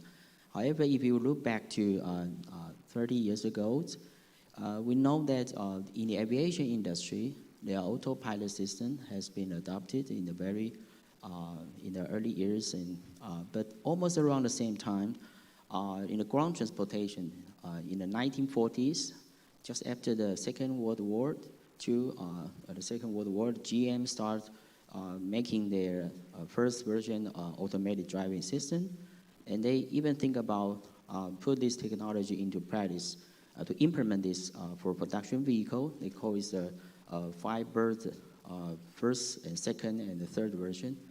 They have a rigorous plan to make it. They intended to make it happen. Unfortunately, after many years, they stopped the project. But in the 1980s, the United States, the central government and the World Congress, their Congress also support the automated highway system project, and they spend a lot of money. But 20 years later, in the 2000, around 2000, because I think many reasons that people will have this kind of expectations, so much expectation about ground transportation using autonomous driving. Maybe the reason is due to Google's. I think Google's autonomous car is quite famous, but now it's called Waymo, But in 2003 and 2004, if I remember correctly, U.S. DARPA program, they held the so-called Grand Challenge. So many universities in the U.S. Cooperate with automakers. They team up and conduct this kind of automated driving ground transportation competition. But now we can think about that. If we really want to make this happen, how do we assure safety? Is the number one issue. Because now we are conducting some pilot round testing just in the public roads. As you mentioned, Mr. Wu mentioned that we have projects going on in Taiwan, and some are in urban area, some are in suburban area. So we have to make sure the people will learn more about this technology still in the early phase. And instead of have the so-called hype, hype for autonomous driving or AI, but once they have too much expectation, but the readiness, the maturity of technology is still way below the expectation. There is a gap, and people someday will just abandon these ideas, although we believe it's a good idea. I've been involved in automated driving research for about 2 decades, and I know it's getting more mature, but still there's a lot of work to be done in order to achieve really level 4, level 5 automated driving capability. But now we think that if in a well-defined control environment, for example, a closed or semi-closed environment or specific roads, for example, in Taipei City, we have a very good infrastructure support. We have a bus dedicated lane, and it's very good. And so that's why touring, they can conduct this pilot run project in Taipei City. It's a very good trial. And I think last note I would like to add here is that we're still looking for a very systematic methodology to evaluate the safety of the autonomous driving system, including the infrastructure. As a whole, it's a self-driving transport system, so it's a very complex system, or we can call it a system of systems. So how do we evaluate the safety, reliability, and the fail-safe mechanism really works, software-wise or hardware-wise? So it requires people, many experts in different disciplines to work together. So I'm very happy to have this chance to join this discussion. And I think we also need to cooperate with experts over the world. For instance, today we have we have speakers from Korea, from Singapore, from Australia, and we can embrace this challenge and toward the future ITS, and we should, maybe we can create an environment in Taiwan and also in other nearby countries. We can cooperate, we can compete with each other in this test bay, and we can make this development of this new ground transportation technology, I think, better and more sustainable. Yeah, thank you. Thank you. Thank you very much, Dr. Lee. Yes, actually, Dr. Lee having the 20 years experience of autonomous from U.S. until today. Thank you for sharing. I think in the next, I'd like to invite Jessica Lin, the president of THI. She's going to share with us, also using some PowerPoint, right? You're going to sharing? Okay.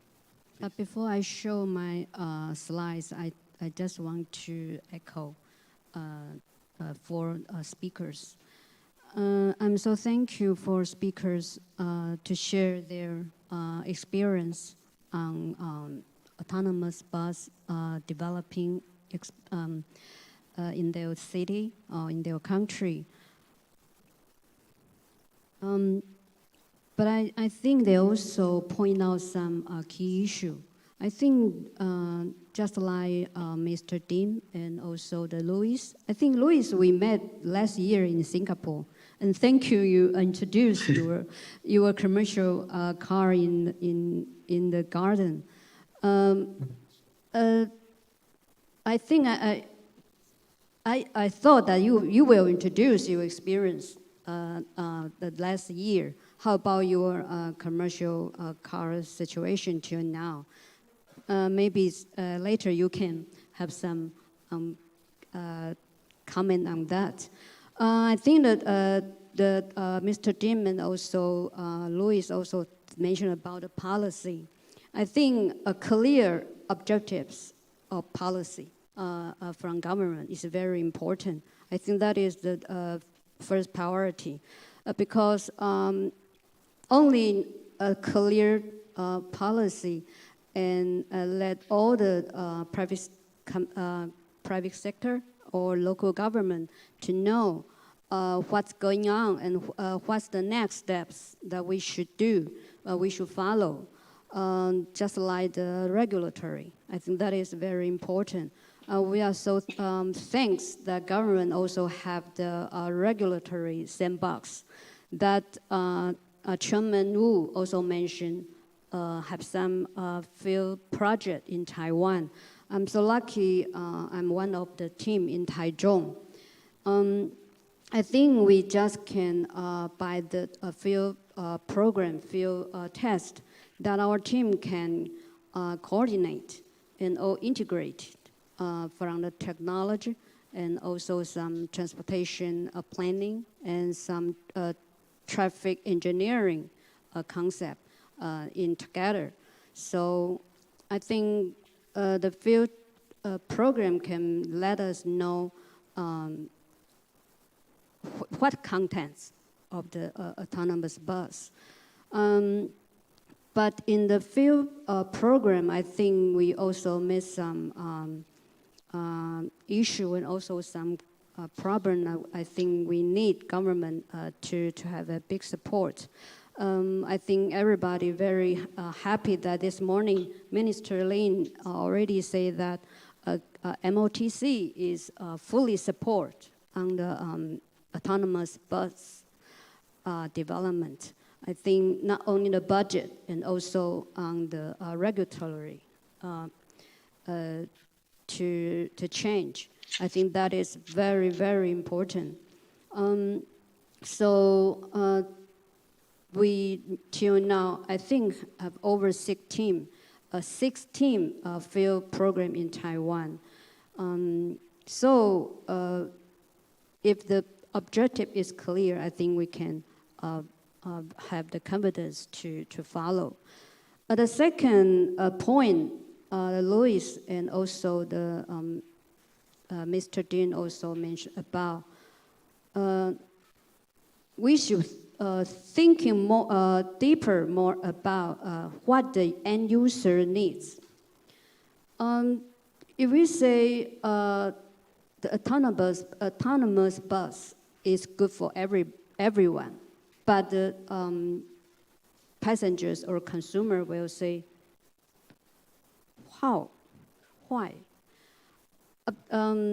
If we can talking about that facing the aging era and also the low birth rate, I think that is very key that we can have the autonomous bus to have the fleet management by the demand variations.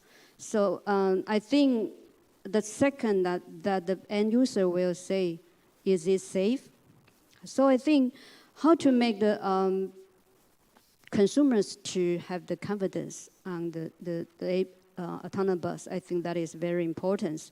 So my slides, the first one is say why we need autonomous bus. I think the basic reasons have four. The first one is I just mentioned about the safety. I think this morning we talked about a lot about the safety.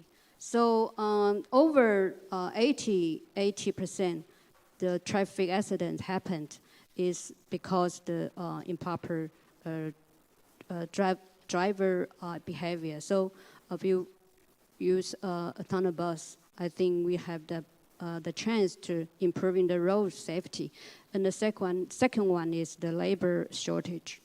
And the third one is if we have the fleet management, I think will make the transportation is more efficiency. The last one, I think the best important is the equity.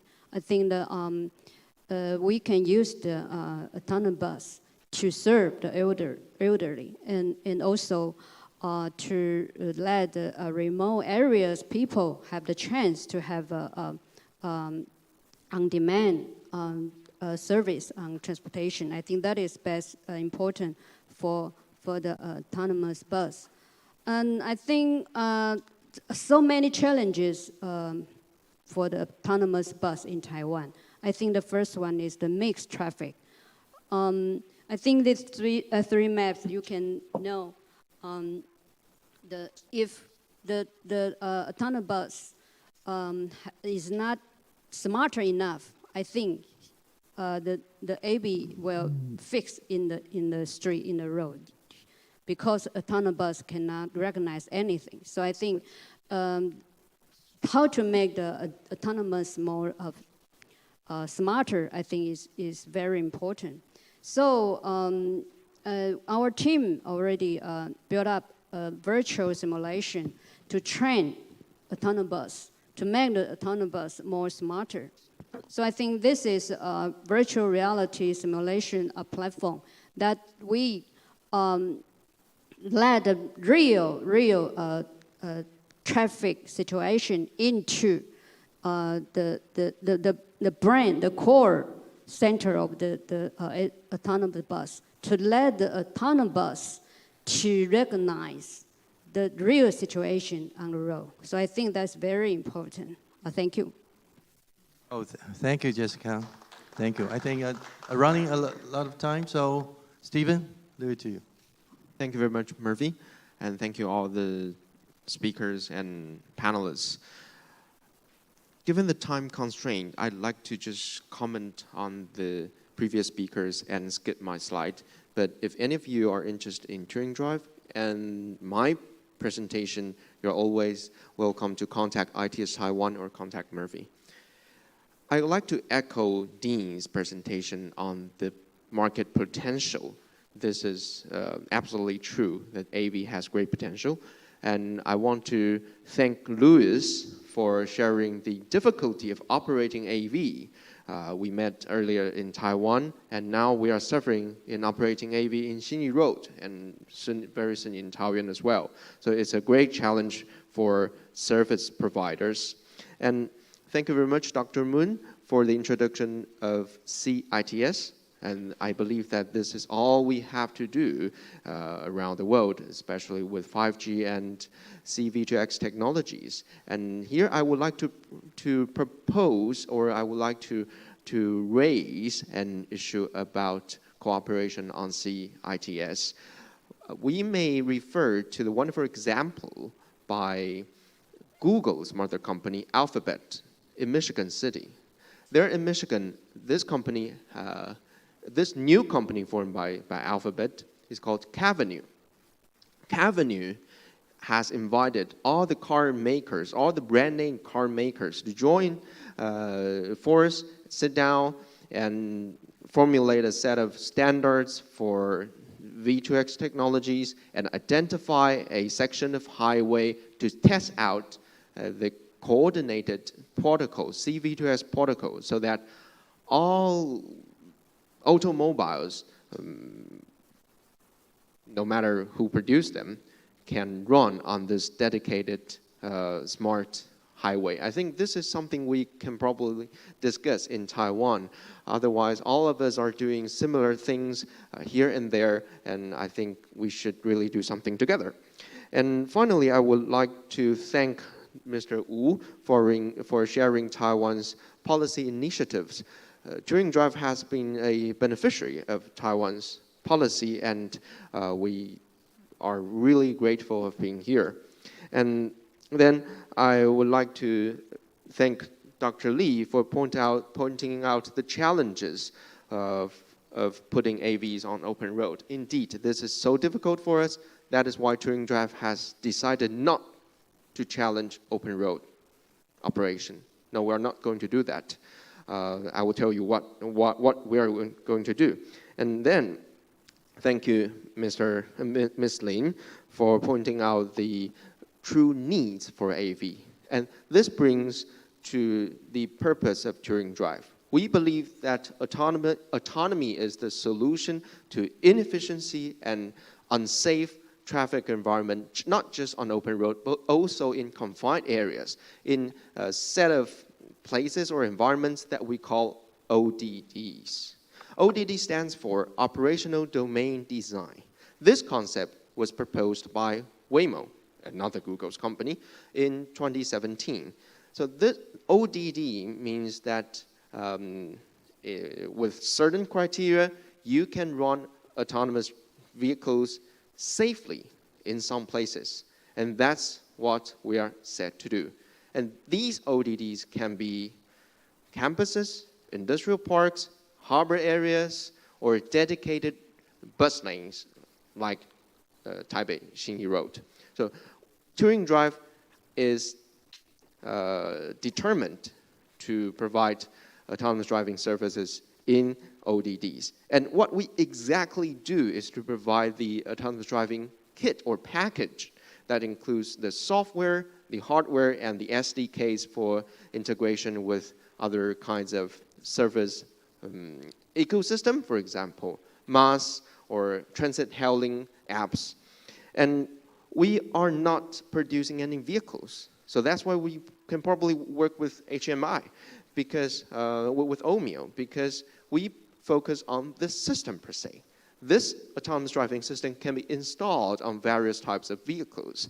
From next year on, we will focus on two types of platform. One is the low-speed vehicles, suitable for some restricted ODDs like golf course and like harbor area and so on. And then another platform will aim at rather robust road conditions, for example, on bus lanes. And for this type of vehicle, we are still looking for partners around the world. So looking back at what Touring has done over the past 2.5 years, we are very grateful of running in various types of ODDs. Starting in 2018, under the leadership of Professor Zhang and Murphy, we succeed in a enclosed area operation for 40 days in Taoyuan Agricultural Expo, and then we run 3 routes in an amusement park in central Taiwan for 2 years. And then we run another fixed schedule route in the train depot of Taoyuan MRT for 8 months. And now, in addition to the Xinyi Road operation, we're also preparing for testing in Taoyuan Qingpu area. And finally, I would like to say that we have nearly completed the POC prototypes of autonomous golf carts in a golf course in northern Taiwan. And these golf carts can also be deployed in other types of ODDs, from campuses to parking lots. So thank you, Murphy, and thank you all the speakers for your input. Thank you. Thank you for panelists. It's a really a good talk. I think everybody's learned a lot. I think, by the way, I'd like to mention the Dean. I do take the Omeo in the past. I think this is really good. I hope some days you can try it in here in Taiwan. We have many good places we can test and we can share, and also can share your experience with us. And also thanks for Murphy. Yes. Thank you. We hope so too. Okay, great. And also Dean and Dr. Moon. The next section, panelists, we try to speak Mandarin, our mother language, but because of you guys, and we speak English as well. Thank you. Thank you. That's all I have from all the discussant. Okay. Thanks. And also thank Louis. You mentioned about the safety policy and also customer needed. This is really something we need to move forward. And Dr. Moon, I think it's great. It's for you are trying in Korea high speed and low speed together.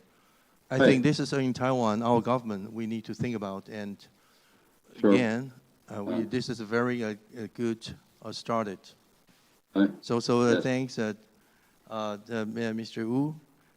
They can share with us what is developing in Taiwan.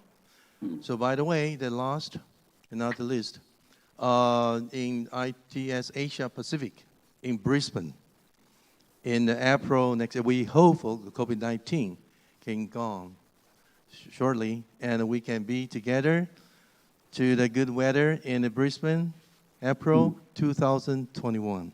Thank you very much. Thank you for sharing. Thank you. Thank you. Thank you. Bye-bye. Bye. Bye. Thank you, Mr. Murphy Soon, and our 4 panelists and all the virtual speakers. Thank you. Okay, and shall we take a group photo together?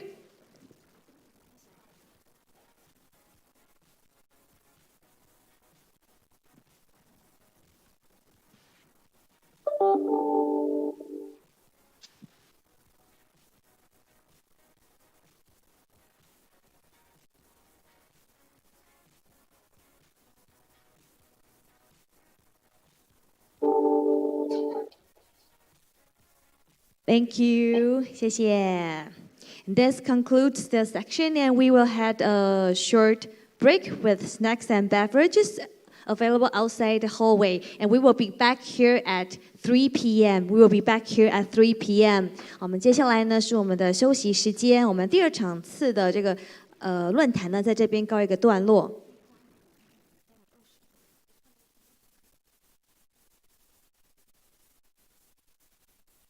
Sorry, we will be back here at 3:20 p.m. 好，那我们请大家在3:20的时候呢，再次回到我们的会场，谢谢。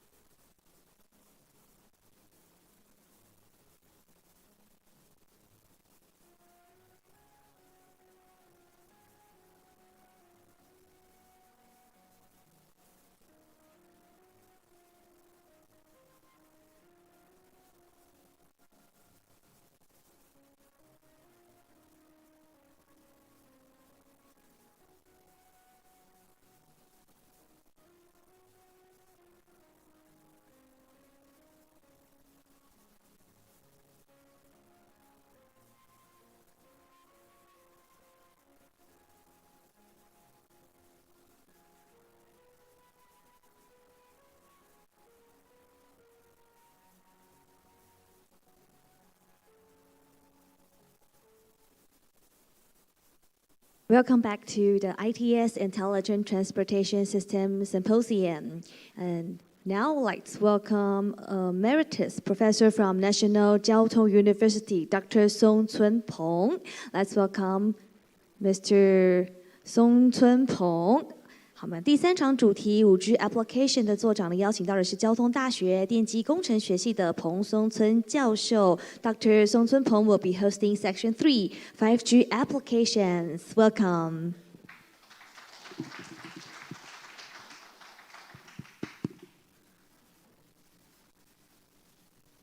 Ladies and gentlemen, good afternoon.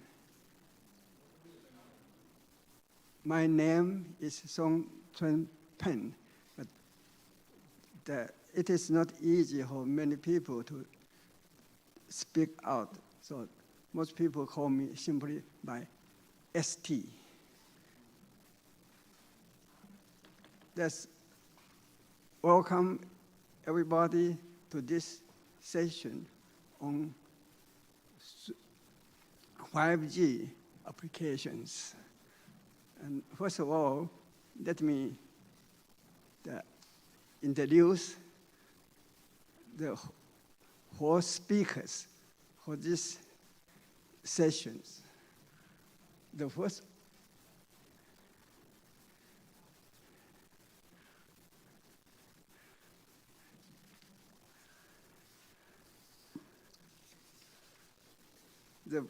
first one is Jaya Shankar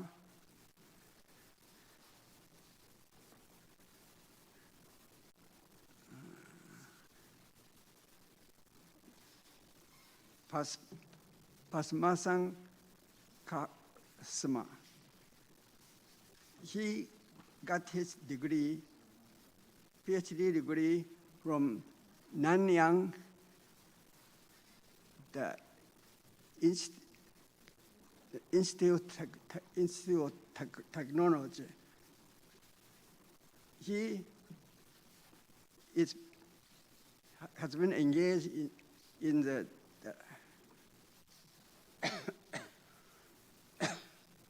has been engaged in mobile computing, and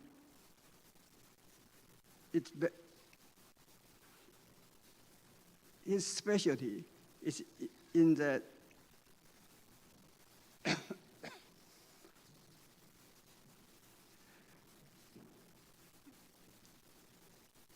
his specialty is in the standard and protocols. The second one is Steve Ray. He is the vice president of ITS Hong Kong. The third one is Newcastle Num Wongs. He is a very special one. He has his training basically in mechanical engineering. His specialty is in the automobile dynamics, particularly the dynamics involved with tires. It's a very important problem for the automobile design. The first speaker will be Dr. Mark Shaw. Mark has his training in transportation engineering, but his work is mainly in the area of IT, the information science. So these are very good combination of different disciplines. And after the invite speaker session, we will have a panel discussion, and we will come to that later on. Let us start with the first speaker.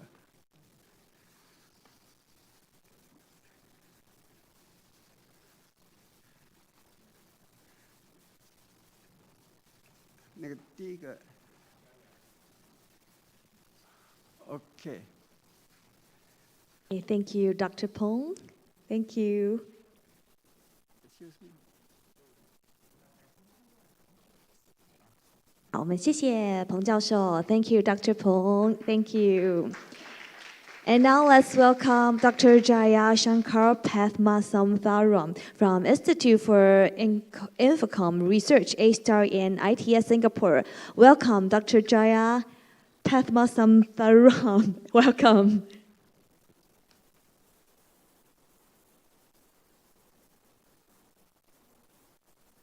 Hi, can you hear us?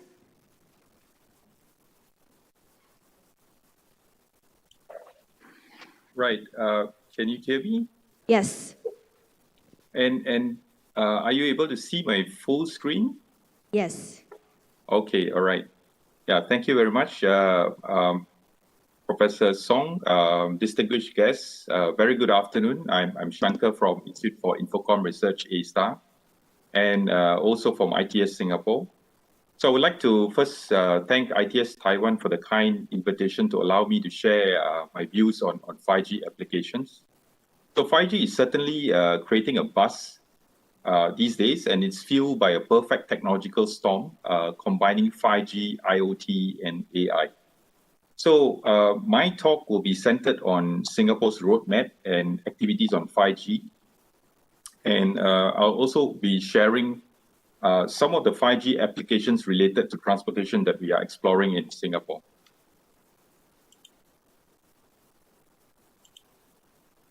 Right, so before I discuss on Singapore's broad plans for 5G, let us examine the requirements that automotive and transportation infrastructures are placing on 5G.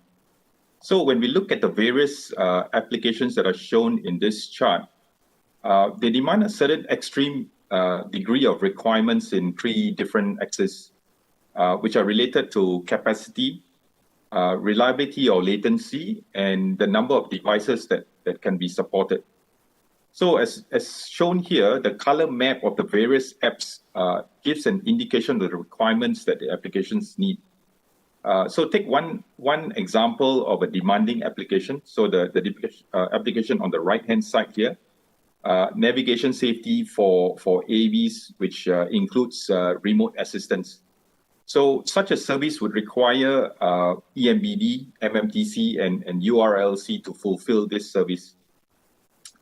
So only with 5G and not networks that we have today, that this kind of diverse set of innovative transportation applications can be realized. Next, I would like to share on Singapore's plans for 5G from the Infocom Development Authority of Singapore, known as 5G SG. So 5G SG is a multi-pronged approach to facilitate the development of 5G in Singapore. So to catalyze 5G development adoption in Singapore, 40 million Singapore dollars have been set aside to help kickstart 6 strategic clusters to focus on 5G. So they include smart estates, industry 4.0, urban mobility, maritime operations, consumer applications, and government applications. So in my talk today, I'll be sharing some of the activities related to ITS coming from urban mobility and the maritime operations space. Now, in line with IMDA's plans, the first use case that I would like to share is related to the use of 5G in maritime operations. So why is it important to us? If you look at the chart here, so the maritime sector contributes to about 7% of our nation's GDP, right? And Singapore has been the world's busiest container transshipment port for many years now. And besides that, we have a very high throughput, about 36.6 million TEUs in 2018. So we also have a fair share of challenges. We have a very narrow straits with limited sea space and extremely busy port.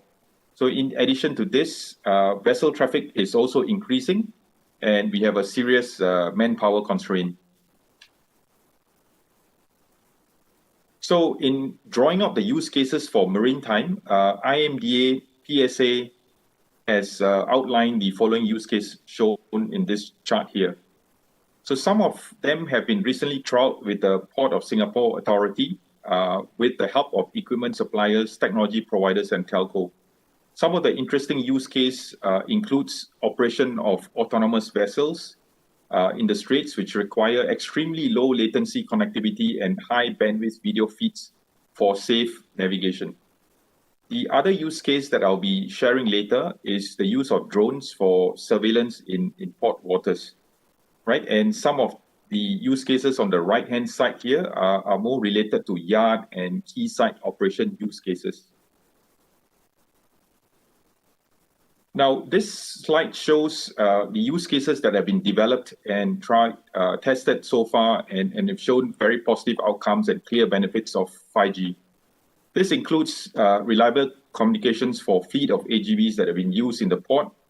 And this is important because previous cellular comms that were used with the AGVs, mainly 4G, were not reliable enough, and frequently we had disruptions, right? And this is challenging because we had lots of metal objects, usually in the port area. So these disruptions resulted in frequent interruptions of the AGV operations. Now, the second use case shown in this chart here is got to do with maritime operations using drones for inspection of port incidences. And this was trialed with the help of Airbus and M1, which is one of the telcos in Singapore. The third use case you see on the right-hand side here is related more to tele-operations. So you can see here, you have a tele-operator that's usually seated in a remote office, and they basically make use of high-definition videos to load and unload the containers to and from the vessels, right? So these are examples of 3 of the use cases that have been tested. And all these use cases so far have made use of the EMBB services. Now, moving to the urban mobility use cases, I would like to share 2 major use cases that my organization is working on. And both of these use cases are of interest to the Land Transport Authority of Singapore. So the first one is the urban mobility, in the urban mobility space, is related to 5G safety navigations in the intersection, right? And this use case is relevant for autonomous vehicles as well as manually driven vehicles. So why intersection navigation safety is important, right? So if you look at it, the stats wise, intersection is known to be one of the most dangerous parts of the road. Usually about 30% of accidents normally occur at the intersections. So for AVs, usually the perception may be occluded because of unpredictable location of the AVs and also the location of the other objects, right? So hence, the AVs usually are programmed to drive defensively at the intersections. Now, this would then result in non-optimal movements in the intersections. So for that reason, we are exploring the use of infra sensors to help AVs to navigate faster and safer. Now, similarly, the use of the infra sensors to enhance perception can be used by the manual driven vehicles that are shown on the right side diagram. Now, this slide depicts how we intend to use the infrastructure sensors such as 3D LiDARs and CCTVs to enhance the perception of AVs. In this example here, the infrastructure sensors will be collecting the raw data and passing the data to the 5G G-Node B, which then relays it to the MEC at the edge cloud. So the processing is done, the enhanced 360 degrees perception is then processed by the MEC and disseminated to the AVs that is going to execute the conflicting movements. The 360-degree view of the objects is shown in the insert diagram on the lower part of this slide here. So this gives an idea of all the objects that are detected at the intersections, right? So it's much richer view for the AVs. So in this way, the AV would have a better contextual information in real time to make a much more optimal movement. Now, similarly, for intersection safety navigations for manually driven vehicles, the infrastructure sensors would send the data to the MEC to derive the safety context of the intersection. This will be then fed back to the drivers as guidance to navigate the intersection. And besides that, as shown in this figure here on top, we'll be sending the appropriate high-definition video feeds to the driver on 5G devices so that the drivers have a better view of the occlusions that they may face at the intersection so that they can execute their movements much better during conflicting movements. Now, the second use case in the urban mobility space that I would like to share has got to do with this use of 5G for traffic management. In particular, I would like to highlight a next-generation traffic control system that we are developing known as Cruise. So in Cruise, we will be depending on rich probe data that will be available from future 5G systems and maybe services like MMTC. Now in Cruise, all vehicles will share their probe data in real time, where information such as location, type of vehicles, vehicle priorities are sent to the system. So from this rich 5G probe data, we'll be able to mine the user's route intent. And with that, we can then further improve traffic controls as well as use it for route guidance.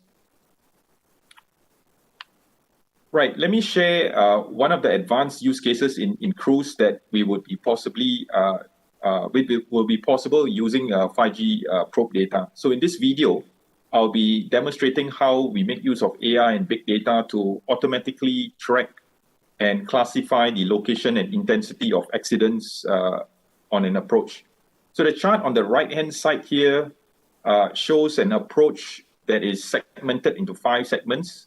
And we have an error bar that will appear when the video is run, and also a red indicator showing when the accident is detected. Right on the lower part of this chart here, or of this graph, sorry, of this slide here, you'll see a timeline showing when the accident occurs. So it happens at 300 seconds. In this piece of work, we are able to actually detect the accident about 11 seconds after the accident occurs, right? So let me just play the video. I hope there's no lag. Right, so I hope you can see the video. So at the 302nd point, the accident happens. You can see here the error bars on the right-hand side appears. And at the 11-second point, the indicator shows that there's an accident happening, right? And it persists throughout the whole accident, and about at the 502nd point, the accident is being removed, and the system is able to automatically remove the indication of the accident. So this is an example how data can be used effectively to track events very fast, right, and use it for control purposes. Right. So using that same accident indicator from the previous slide, we now I would like to now show a video where we do actual controls, and by using the probe data from the 5G, we can actually do better control. So in this video, what I'm going to do is to show comparison between 2 systems. One is the Cruise system versus the traditional traffic control systems, right? So I'll just show you a video now.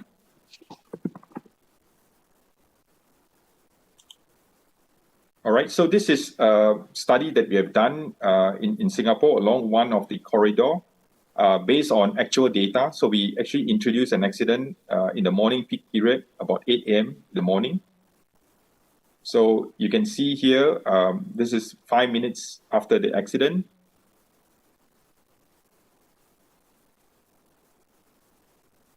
Minutes after the accident. You can see here in cruise, we have much more richer data. So we are able to regulate the traffic much better as compared to the traditional traffic control systems.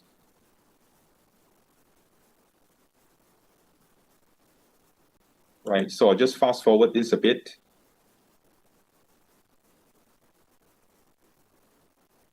So this is 35 minutes after the accident. You can see, we do a flyover, and you can see the spillback happening right past the upstream intersections, right? And at the 40th minute point, we actually removed the accident, right? And in the cruise system, we are able to remove the accidents remove the congestion less than 5 minutes. Right, and on the left-hand side, the traditional traffic control system takes about almost 20 minutes to finally clear the congestion. All right, so that's all I have, and thank you very much for your time. I hope I had shared enough information on the 5G. It was my pleasure to actually share to the audience in this conference. Thank you very much. Thank you, Dr. Pathmasam Tharam. And now let's welcome our second speaker of Section 3, the Vice President of ITS Hong Kong, Mr. Stephen Louis. Hi, Mr. Louis. Can you hear us? Can you hear me? Yes. Yep. You may begin. Okay, thank you.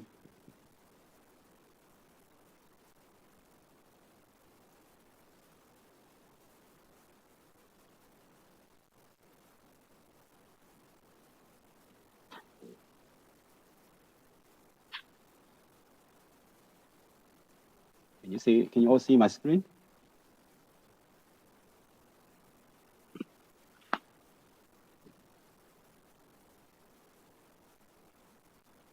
Can you all see my screen? Yes. Yes? Okay, let me begin then. Professor Song, distinguished guests, ladies and gentlemen, welcome to my presentations on 5G applications for ITS in Hong Kong. I am Stephen Lui, Vice President of ITS Hong Kong. I'm an electrical engineer, and I have spent the last 17 years on pretty much ITS, or different aspects of ITS, working in public and private sector, in London, Dubai, Abu Dhabi, even Singapore and Hong Kong. So, okay. So let me just give you like a very quick summaries of the Hong Kong situations. Basically, the population, around 70% of the population is within 500 meters of rail stations. And we are really proud to have this 90% of daily passenger trips made by public transports.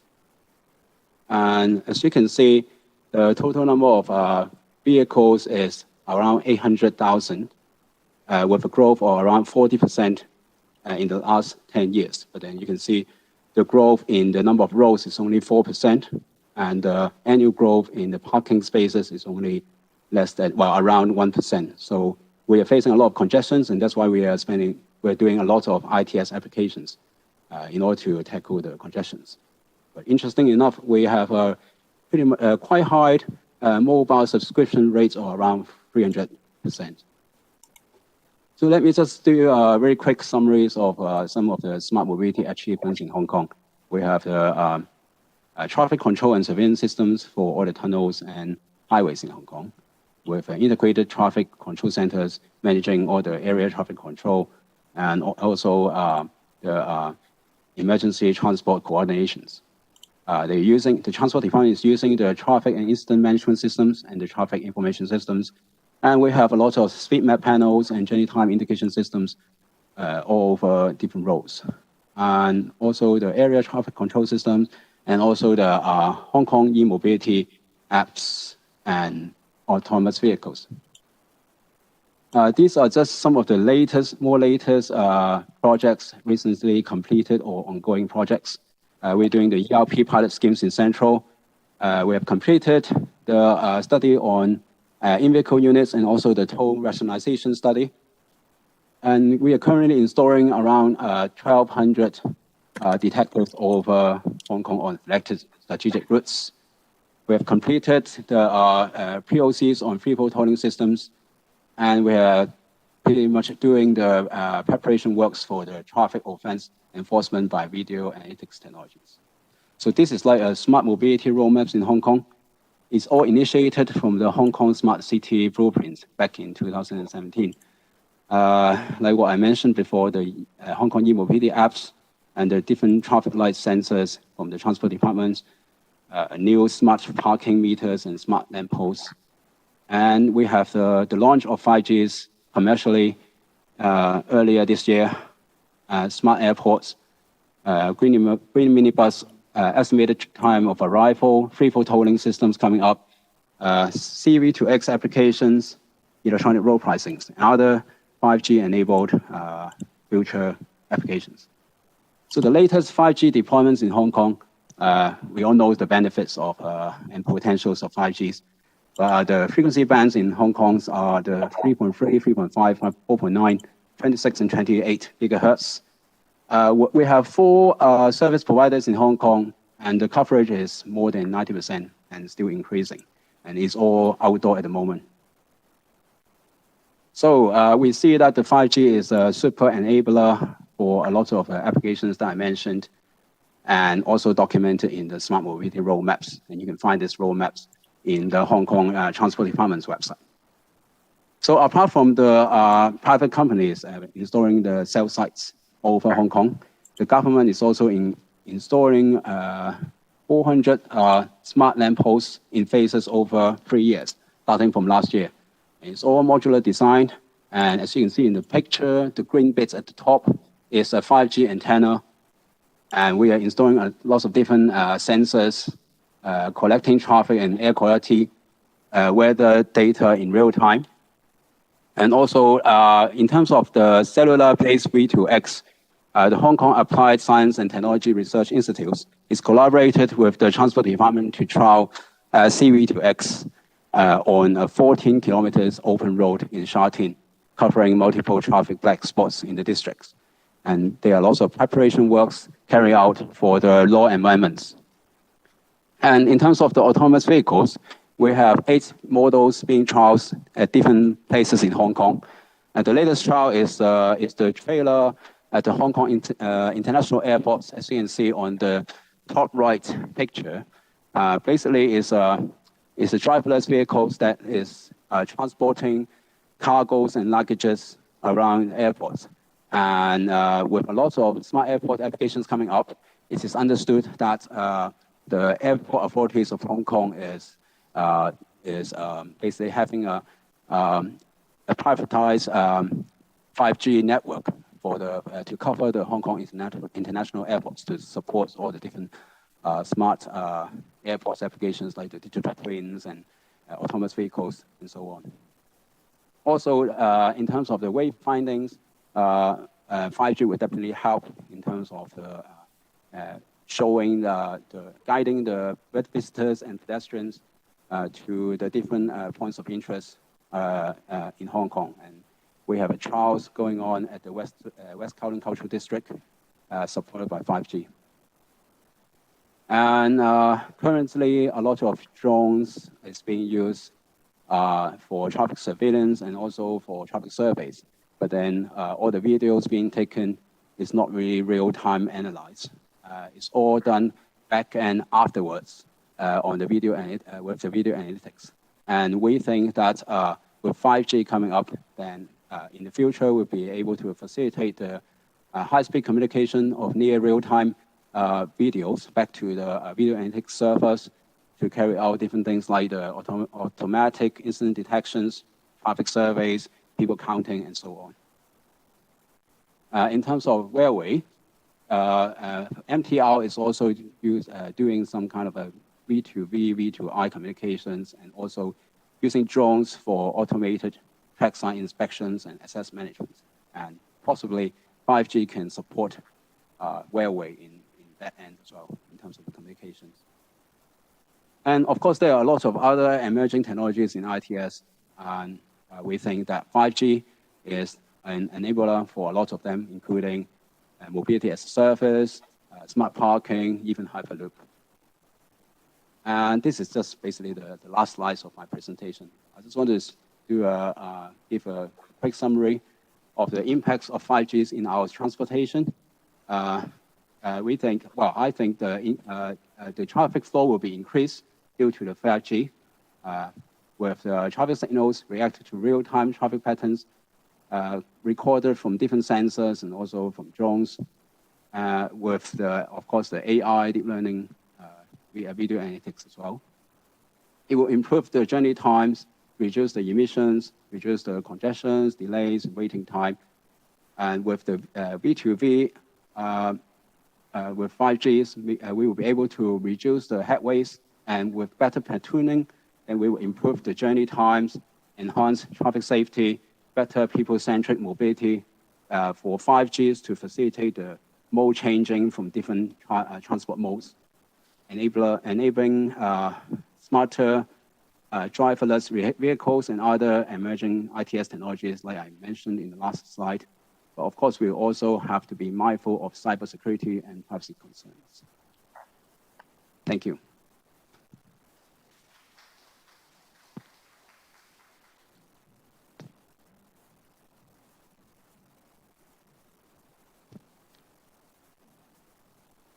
Thank you. And moving on, let's welcome Professor of Smart Mobility Research Unit in Department of Mechanical Engineering from Chulalongkorn University, Dr. Nukist Numwangs. I'd like to welcome Dr. Hello. Numwangs. Yes, please begin. Can you see my screen? Yes. Okay, thank you very much for inviting me to this conference. My name is Naksit Numwangs, and today I will share about the 5G use cases of autonomous driving in Chulalongkorn University. I'm from the Chulalongkorn University and do research in our research lab. So first, I would like to introduce about the status of 5G in Thailand, and also next is about the 5G use cases project in our university.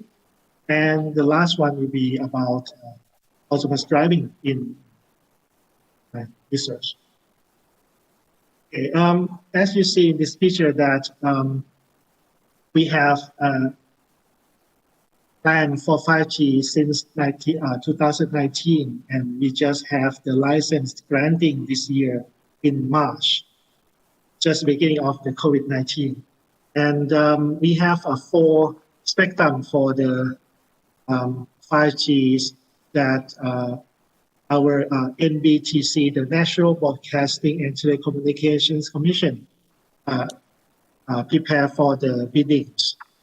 We have 700 megahertz, 1.8 gigahertz, 2.6 gigahertz, and 26 hertz. And it's a result of the auction. We have 5 service providers that joined the auction, and the first one is the AIS is won a lot of the auction. You can see that mostly for the first and the second one, they share a lot of auction with 2.6 megahertz and 26 gigahertz. Before the auction of the 5G in Thailand, the NBTCs try to introduce a 5G and the use case of 5G by allowing universities and some special areas to do the research about the 5G use case. For example, in Eastern Economic Corridor, east of Bangkok, in eastern area of Thailand, we have a special area for research and innovations, and also for investment from foreigner. And we have the special area for the innovation that we include the 5G in that area to set it as the regulatory sandbox for the 5G use case. And one of that is about the transportation technologies that they are interested in the connected vehicle technology, AI for autonomous vehicle, autonomous driving, high definition map, and also about the use case of the autonomous driving with the connectivities. And also in universities, such as Chulalongkorn University, we got the grant from NBTC to carry out the 5G use case research for 1 year, starting from last year. And we set up the 5G use case experiment groups into 4. First one is about the telehealth or smart health. Next one is about robotics, smart mobility, and smart student lives. The third one is about the smart environment, and the last one is about the 5G test center. For telehealth and smart health, we have several projects, including the transmission of multi-parameter vital signs for telemedicine, implementing 5G wireless pictures, achieving a communication system in dental clinics. And the third one, in Thai, is about the teleoperation of the eye surgery using 5G. And next one is about the development of data collection and transfer for air quality monitoring in hospitals. Next one is about the robotics, smart mobility, and smart student lives. We have the control of service robots with 5G networks, 5G CU megasense and video analytics via CU buses and smart poles. The pink buses that you see in the picture is a shuttle bus in our campus. Is the pure electric vehicles. We put the cameras and use the video analytics through 5G networks. We run the analytics in the cloud. So the pink bus tend to be the probe, the traffic around our campus. So we can see about the traffic flow and others condition on the road through this 5G video analytics. And also,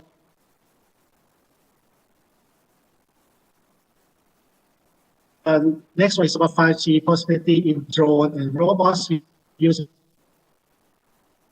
And you see the first one on the left and on the right one is. And therefore, the next two is the autonomous driving for the location of CU Toyota Hammer.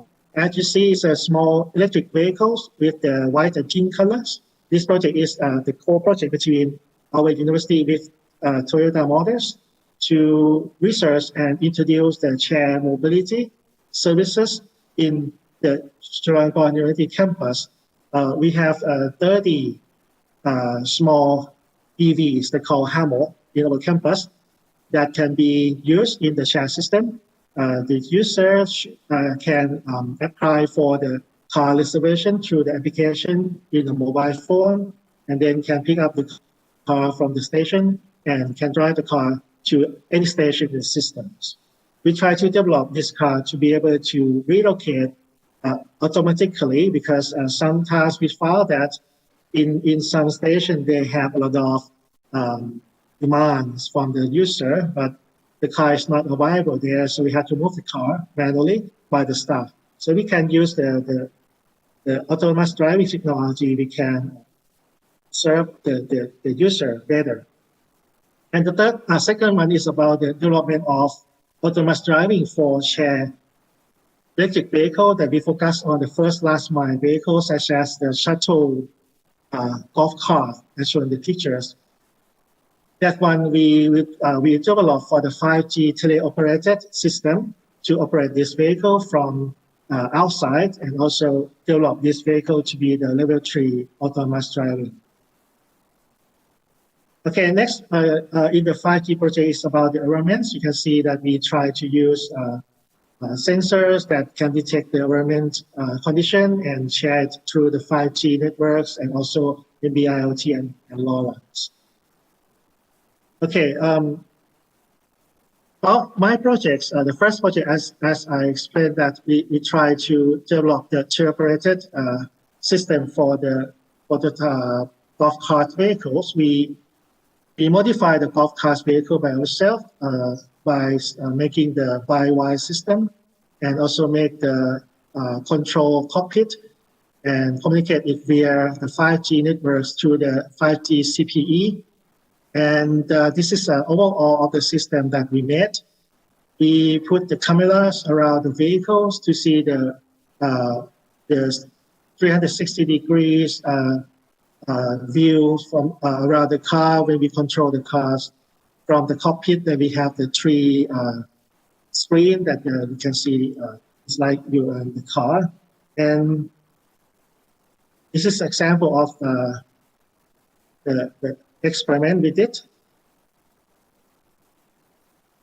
This is in our faculties. The driving cockpit is in the buildings, and the car is outside the buildings. And also, actually, we test around the campus areas, not only in the faculties. So you can see that the latency of the 5G is quite compromised to use with the teleoperated system, as you see in the news that many companies or many researchers try to use it with many kind of machine control, not only about the vehicles. Okay, next, this vehicles has been developed further in the autonomous systems to be able to operate in level 3, and we will try to use it as the shuttle vehicle soon, after we develop the front end and back end software to control the service of these vehicles. This is a sample of the vehicle running with autonomous driving system. We used the AutoWare running on the ROS, Robot OS, to operate this autonomous driving. So to be able to do this, we have to install the sensors like LiDARs, and also GNSS receivers, IMU, and camera on the vehicles. This is the video that shows the testing of the vehicles at night in our university campus. And next project is about the relocation of Toyota Hammock by autonomous driving. And see that if we have a high demand on the station, like station A, and we have low demand on station B, we can move the car from station B to A. And using the 5Gs and the autonomous driving technologies. So this is a demo of the system that we developed. Actually, it's part of the demos. It's moved from the station from another faculties to front of our faculty stations. And here we use the 5G in the smart parking that we communicate to the vehicles, that we use the smart parking to reserve for the parking lot for the vehicles. And when the vehicle arrives, we communicate to the smart parking to lower the smart parking that we lock, and then we can enter this parking lot and finish our demos. So this one we install the smart parking device that, including with the yellow one that can block other car not to park on this parking lot, and also you can have the small one, the black small one that can detect the vehicle and can show it to the system that we have the car in this parking lot. Okay, and our second phase will be using more 5Gs in the V2X application to enhance the safety and also try to demo the autonomous shuttle in our university campus. And also we have building the new project with NBTC that we will operate this autonomous vehicle in more complicated environments, such as in the closed area in near the office of NBTC.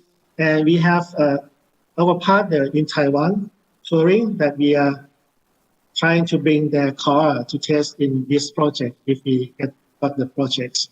And here we can use the 5G as well for the V2X application to enhance the safety. Okay, that is about my presentation. Thank you. Thank you, Dr. Numwons.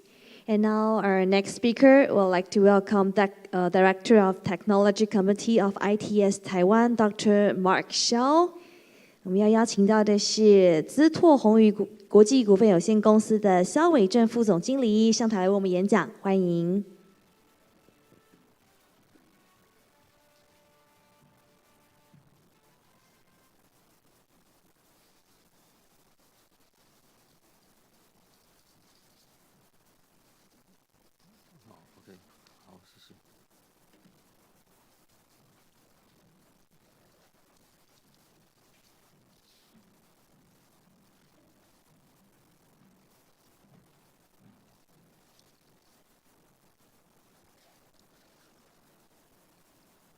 Hello, everyone. It's my pleasure to be here sharing my concept and my opinion about the 5G applications. Instead of talking about the application, I think I will talk more about the 5G infrastructure. Okay, first of all, I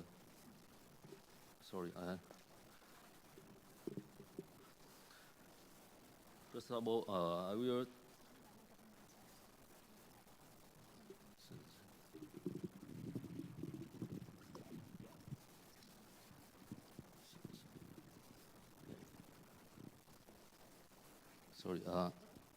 maybe I stand here would be more easy to speak.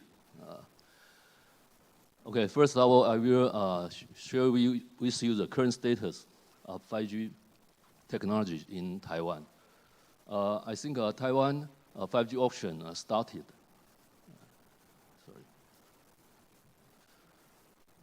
Where's point? No point.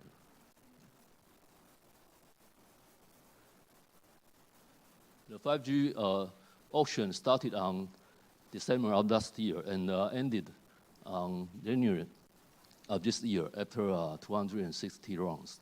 And the 5 mobile operators in Taiwan spent a total of around the new Taiwan dollars 138 billion.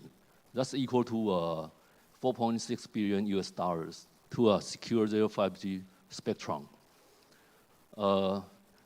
And as a result, now Taiwan is the third priciest auction country for the technology. And Italy and Germany are the most expensive 5G markets so far. So far, the operators have launched their commercial 5G services since end of June this year. But this service started from metropolitan areas. I think that's very easy to understand because the technology now is at the beginning. So the coverage of the networks cannot be expected to 100% by the end of this year. So we may wonder how about the status of 5G technology in Taiwan. According to the Open Signal Organization's survey, this figure just shows the 5G availability, or you can say that coverage of all countries now they have 5G service in the world. Among them, you can see that the blue bar means the 4G, and the yellow bar means the 5G availability. So even the top one country, Saudi Arabia, their availability is only 37%. And Taiwan is 16.8%. I think most consumers will not be happy with this figure. Okay. However, if we look at another dimension, when we see the download speeds, the figure is much more beautiful. Okay, you can say that almost every country, the 4G download speed is much higher. The 5G download speed is much more higher than 4G, and in average, every country's 5G download speed is much over 100 megabits, and Saudi Arabia and South Korea, they have the highest, over 330 megabits.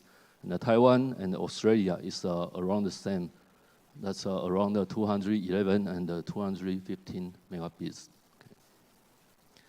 So with this technology, what happened now in Taiwan? Due to the coverage, just like what I say, in Taiwan we have only 16.8% availability. So it's naturally that this application will be focused on specific site, and most of them will be in the metropolitan area. So now we have 5G concert, okay, here, and we have 5G baseball here. I think this application utilizes the broadband, or we can say that fiber speed, fiber-like download speed features of 5G. And also we have 5G factory, and we have 5G hospital, okay? With this application, we can combine with AR or VR, so we can have a remote healthcare or remote maintenance, these kind of applications.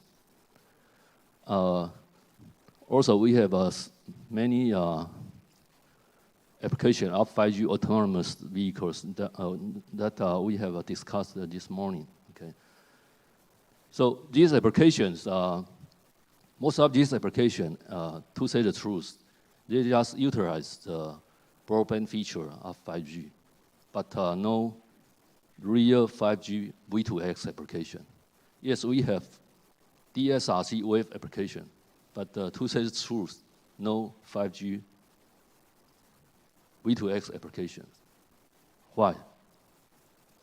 I think first reason is that we know that there are two modes for the 5G V2X communications. First one is a direct mode, and the second one is network mode. For direct mode, the vehicle, they can connect to each other, okay, with a dedicated 5.9 gigahertz band. But now there are three issues arise. Okay. First one is that to achieve this kind of applications, we need sufficient spectrum for the short-range direct communication at 5.9 gigahertz. And the second issue is that we need a high level of mobile network coverage along the roads. That means the vehicle, they must be able to connect to each other anytime when they drive on the roads. Okay. And the third one is that we need sufficient mobile network spectrum for mobile network-based communication. So vehicle, if want to connect to the backend system, that means V2N applications, we must reserve sufficient spectrum for them. But to say the truth, we have only 16.8 availability. So, and also we don't reserve or guarantee the 5.9 gigahertz frequency for this application. So the three issues, that's really a barrier, okay, to this application. The second reason is that currently the V2X technology is still under development. For the applications, there are three levels of applications for the V2X that include basic safety, enhanced safety, and advanced safety. Okay. If you want to achieve advanced safety, you need at least release 16 above standards. But the current status is that the release 16 standard is just passed this year or end of last year. Okay. So current application most focus on the release 14 or 15 standards, and also focus on or centered on the enhanced safety applications. Okay. So this kind of application, they just prove that drivers, they can see they can be warned of the damage or alert before the blind curve. Okay. But if we want to achieve the safety, advanced safety application like see-through or camera sensor sharing or bird's eye view, technology now is not mature. Okay. And according to 5GAA organization's milestone, or you can say roadmap, they have 3 stages of the roadmap. That includes the first stage before 2024, and the second one 2026, and then 2029. So you can see there's still have around 10 years to go for the V2X technologies. Okay. So what can we do? I think due to the constraints of the technology and also the standards, every country, we can see that from the above presentation from Singapore or Thailand, everyone has built many test sites or pilot projects to test this emerging technology. Okay, so the same in Taiwan. Now, our government also try to build a test site, or you can say like a Japanese, this morning they say the FOT, Field Operational Test Area. So now in Taiwan, we have a Danhai Newtown 5G connected vehicle test field. That's located, you can see the red dot, the north side of Taiwan. There, we have built the road infra, including the Edge AI, roadside unit, and the wired communications. And next year, I think the project will try to build telecom infra, like MAC, small cell, and C-V2X networks. And now we have a autonomous bus trial in this area. You can see this small blue car. Okay. And also we have installed many field devices like AI camera or LED board and a smart roadside unit. Okay, there. Okay. So based on the same concept, we also expand this kind of concept to other area. So my understanding now is that our government, MOTC, now they also try to set up the other test field, especially in the areas of smart railway, smart airport, and the smart seaport.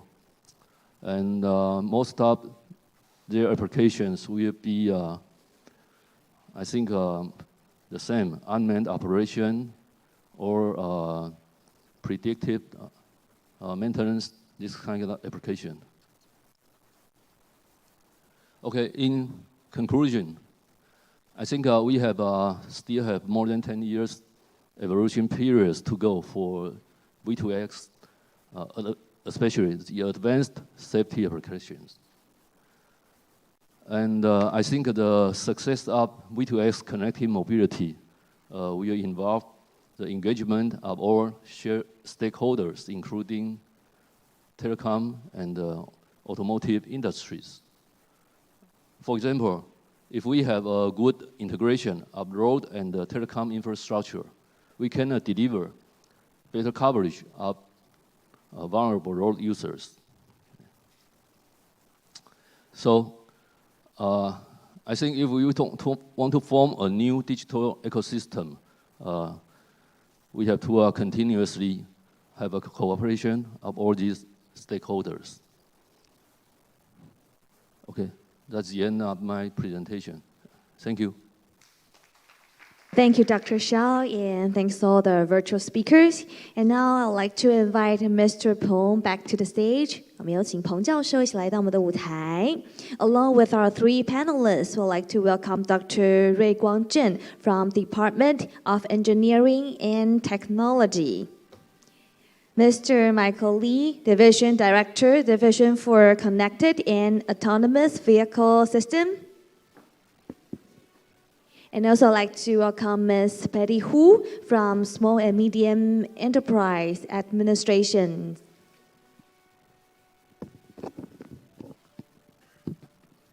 有请我们的彭教授以及我们3位的与谈人 ，Let's welcome them.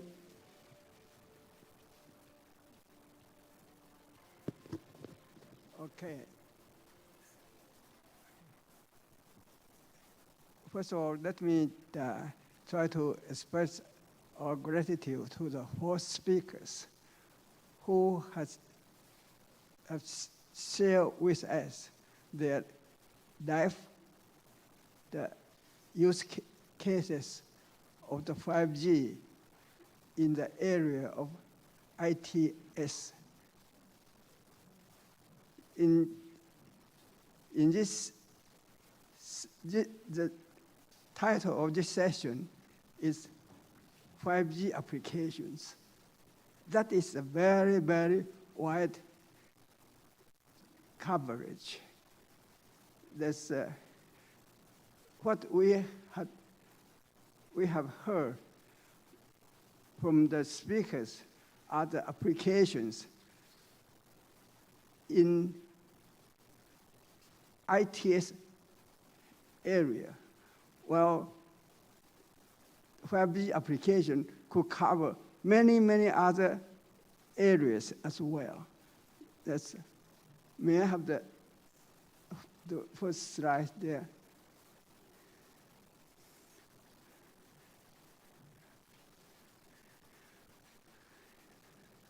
Okay. Do I have the pointer?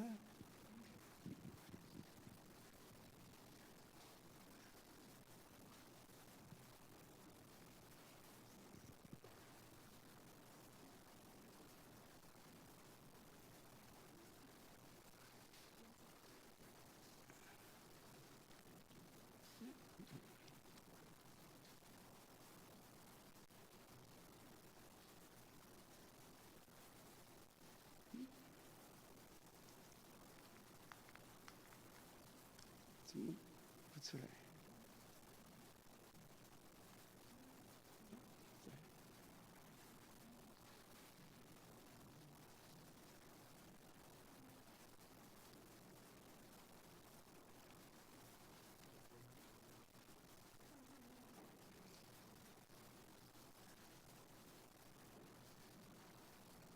那个 point 在哪？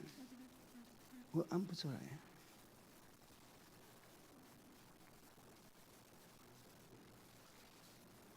No, it is out.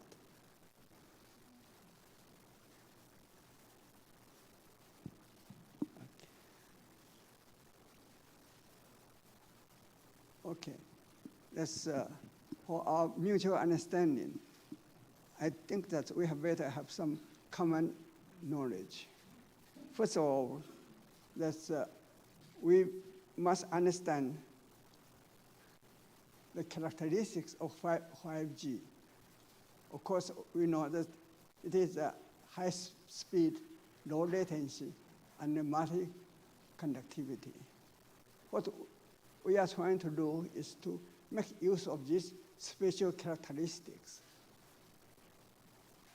Now, we assume that we have the enabling technologies, the AI, big data, and robotics.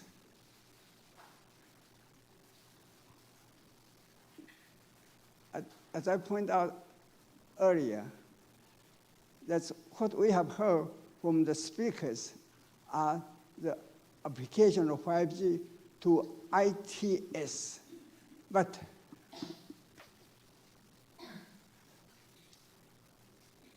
from the viewpoint of daily life on 5G, we know there's so-called smart city, smart home, intelligent healthcare, intelligent transportation, and also the application to commerce services, the factory of future. And we never forget the so-called entertainment. There are so many applications of 5G, and because this symposium is organized by the ITS, therefore, we concentrate on application to ITS here. But from another point of view, we must think that how the transportation could bring up other business to the society. After all, science and technology is for the service of the daily life of common people. So for today, we have the panelists, 3 panelists. The first one is Professor Zhang Zui Wang. He is a professor of the National University of Science and Technology, and he is responsible for the 5G program of the Ministry of the Science and Technology. And the second panelist is Dr. Li Xiaxin. He is running the autonomous vehicle program at ITRI. So he has been doing the testing for many years and sure have his feeling about this technology to share with us. And the third one is a very special one. You will be surprised. That's what we have arranged. This is the Deputy Director of Small Business of the MOEA. That's the Assistant Director Hu.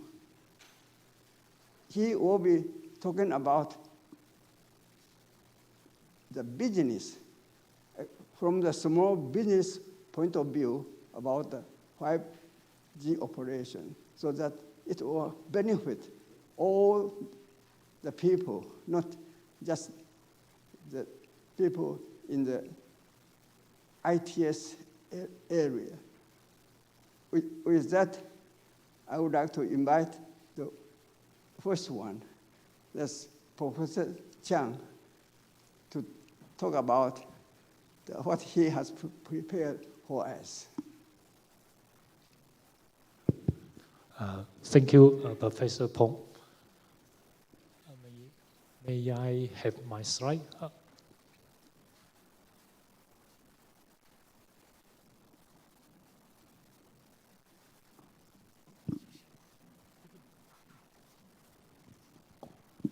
Good afternoon, everybody. My name is Ray Guang Chen from National Taiwan University of Science and Technology.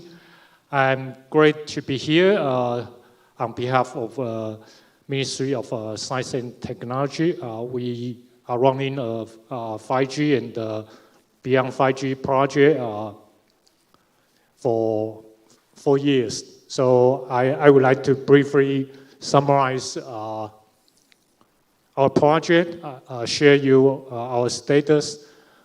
Here is a strategic plan for our 5G, beyond 5G technology. This project is sponsored by Ministry of Science and Technology. The main purpose for this project is we encourage professors from the university to tightly cooperate with the industry to work out the new technology for 5G. This project is 4 years, so actually we already run the project for 3 years. It's the last year for the project.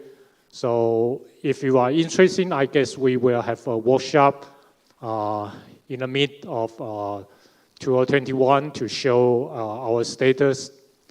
So in this project, we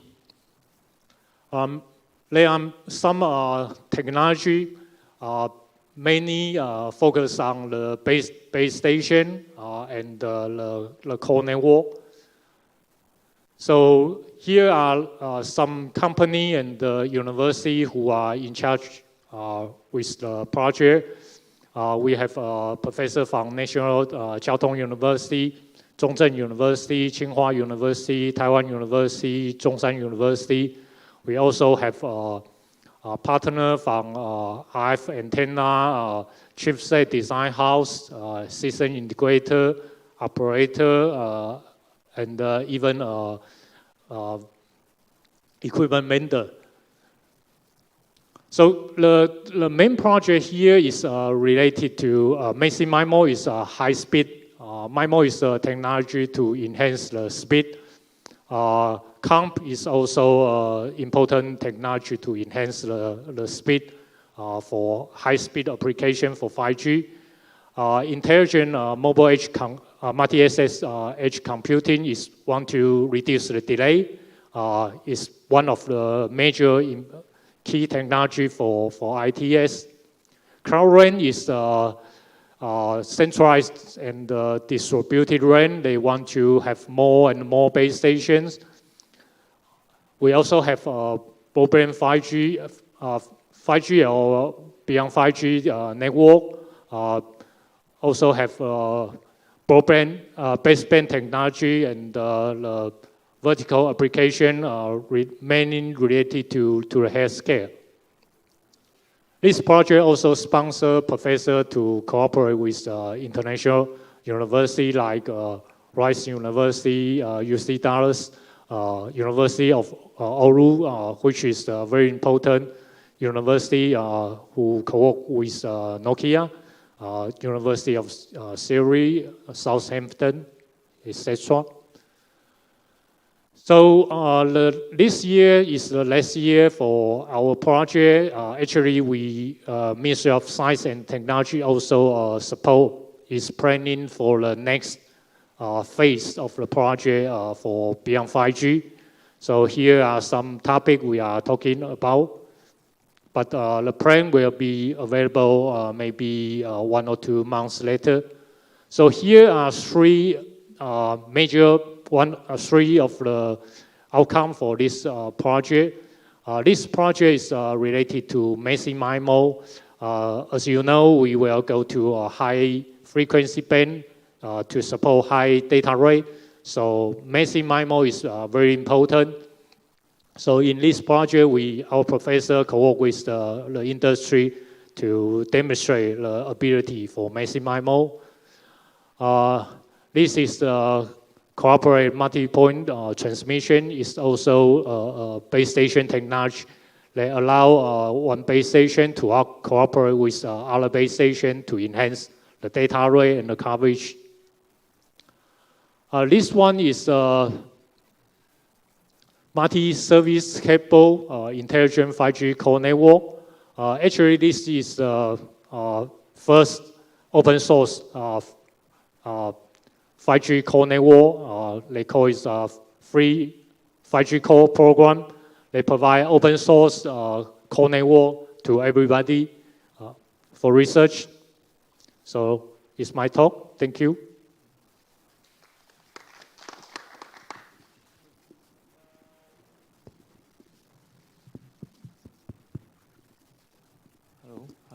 Hello. Thank you. My name is Michael Lee, and thanks for the organizer, Dr. Peng and ITS Taiwan, for inviting me. So time's very short. I just want to mention some point. But my background in E3, we do research and development under the funding of mainly from the Ministry of Economic Affairs to do technology development for, in my division, related to connected vehicles and autonomous vehicles. So these are technology we've been working. I've been working with the connected vehicle project for 8 years, and the recent 3 years working on the autonomous vehicle project, working on building an autonomous shuttle bus to transform the electric bus company's product to autonomous vehicle. So first point I wanted to mention is that I think that we mentioned this session is about 5G. So communication is very important. We need a big broadband and low latency. And Dr. Xiao has just do a very good presentation about what many technology and application currently in Taiwan. But it's not only the 5G is important. I also want to mention that the sensing technology is also very important. So we need different sensors like radars, lidars, cameras. For the most popular application, you know, is about like autonomous vehicles and also intersection safety. So these are the related applications we commonly see in ITS field. These are both need communication technologies and also sensing technology to work well on the system. And a lot of trial is needed. So we are very glad that the governments are very aggressive in this area and granting out many different research projects, both in Ministry of Economic Affairs and also Ministry of Transportation. And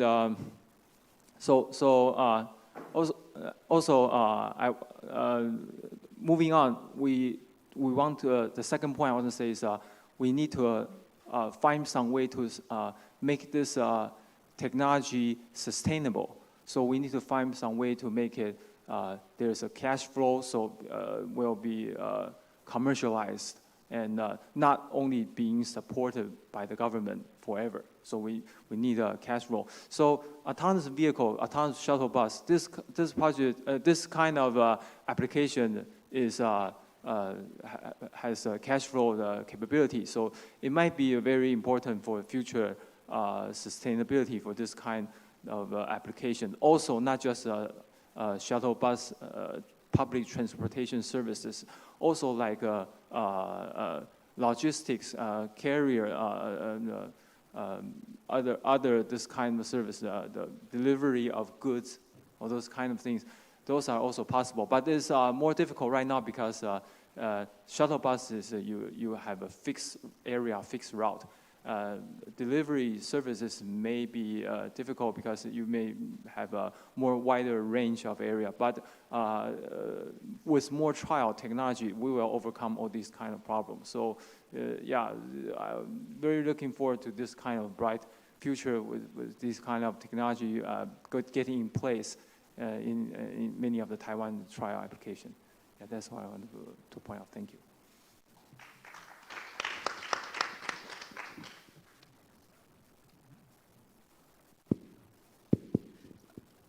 Okay, this is Betty Hu. I'm from SME Administration.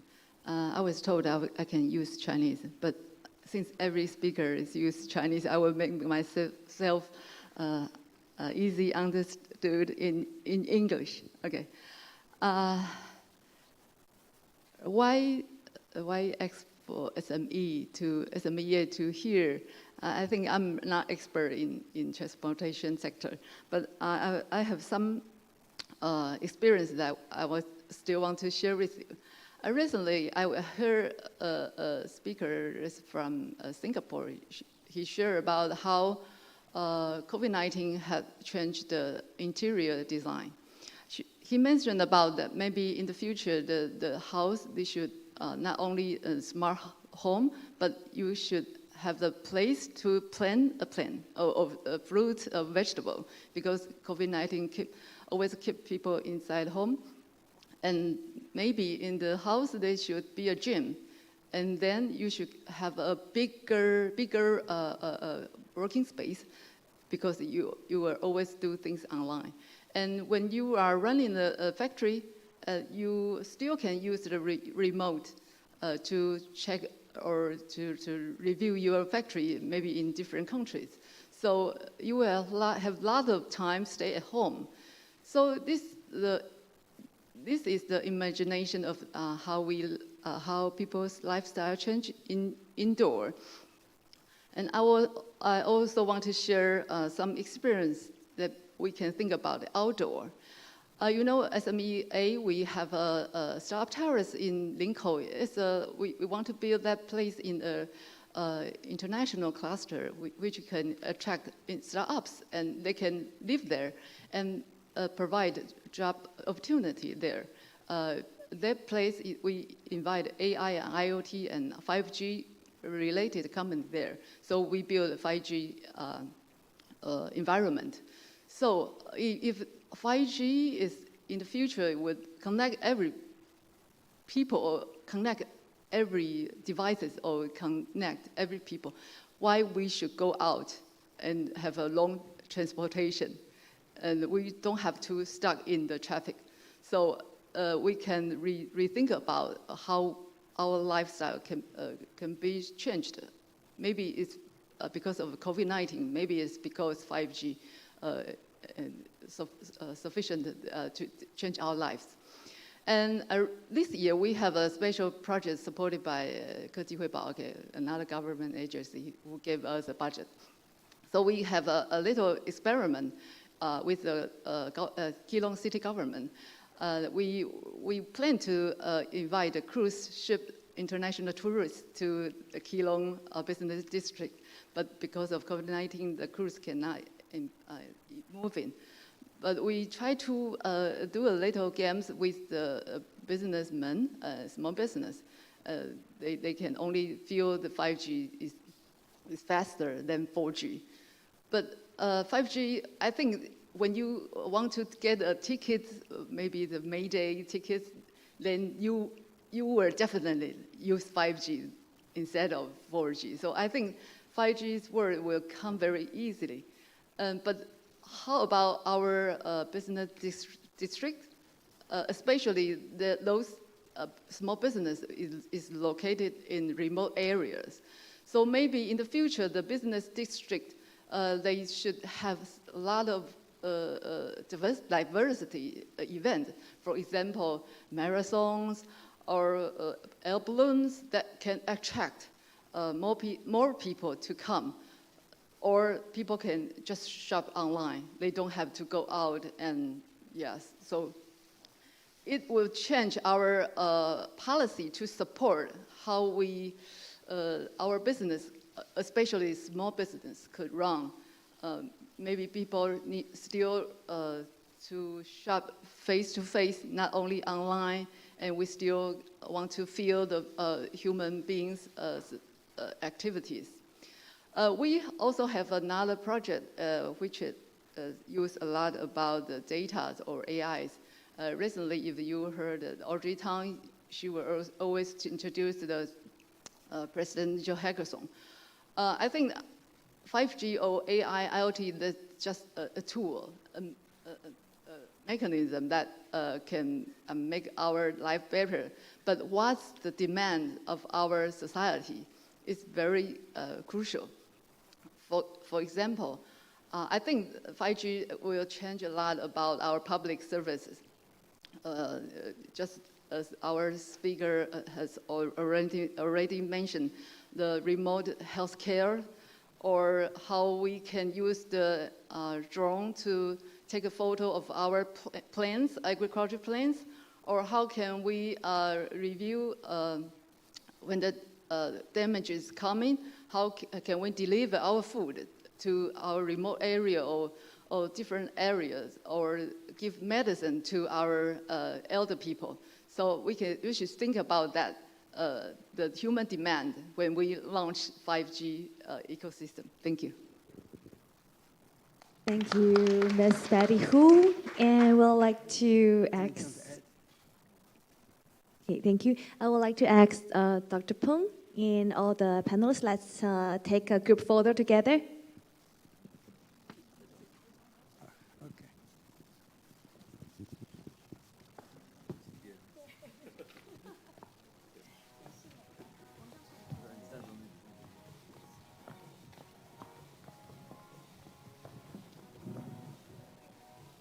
Look at the camera.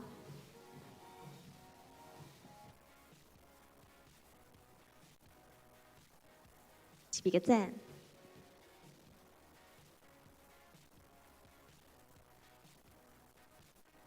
Thank you, Dr. Peng and our panelists. 好，我们第3场次5G application 呢，在这边告了一个段落。This concludes the section. And as we move to the last topic, mass after COVID-19, let's welcome the host, Chairman and CEO of Smart City Consulting, Mr. James Zhao. Please come up to the stage. 我们紧接着要进行的是我们2020智慧运输国际论坛的最后一个主题 ，Mass after COVID-19。好，我们邀请到的是智慧城市股份有限公司的焦国安董事长，有请。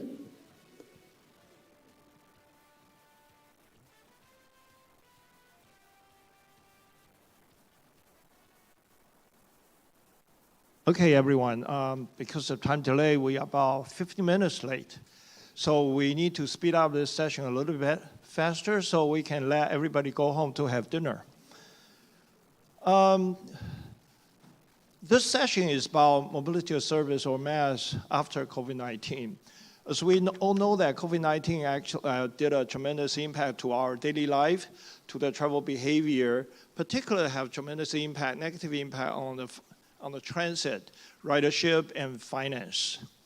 However, mobility of service really has been an alternative that developed in Finland a few years ago, trying to give an option for the traveler that they don't have to drive alone. So the COVID-19 definitely have a major hit on public transportation as well as the development and experiment of MaaS applications. In Taiwan, we have 2 MaaS applications, one in northern Taiwan and one in Kaohsiung. And we're going to talk about that today. So I think the challenges we're going to talk about, we are going to have speakers talking about different experience of the MaaS applications in Taiwan and in US and around the world. So the challenge is how does it impact the MaaS application during the COVID-19? The most importantly, how we are going to improve and sustain the mobility of services concept so people don't have to drive.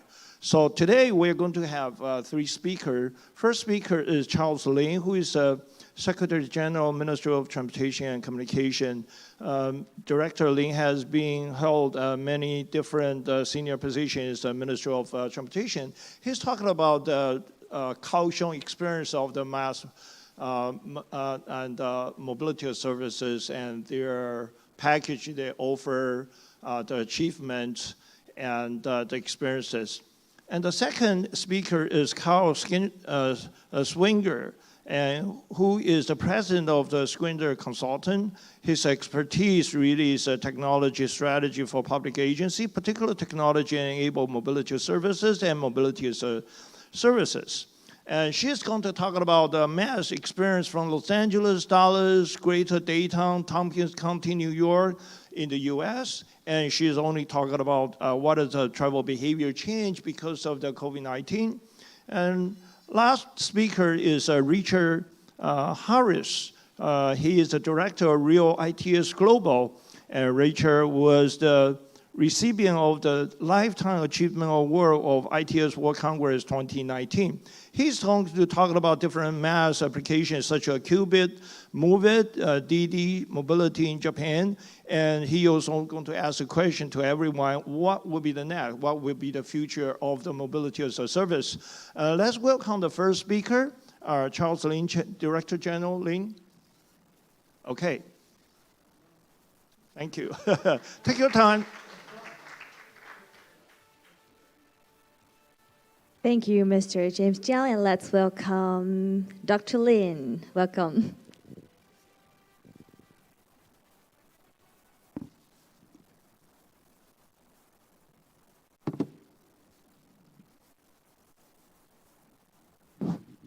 Okay, thank you, Mr. Zhao, and hello, everyone. I'm Charles Lin, the Director General of the Institute of Transportation, Ministry of Transportation and Communications of Taiwan. It's my great pleasure to be here and to introduce you the mass development in Taiwan. And in the beginning, next. I control myself. Okay. Is there the controller? Maybe I can control myself. Which one?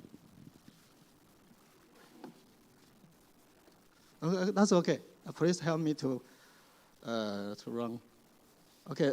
In the beginning, I would like to introduce the current situation of the Kaohsiung city, where the mass has been developed in southern Taiwan. The population of the Kaohsiung city is around 2.8 million, and its area is around 3,000 square kilometers. As for the public transportation, there is one high-speed rail station and 11 conventional railway stations, 2 routes, 2 MRT routes, and 1 light rail transit route. And also there is a tight bus service system connecting the whole city. And next please. And also there is a bike sharing service system. Nowadays, there are about 653 stations and more than 4,000 bikes installed.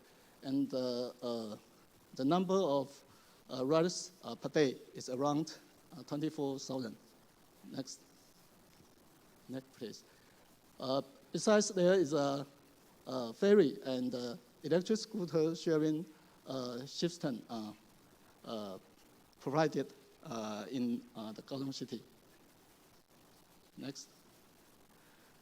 And since there are multi-mobility service in Kaohsiung city, so we think MAS could be developed to provide the integrated mobility service, which is named as the main goal. And the later in the mango has its own meaning. The first M stands for mobility, and the E for ecosystem, and the N for network. And mango, we say man can go easily. And also the mango pronounced like mango, which is the sweet, juicy, and representative fruit in Taiwan. Next. Currently, mango provides many kinds of service packages to the users.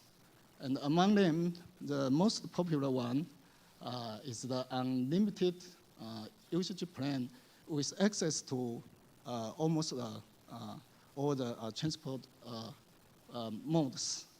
The monthly fee for the unlimited rides of buses, MRT, LRT, e-scooter sharing, and so on. It's about $50 for adults, and $45 for the students. And besides, the users can get 4 times free ferry rides. And moreover, 600 bonus points are provided as an additional benefit. And I will explain later the applications of the bonus points. And also, in order to offer the affordable price for the students, a weekly pass with $11 has been provided for the students. Next. And also, the Mango provides tourists with 3 service packages. That is 24, 48, and or 72 hours ticket offered at different prices. And this ticket can be used as a limited pass for most of the public transport in Kaohsiung. So tourists can enjoy the transport service such as MRT, LRT, buses, U-bike, and get 2 times ferry rides for free. As I mentioned earlier, the monthly fee of the unlimited package includes 600 bonus points.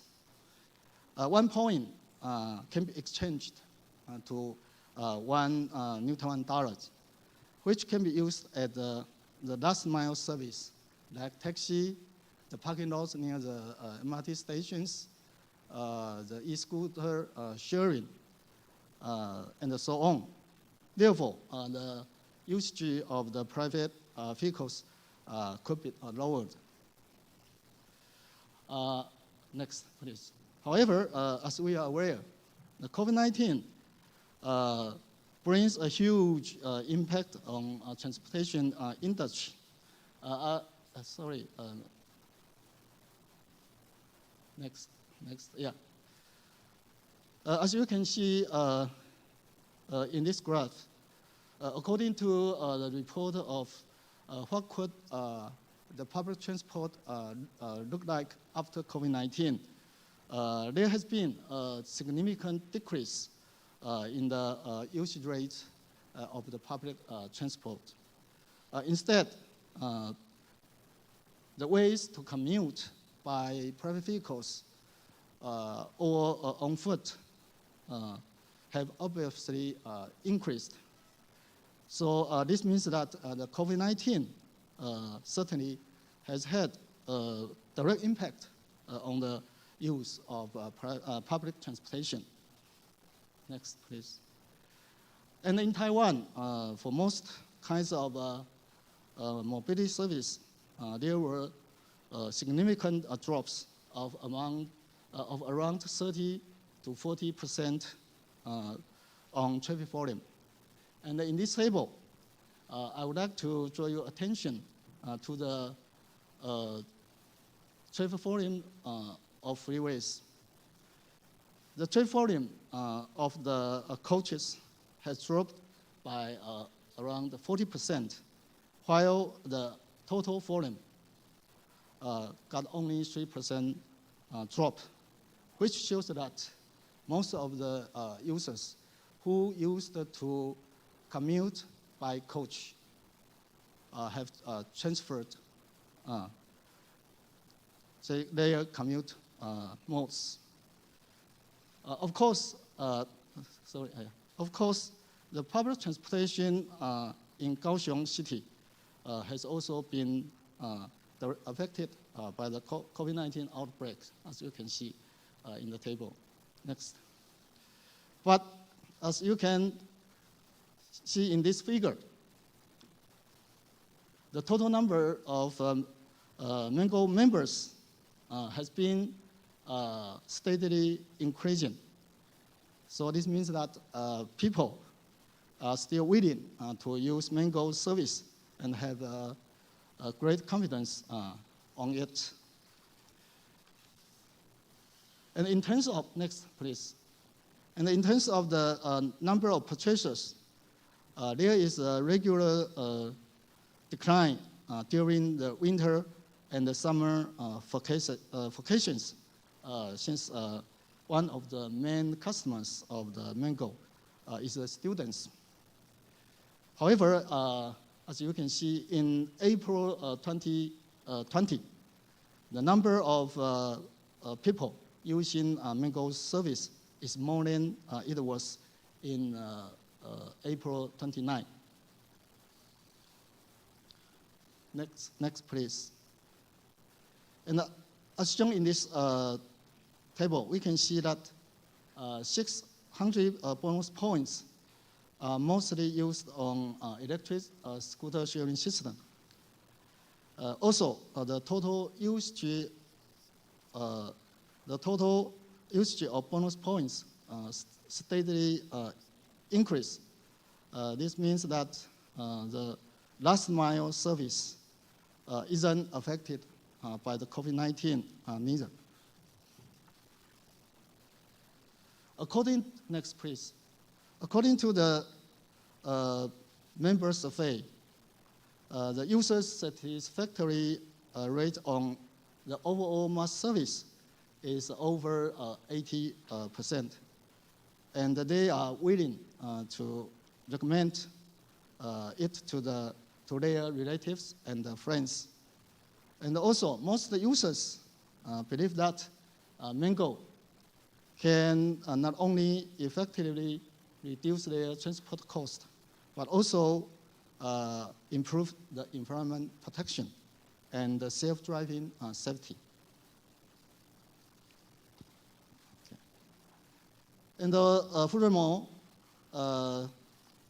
as shown here, it can be found that in 2018, 10% of the Mango members actually are transferred from using private transport modes.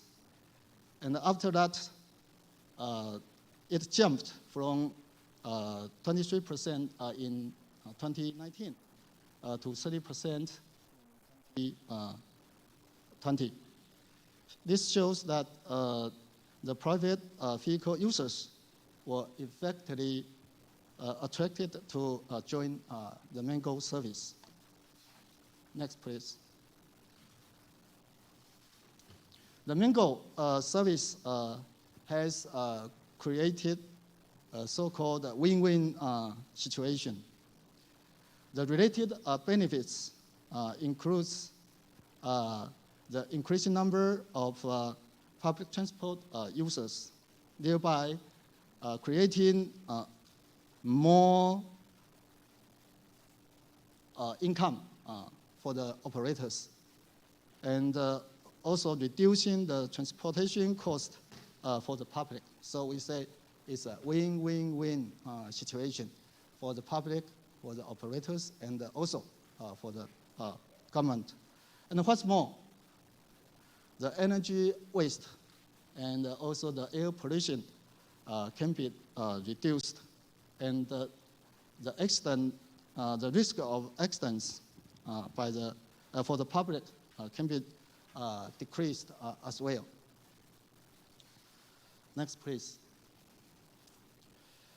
Mango system has also undergone a so-called third-party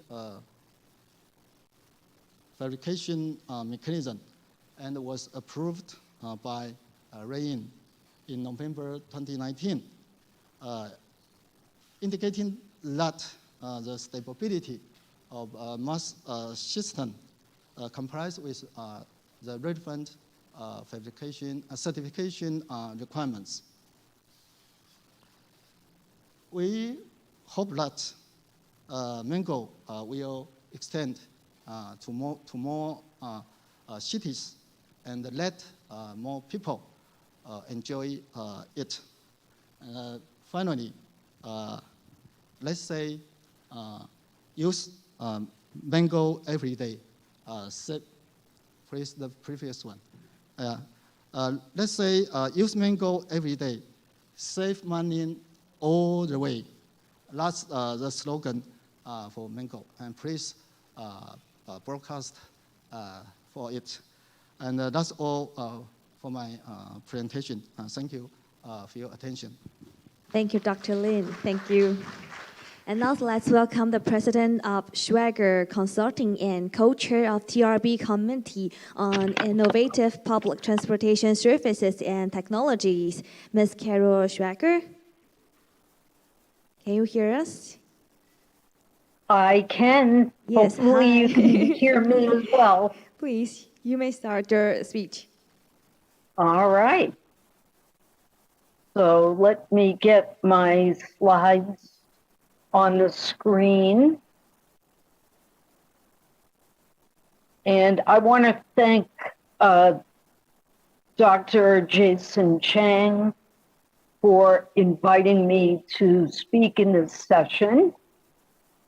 And let me get the slides. Okay. Hopefully you can see my slides. All right. And again, I want to thank Jason Chang and ITS Taiwan for inviting me to speak in this session. So I'm going to run through these slides fairly quickly, but I wanted to give you a picture from the US of some of the agencies that have started to deploy mobility as a service systems. And I may not get to all of these examples, but I wanted you to see the what is being used while we're in COVID-19 in the pandemic, and how that's affecting these mobility as a service systems that are just coming online.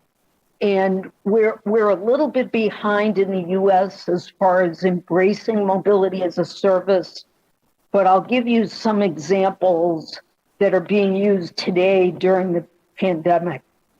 So the first example is from Los Angeles Metro, and they have a program that began with a contactless fare card. And that brought them into mobility as a service because that same contactless fare card, which is called TAP, can also be used for bike sharing and some other services, as you can see on this slide. And one of the hallmarks of their mobility as a service system as they're building it is the contactless fare payment.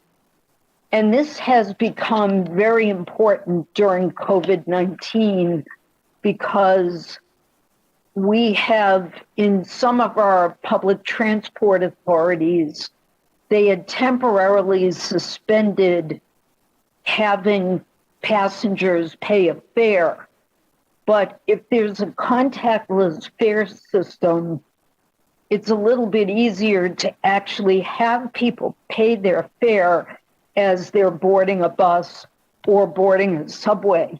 So you can see here in these photos that Los Angeles Metro has wearable devices that actually allow you to pay for a fare without touching anything. So there's the wristbands and there's also a key fob. This is also being done in Dallas, Texas, with the Dallas Area Rapid Transit build out of their mobility as a service system. it's based on their contactless fare payment system, which is called GoPass. And it also encompasses other service providers, as you can see here on the chart, where there are some microtransit services. You can access Uber, you can access some micromobility services as well with GoPass. And that's happening today during the pandemic. And then here's an example from a suburban area where they literally have just implemented contactless fare payment. And what they are doing, this is an example from their mobility as a service system. They have the transit app. It's literally called Transit. That's the name of the app. And that app allows you to plan your trip. And they allow you to pay for your fare using the same app. And this allows you to, you can see, to buy a ticket on the service for the trip you're going to make, or buy a day pass, for example.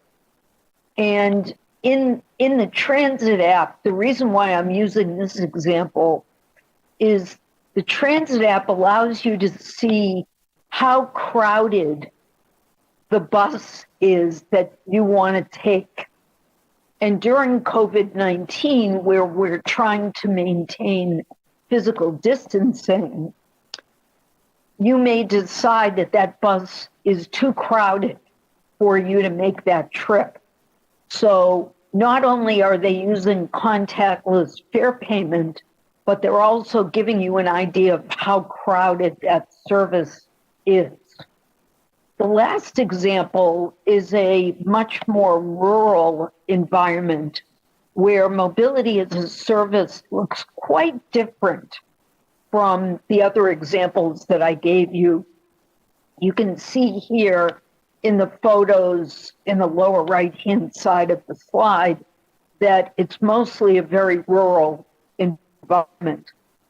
But what they have done is envisioned a sort of subscription service based on the services that you as an individual would be using in the Tompkins County, New York area throughout the county. So you can see that, you know, you may be utilizing transit service with a bus pass, maybe a car share, maybe taxi, micromobility choices. And so you would be actually on a monthly basis subscribing to some of these services. This is just an example. The Tompkins County system is just under development, but it will also include contactless fare payment to be able to pay as you go if you don't know exactly the services that you will be using on a monthly basis. So they'll be offering a subscription and a pay as you go. What I also wanted to mention here to everyone that's a participant in this conference is that there are mobility as a service solutions right now that exist that incorporate the features that I mentioned in some of these other examples directly in the mobility as a service applications that you might use. And my friends from IOMOB, or the Internet of Mobility, which is the name of their company, they've incorporated several COVID-19 filters that MOS users will be able to interact with. So in this example on this slide, you will know whether you can maintain social distancing on the vehicle that you intend to use for your trip. And it will also indicate the last time that vehicle was cleaned. So those are very, very important things. And another aspect is to be able to actually book a seat on a mobility service where you typically would not be booking a reservation. So this allows you to select a seat based on the social distancing. So just to wrap up, I wanted to mention that we need to be evaluating how MOS is being utilized, particularly during COVID-19. So this is a framework that's being used in Sweden right now to evaluate mobility as a service systems on a variety of different levels and looking at the impacts of mobility as a service during COVID-19. And then I just want to mention that I think during COVID-19, we really need to be looking at how we balance the needs of the travelers during the pandemic with the needs of the public sector that are looking at how transport is going during COVID-19, as well as the impact on the private sector and actually utilizing some of these services that incorporate filters like social distancing and the cleanliness of the vehicle. So again, I want to thank you for having me speak, and we'll move on to Richard Harris. Thank you very much.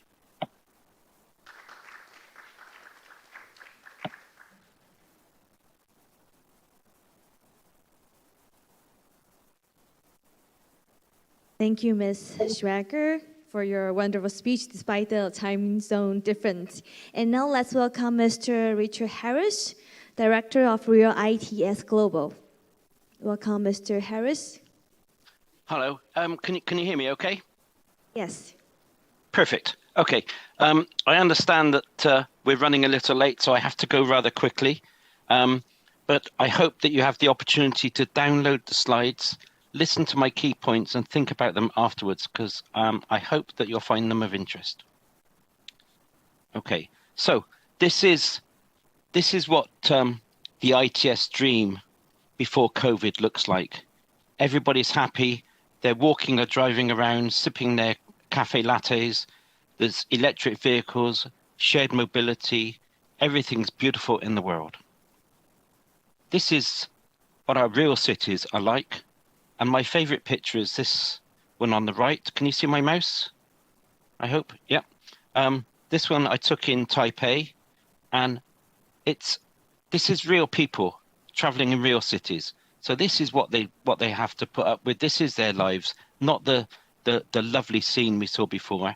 And I like this picture because there's a parent taking a kid on a motorcycle. But if you look closely, there's a foot on the left and a foot on the right. So there's a baby strapped between them. So what we're talking about is reality of our cities. COVID-19 has changed things. We've got lots of businesses and jobs have disappeared. So we've got increased unemployment. There's much more working from home. We have fundamental changes in transport and mobility. We have to have social distancing, and we've indoctrinated people to avoid crowded public transport. And having indoctrinated them to avoid it, it's going to take a lot of work to get them back. There's more use of the personal car and personal motorcycles. There's increased in walking, cycling, and a bit of micromobility. We have a damaged economy. We have less private sector involvement in train and bus services. For instance, in the UK, where we had privatized train services, the government has had to step in to run them because the private sector was unable to keep going during COVID. In Wales, which is off to the left of the UK, the government have stepped in to run the bus services because the private sector operators were no longer able to keep operating. So COVID has stifled the uptake of mobility as a service. It's stifled the use of public transport, and it's slowed down any move we have towards the sharing economy. One of the main differences from pre-COVID to post-COVID or current COVID is cleaning per trip. We all know the story of mobility as a service. It started off as a pure vision of using the spare capacity on public transport more effectively by getting people to switch modes. But many of the companies, the private companies who are interested in running mobility as a service, actually, they want to be software companies like Uber. They don't actually want to get involved in running anything as difficult as transport. They want to act as, if you like, travel agents for transportation. So there are some difficulties in this. My belief is that the cities and regions need to be actively involved in the governance of any mass system in the future. And there are different ways that the authorities could become involved. There are different business cases. There's a direct business case where the authority uses all their in-house resources and they're in charge of everything. They could be a commissioning authority, so outsource the responsibilities. They could be an operational commissioning authority, so outsource the responsibilities, accept the money. They could be a mutual, so share the platform with other regions to make financial savings and bring efficiency. Or they could be in a partnership, so they could have a joint venture. The other option is to leave it to the private sector, where the mass operator, the private sector, has full control. If we look at Lime, who are quite famous now for their multimodal mobility platform, and this would be a component of the first and last mile. If you look at the bike on the left, it's typically for 1 mile, e-bike 2 to 5 miles, scooter 1.5 miles. But the interesting thing, what determines their business case is the maintenance. They thought that they would have to touch a bike once a week, electric bike every 3 to 5 days, and a scooter once a day. But what's that really going to look like when people start using them properly after COVID? Are they really going to only clean them once a week? If we look at the first and last mile aspect of mobility as a service, which is really key, we've got bikes, we've got clever automated shuttles, and I used to work for this company, so I know they're good.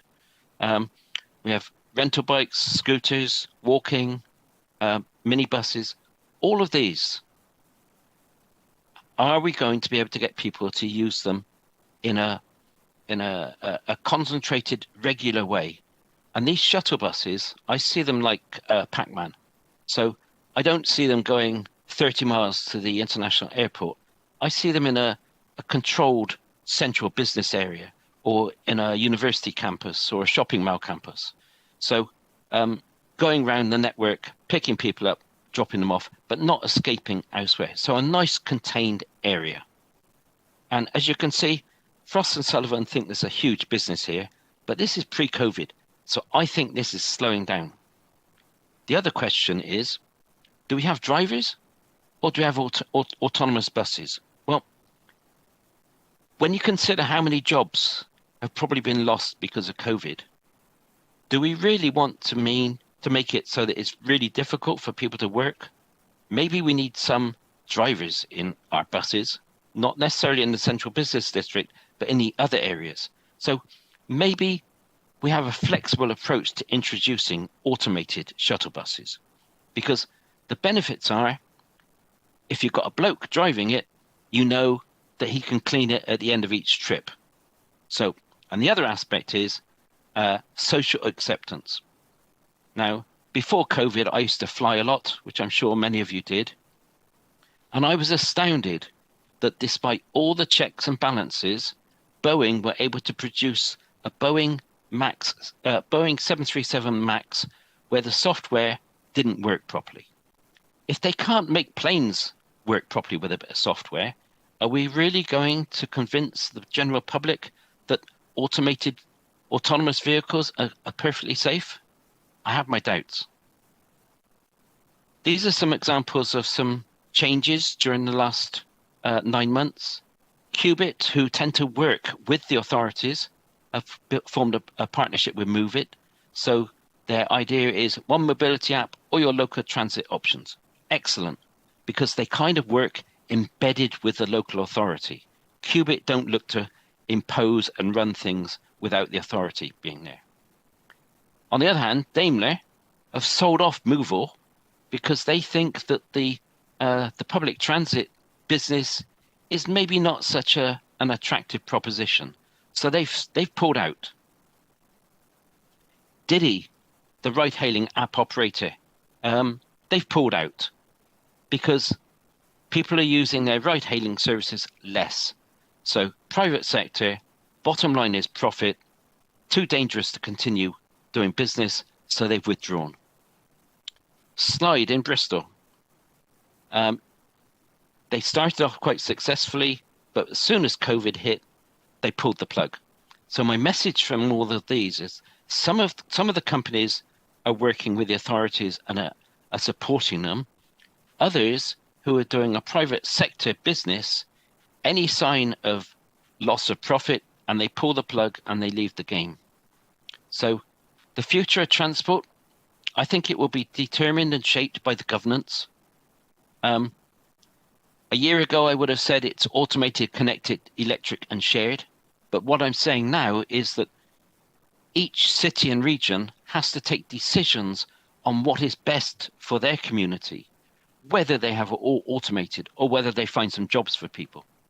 And when it comes from mass, I think on a worldwide setting, that it will need something like road user charging to nudge people to get out of their personal protected cars in order to recover the lost momentum of mass during this conflict. So super fast, but I hope that was okay. Thank you. Thank you, Mr. Harris. Thank you. And now I'd like to welcome Mr. James Zhao, please, back to the stage. And also let's welcome our panelists. First, I'd like to welcome Mr. Xiao Bo-peng from National Development Council and Dr. Dun Ji-chen from National Taiwan Normal University. Welcome.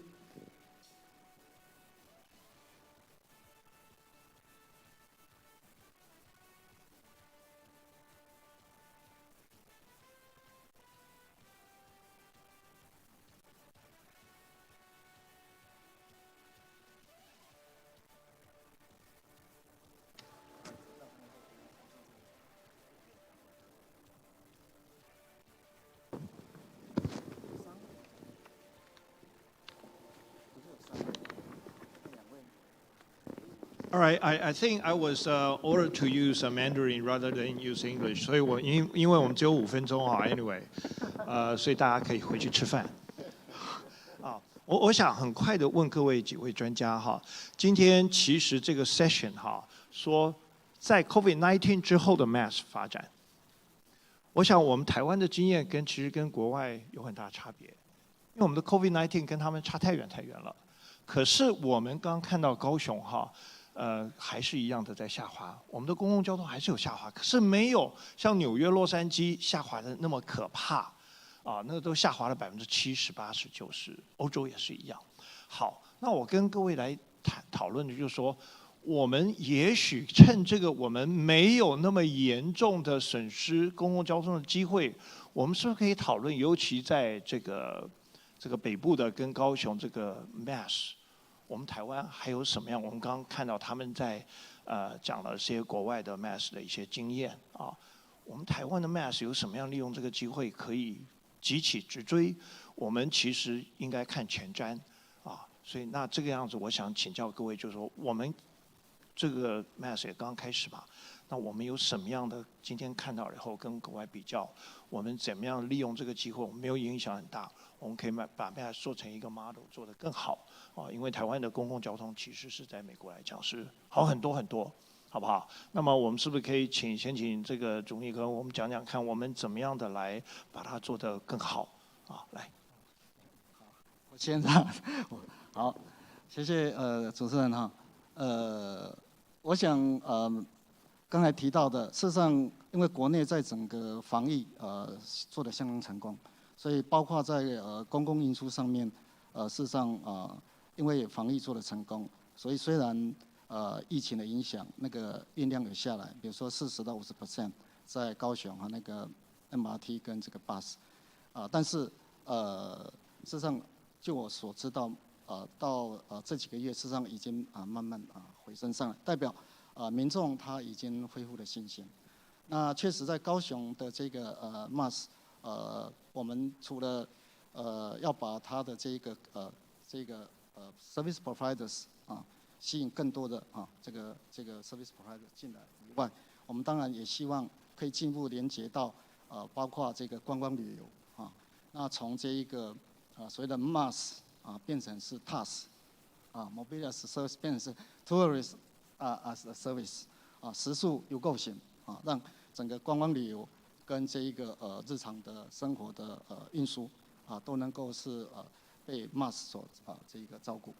那当然除了 local 的这一个MAS 以外，我想交通部接下来就是要把你刚才提到的北部的这个 MAS 现在要变成是一个城际的 MAS， 因为我们也很方便的这一个高铁的这个service， 那我们可以把城际的跟 local 的这个 MAS 可以再进一步去这个整合起来，那这样未来这个所有的县市 MAS 可以连接到城际的这个MAS， 那我想我们台湾也许未来就有一个台湾 MAS plus 很多的各地方的这个 MAS， 我想这是一些补充，谢谢。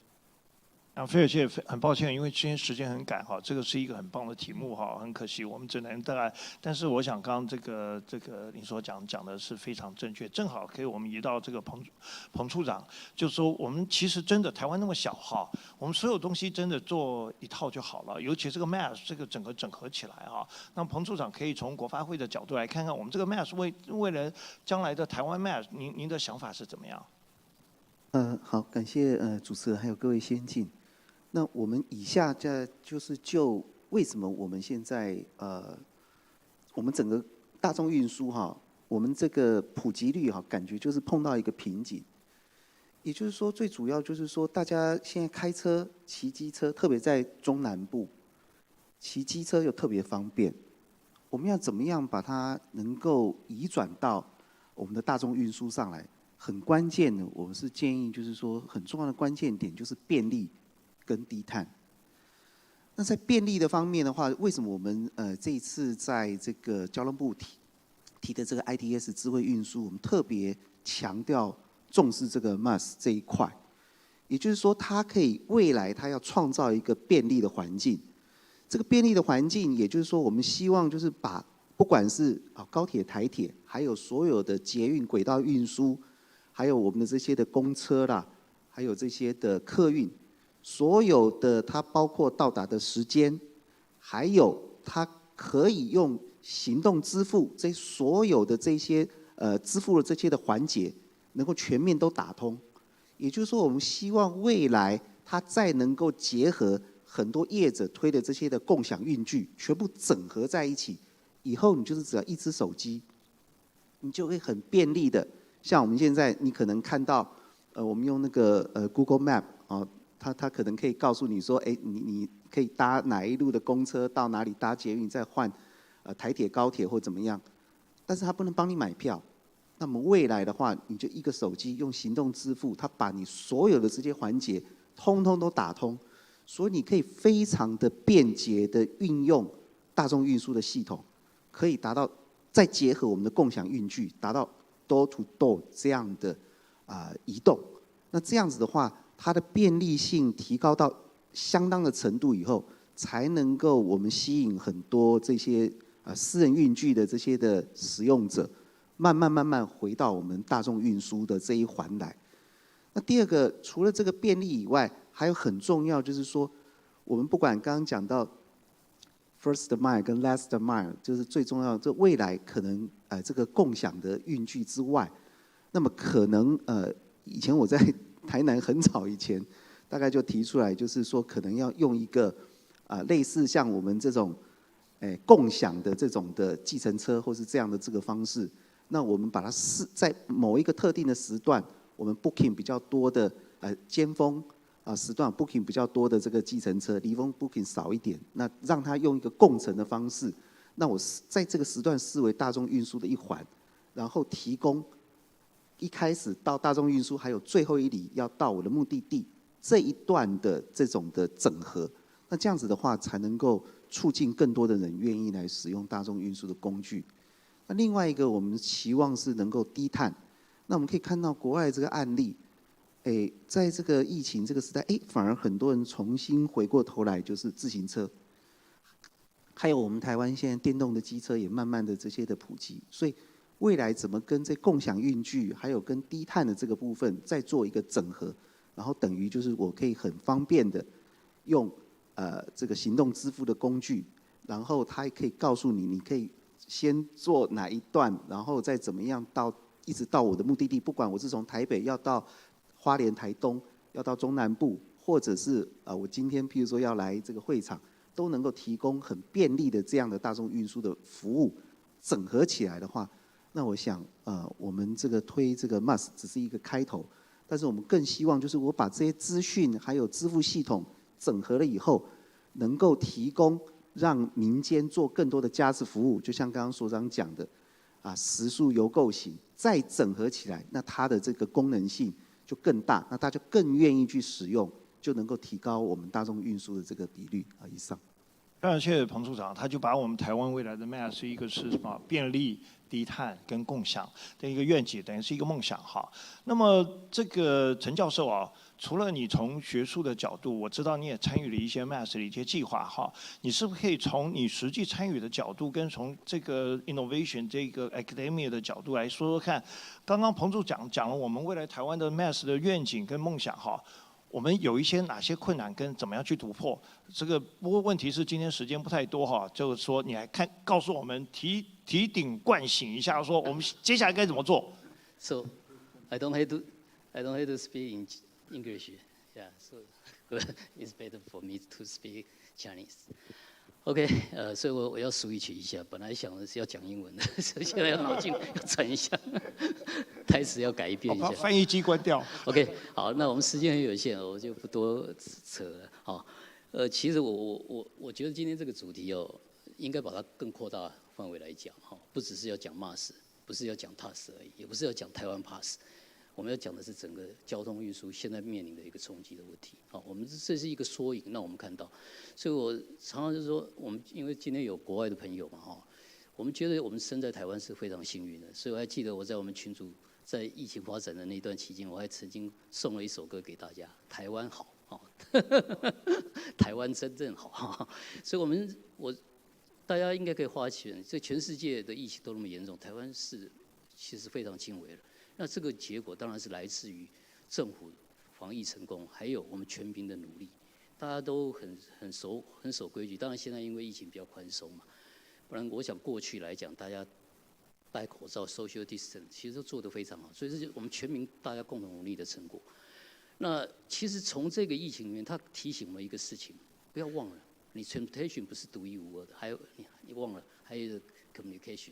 现在5G 的时代来了，我们在前几个月疫情很严重的时候，我们都是用视讯在开会，所以我们过去在10几20年前，我们在 paper 读的时候，communication can be an option, can be an alternative of transportation。那现在真的是这样了，而且是根本你挡都挡不住的，所以我们要去思考说，好，那现在在这样的一个情形之下，我们的运输在未来应该要怎么去做因应？当然，刚刚我想前面几个先进，包括所长都讲得很好，那些 solution、counterless 这些做法，然后避免这 crowding 都是很好做。但是我们不要忘了，这个疫情它提醒我们一个事情：现在大家去用更多的私人运输、小汽车、机车、个人的运具用的越多，当然这个被普遍使用的越多，当然不是我们政府所愿见到。但是在疫情之下，大家就要等于就提醒我们，不要忘了。我们一直在说我们要花这种大众运输，于是 MaaS 本身就在 integration of mass transportation and public transportation。我们目的是，可是现在让我们一个反思，小汽车你也不要忘了，私人运具你也不要忘了，分享运具你也不要忘了。其实都是我们在 MaaS 里面想要去谈的，包括以后的 Taiwan Pass， 我应该也都要去考虑。所以这是一个给我们很好的启示。小汽车的或私人运具的需求，我们还是要顾虑到。好，那我们接下来就来想一想，那我们的 MaaS 以后应该要做些什么事情？其实最近我读了一篇文章，哇，时间实在太赶，讲的有点长。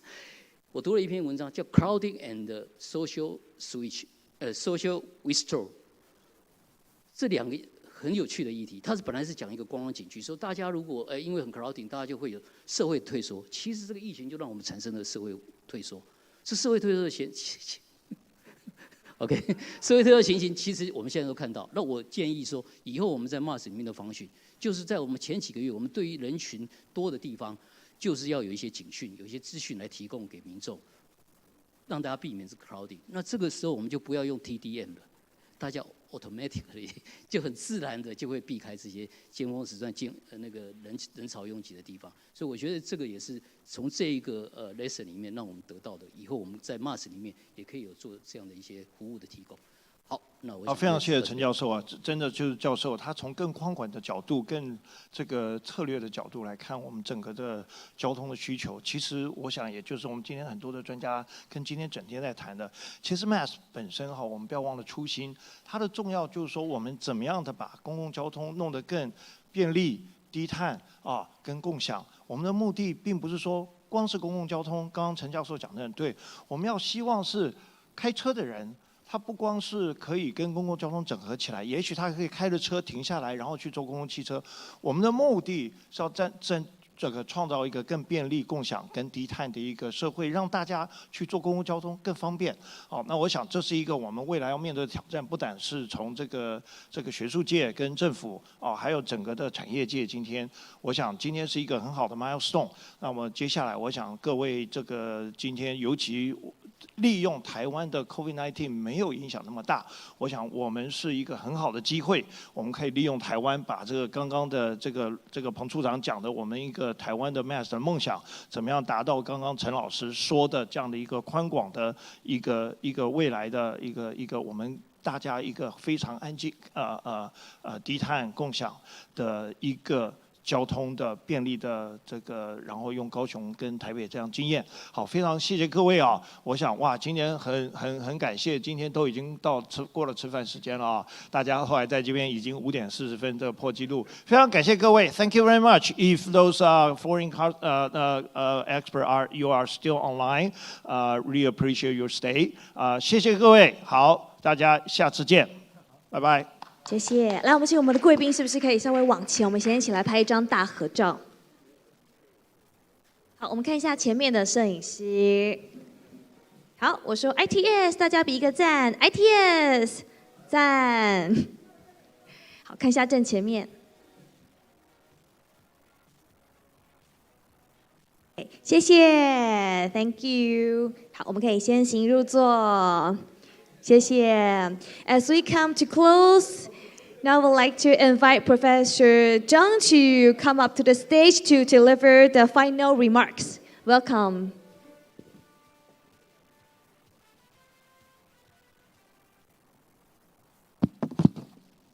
Okay, ladies and gentlemen, it's a long day, but I believe you can feel that all our speakers and panelists provide us lots of informative information.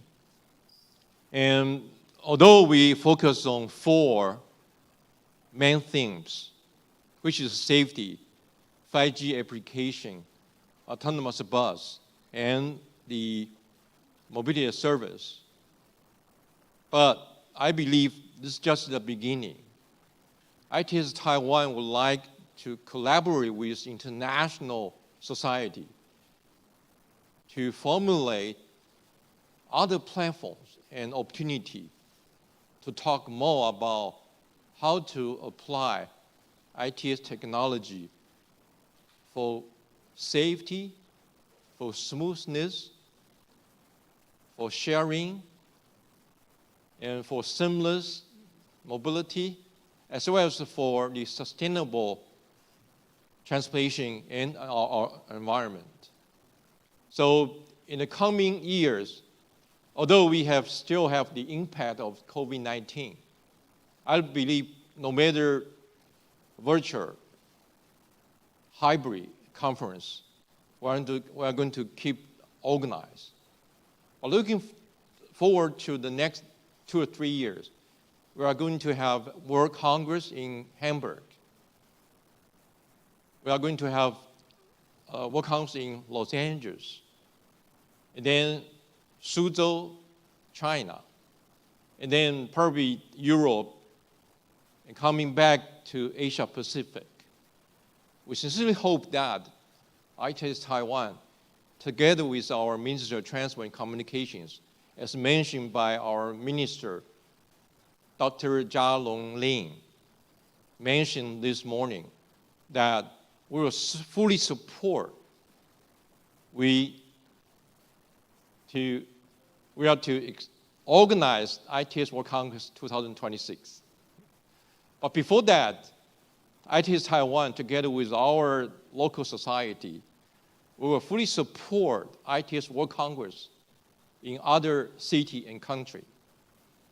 So in addition to the World Congress, we are going to have our Asia Pacific Forum next year in Brisbane, Australia, and then Chengdu, China. And then we will have the AP Forum in Kumamoto, Japan. So I will encourage our colleague here, together with our international friend, to join Asia Pacific Forum, to join the World Congress in coming years. With this, I would like to thank all the speakers, panelists, and our audience here, our online friends. Best wishes. Last but not least, I would like to thank the GIS group, our Nana and our moderator, to give us so wonderful environment, so that we can sitting here, sharing our experience and knowledge to the friends all around the world. Thank you very much. Thank you. Thank you, Professor Zhang, for the touching remarks, and thanks to all the speakers, guests, and panelists for being part for this remarkable event. I'm your MC Nana. The 2020 Intelligent Transportation System Symposium is now officially concluded. Thank you. 谢谢，我们这次的会议呢到这里呢圆满的落幕，也再次谢谢我们的张副理事长，谢谢，谢谢。好，希望透过这次的论坛呢，大家今天都是收获满满的。另外提醒一下我们现场的贵宾，我们在两侧的桌子上呢都有 QR code 可以让大家扫描，所以欢迎大家可以拿出您的手机，在离席之前呢来扫描一下，给予我们一些更多的意见。所以欢迎我们现场的贵宾们在离开之前呢，都可以来扫描一下。我们在最两侧的桌子上呢有这个 QR code， 欢迎大家可以来扫描。You may scan the QR code to provide any feedbacks to today's event. And thank you for your participation. Thank you. Have a good day. 谢谢。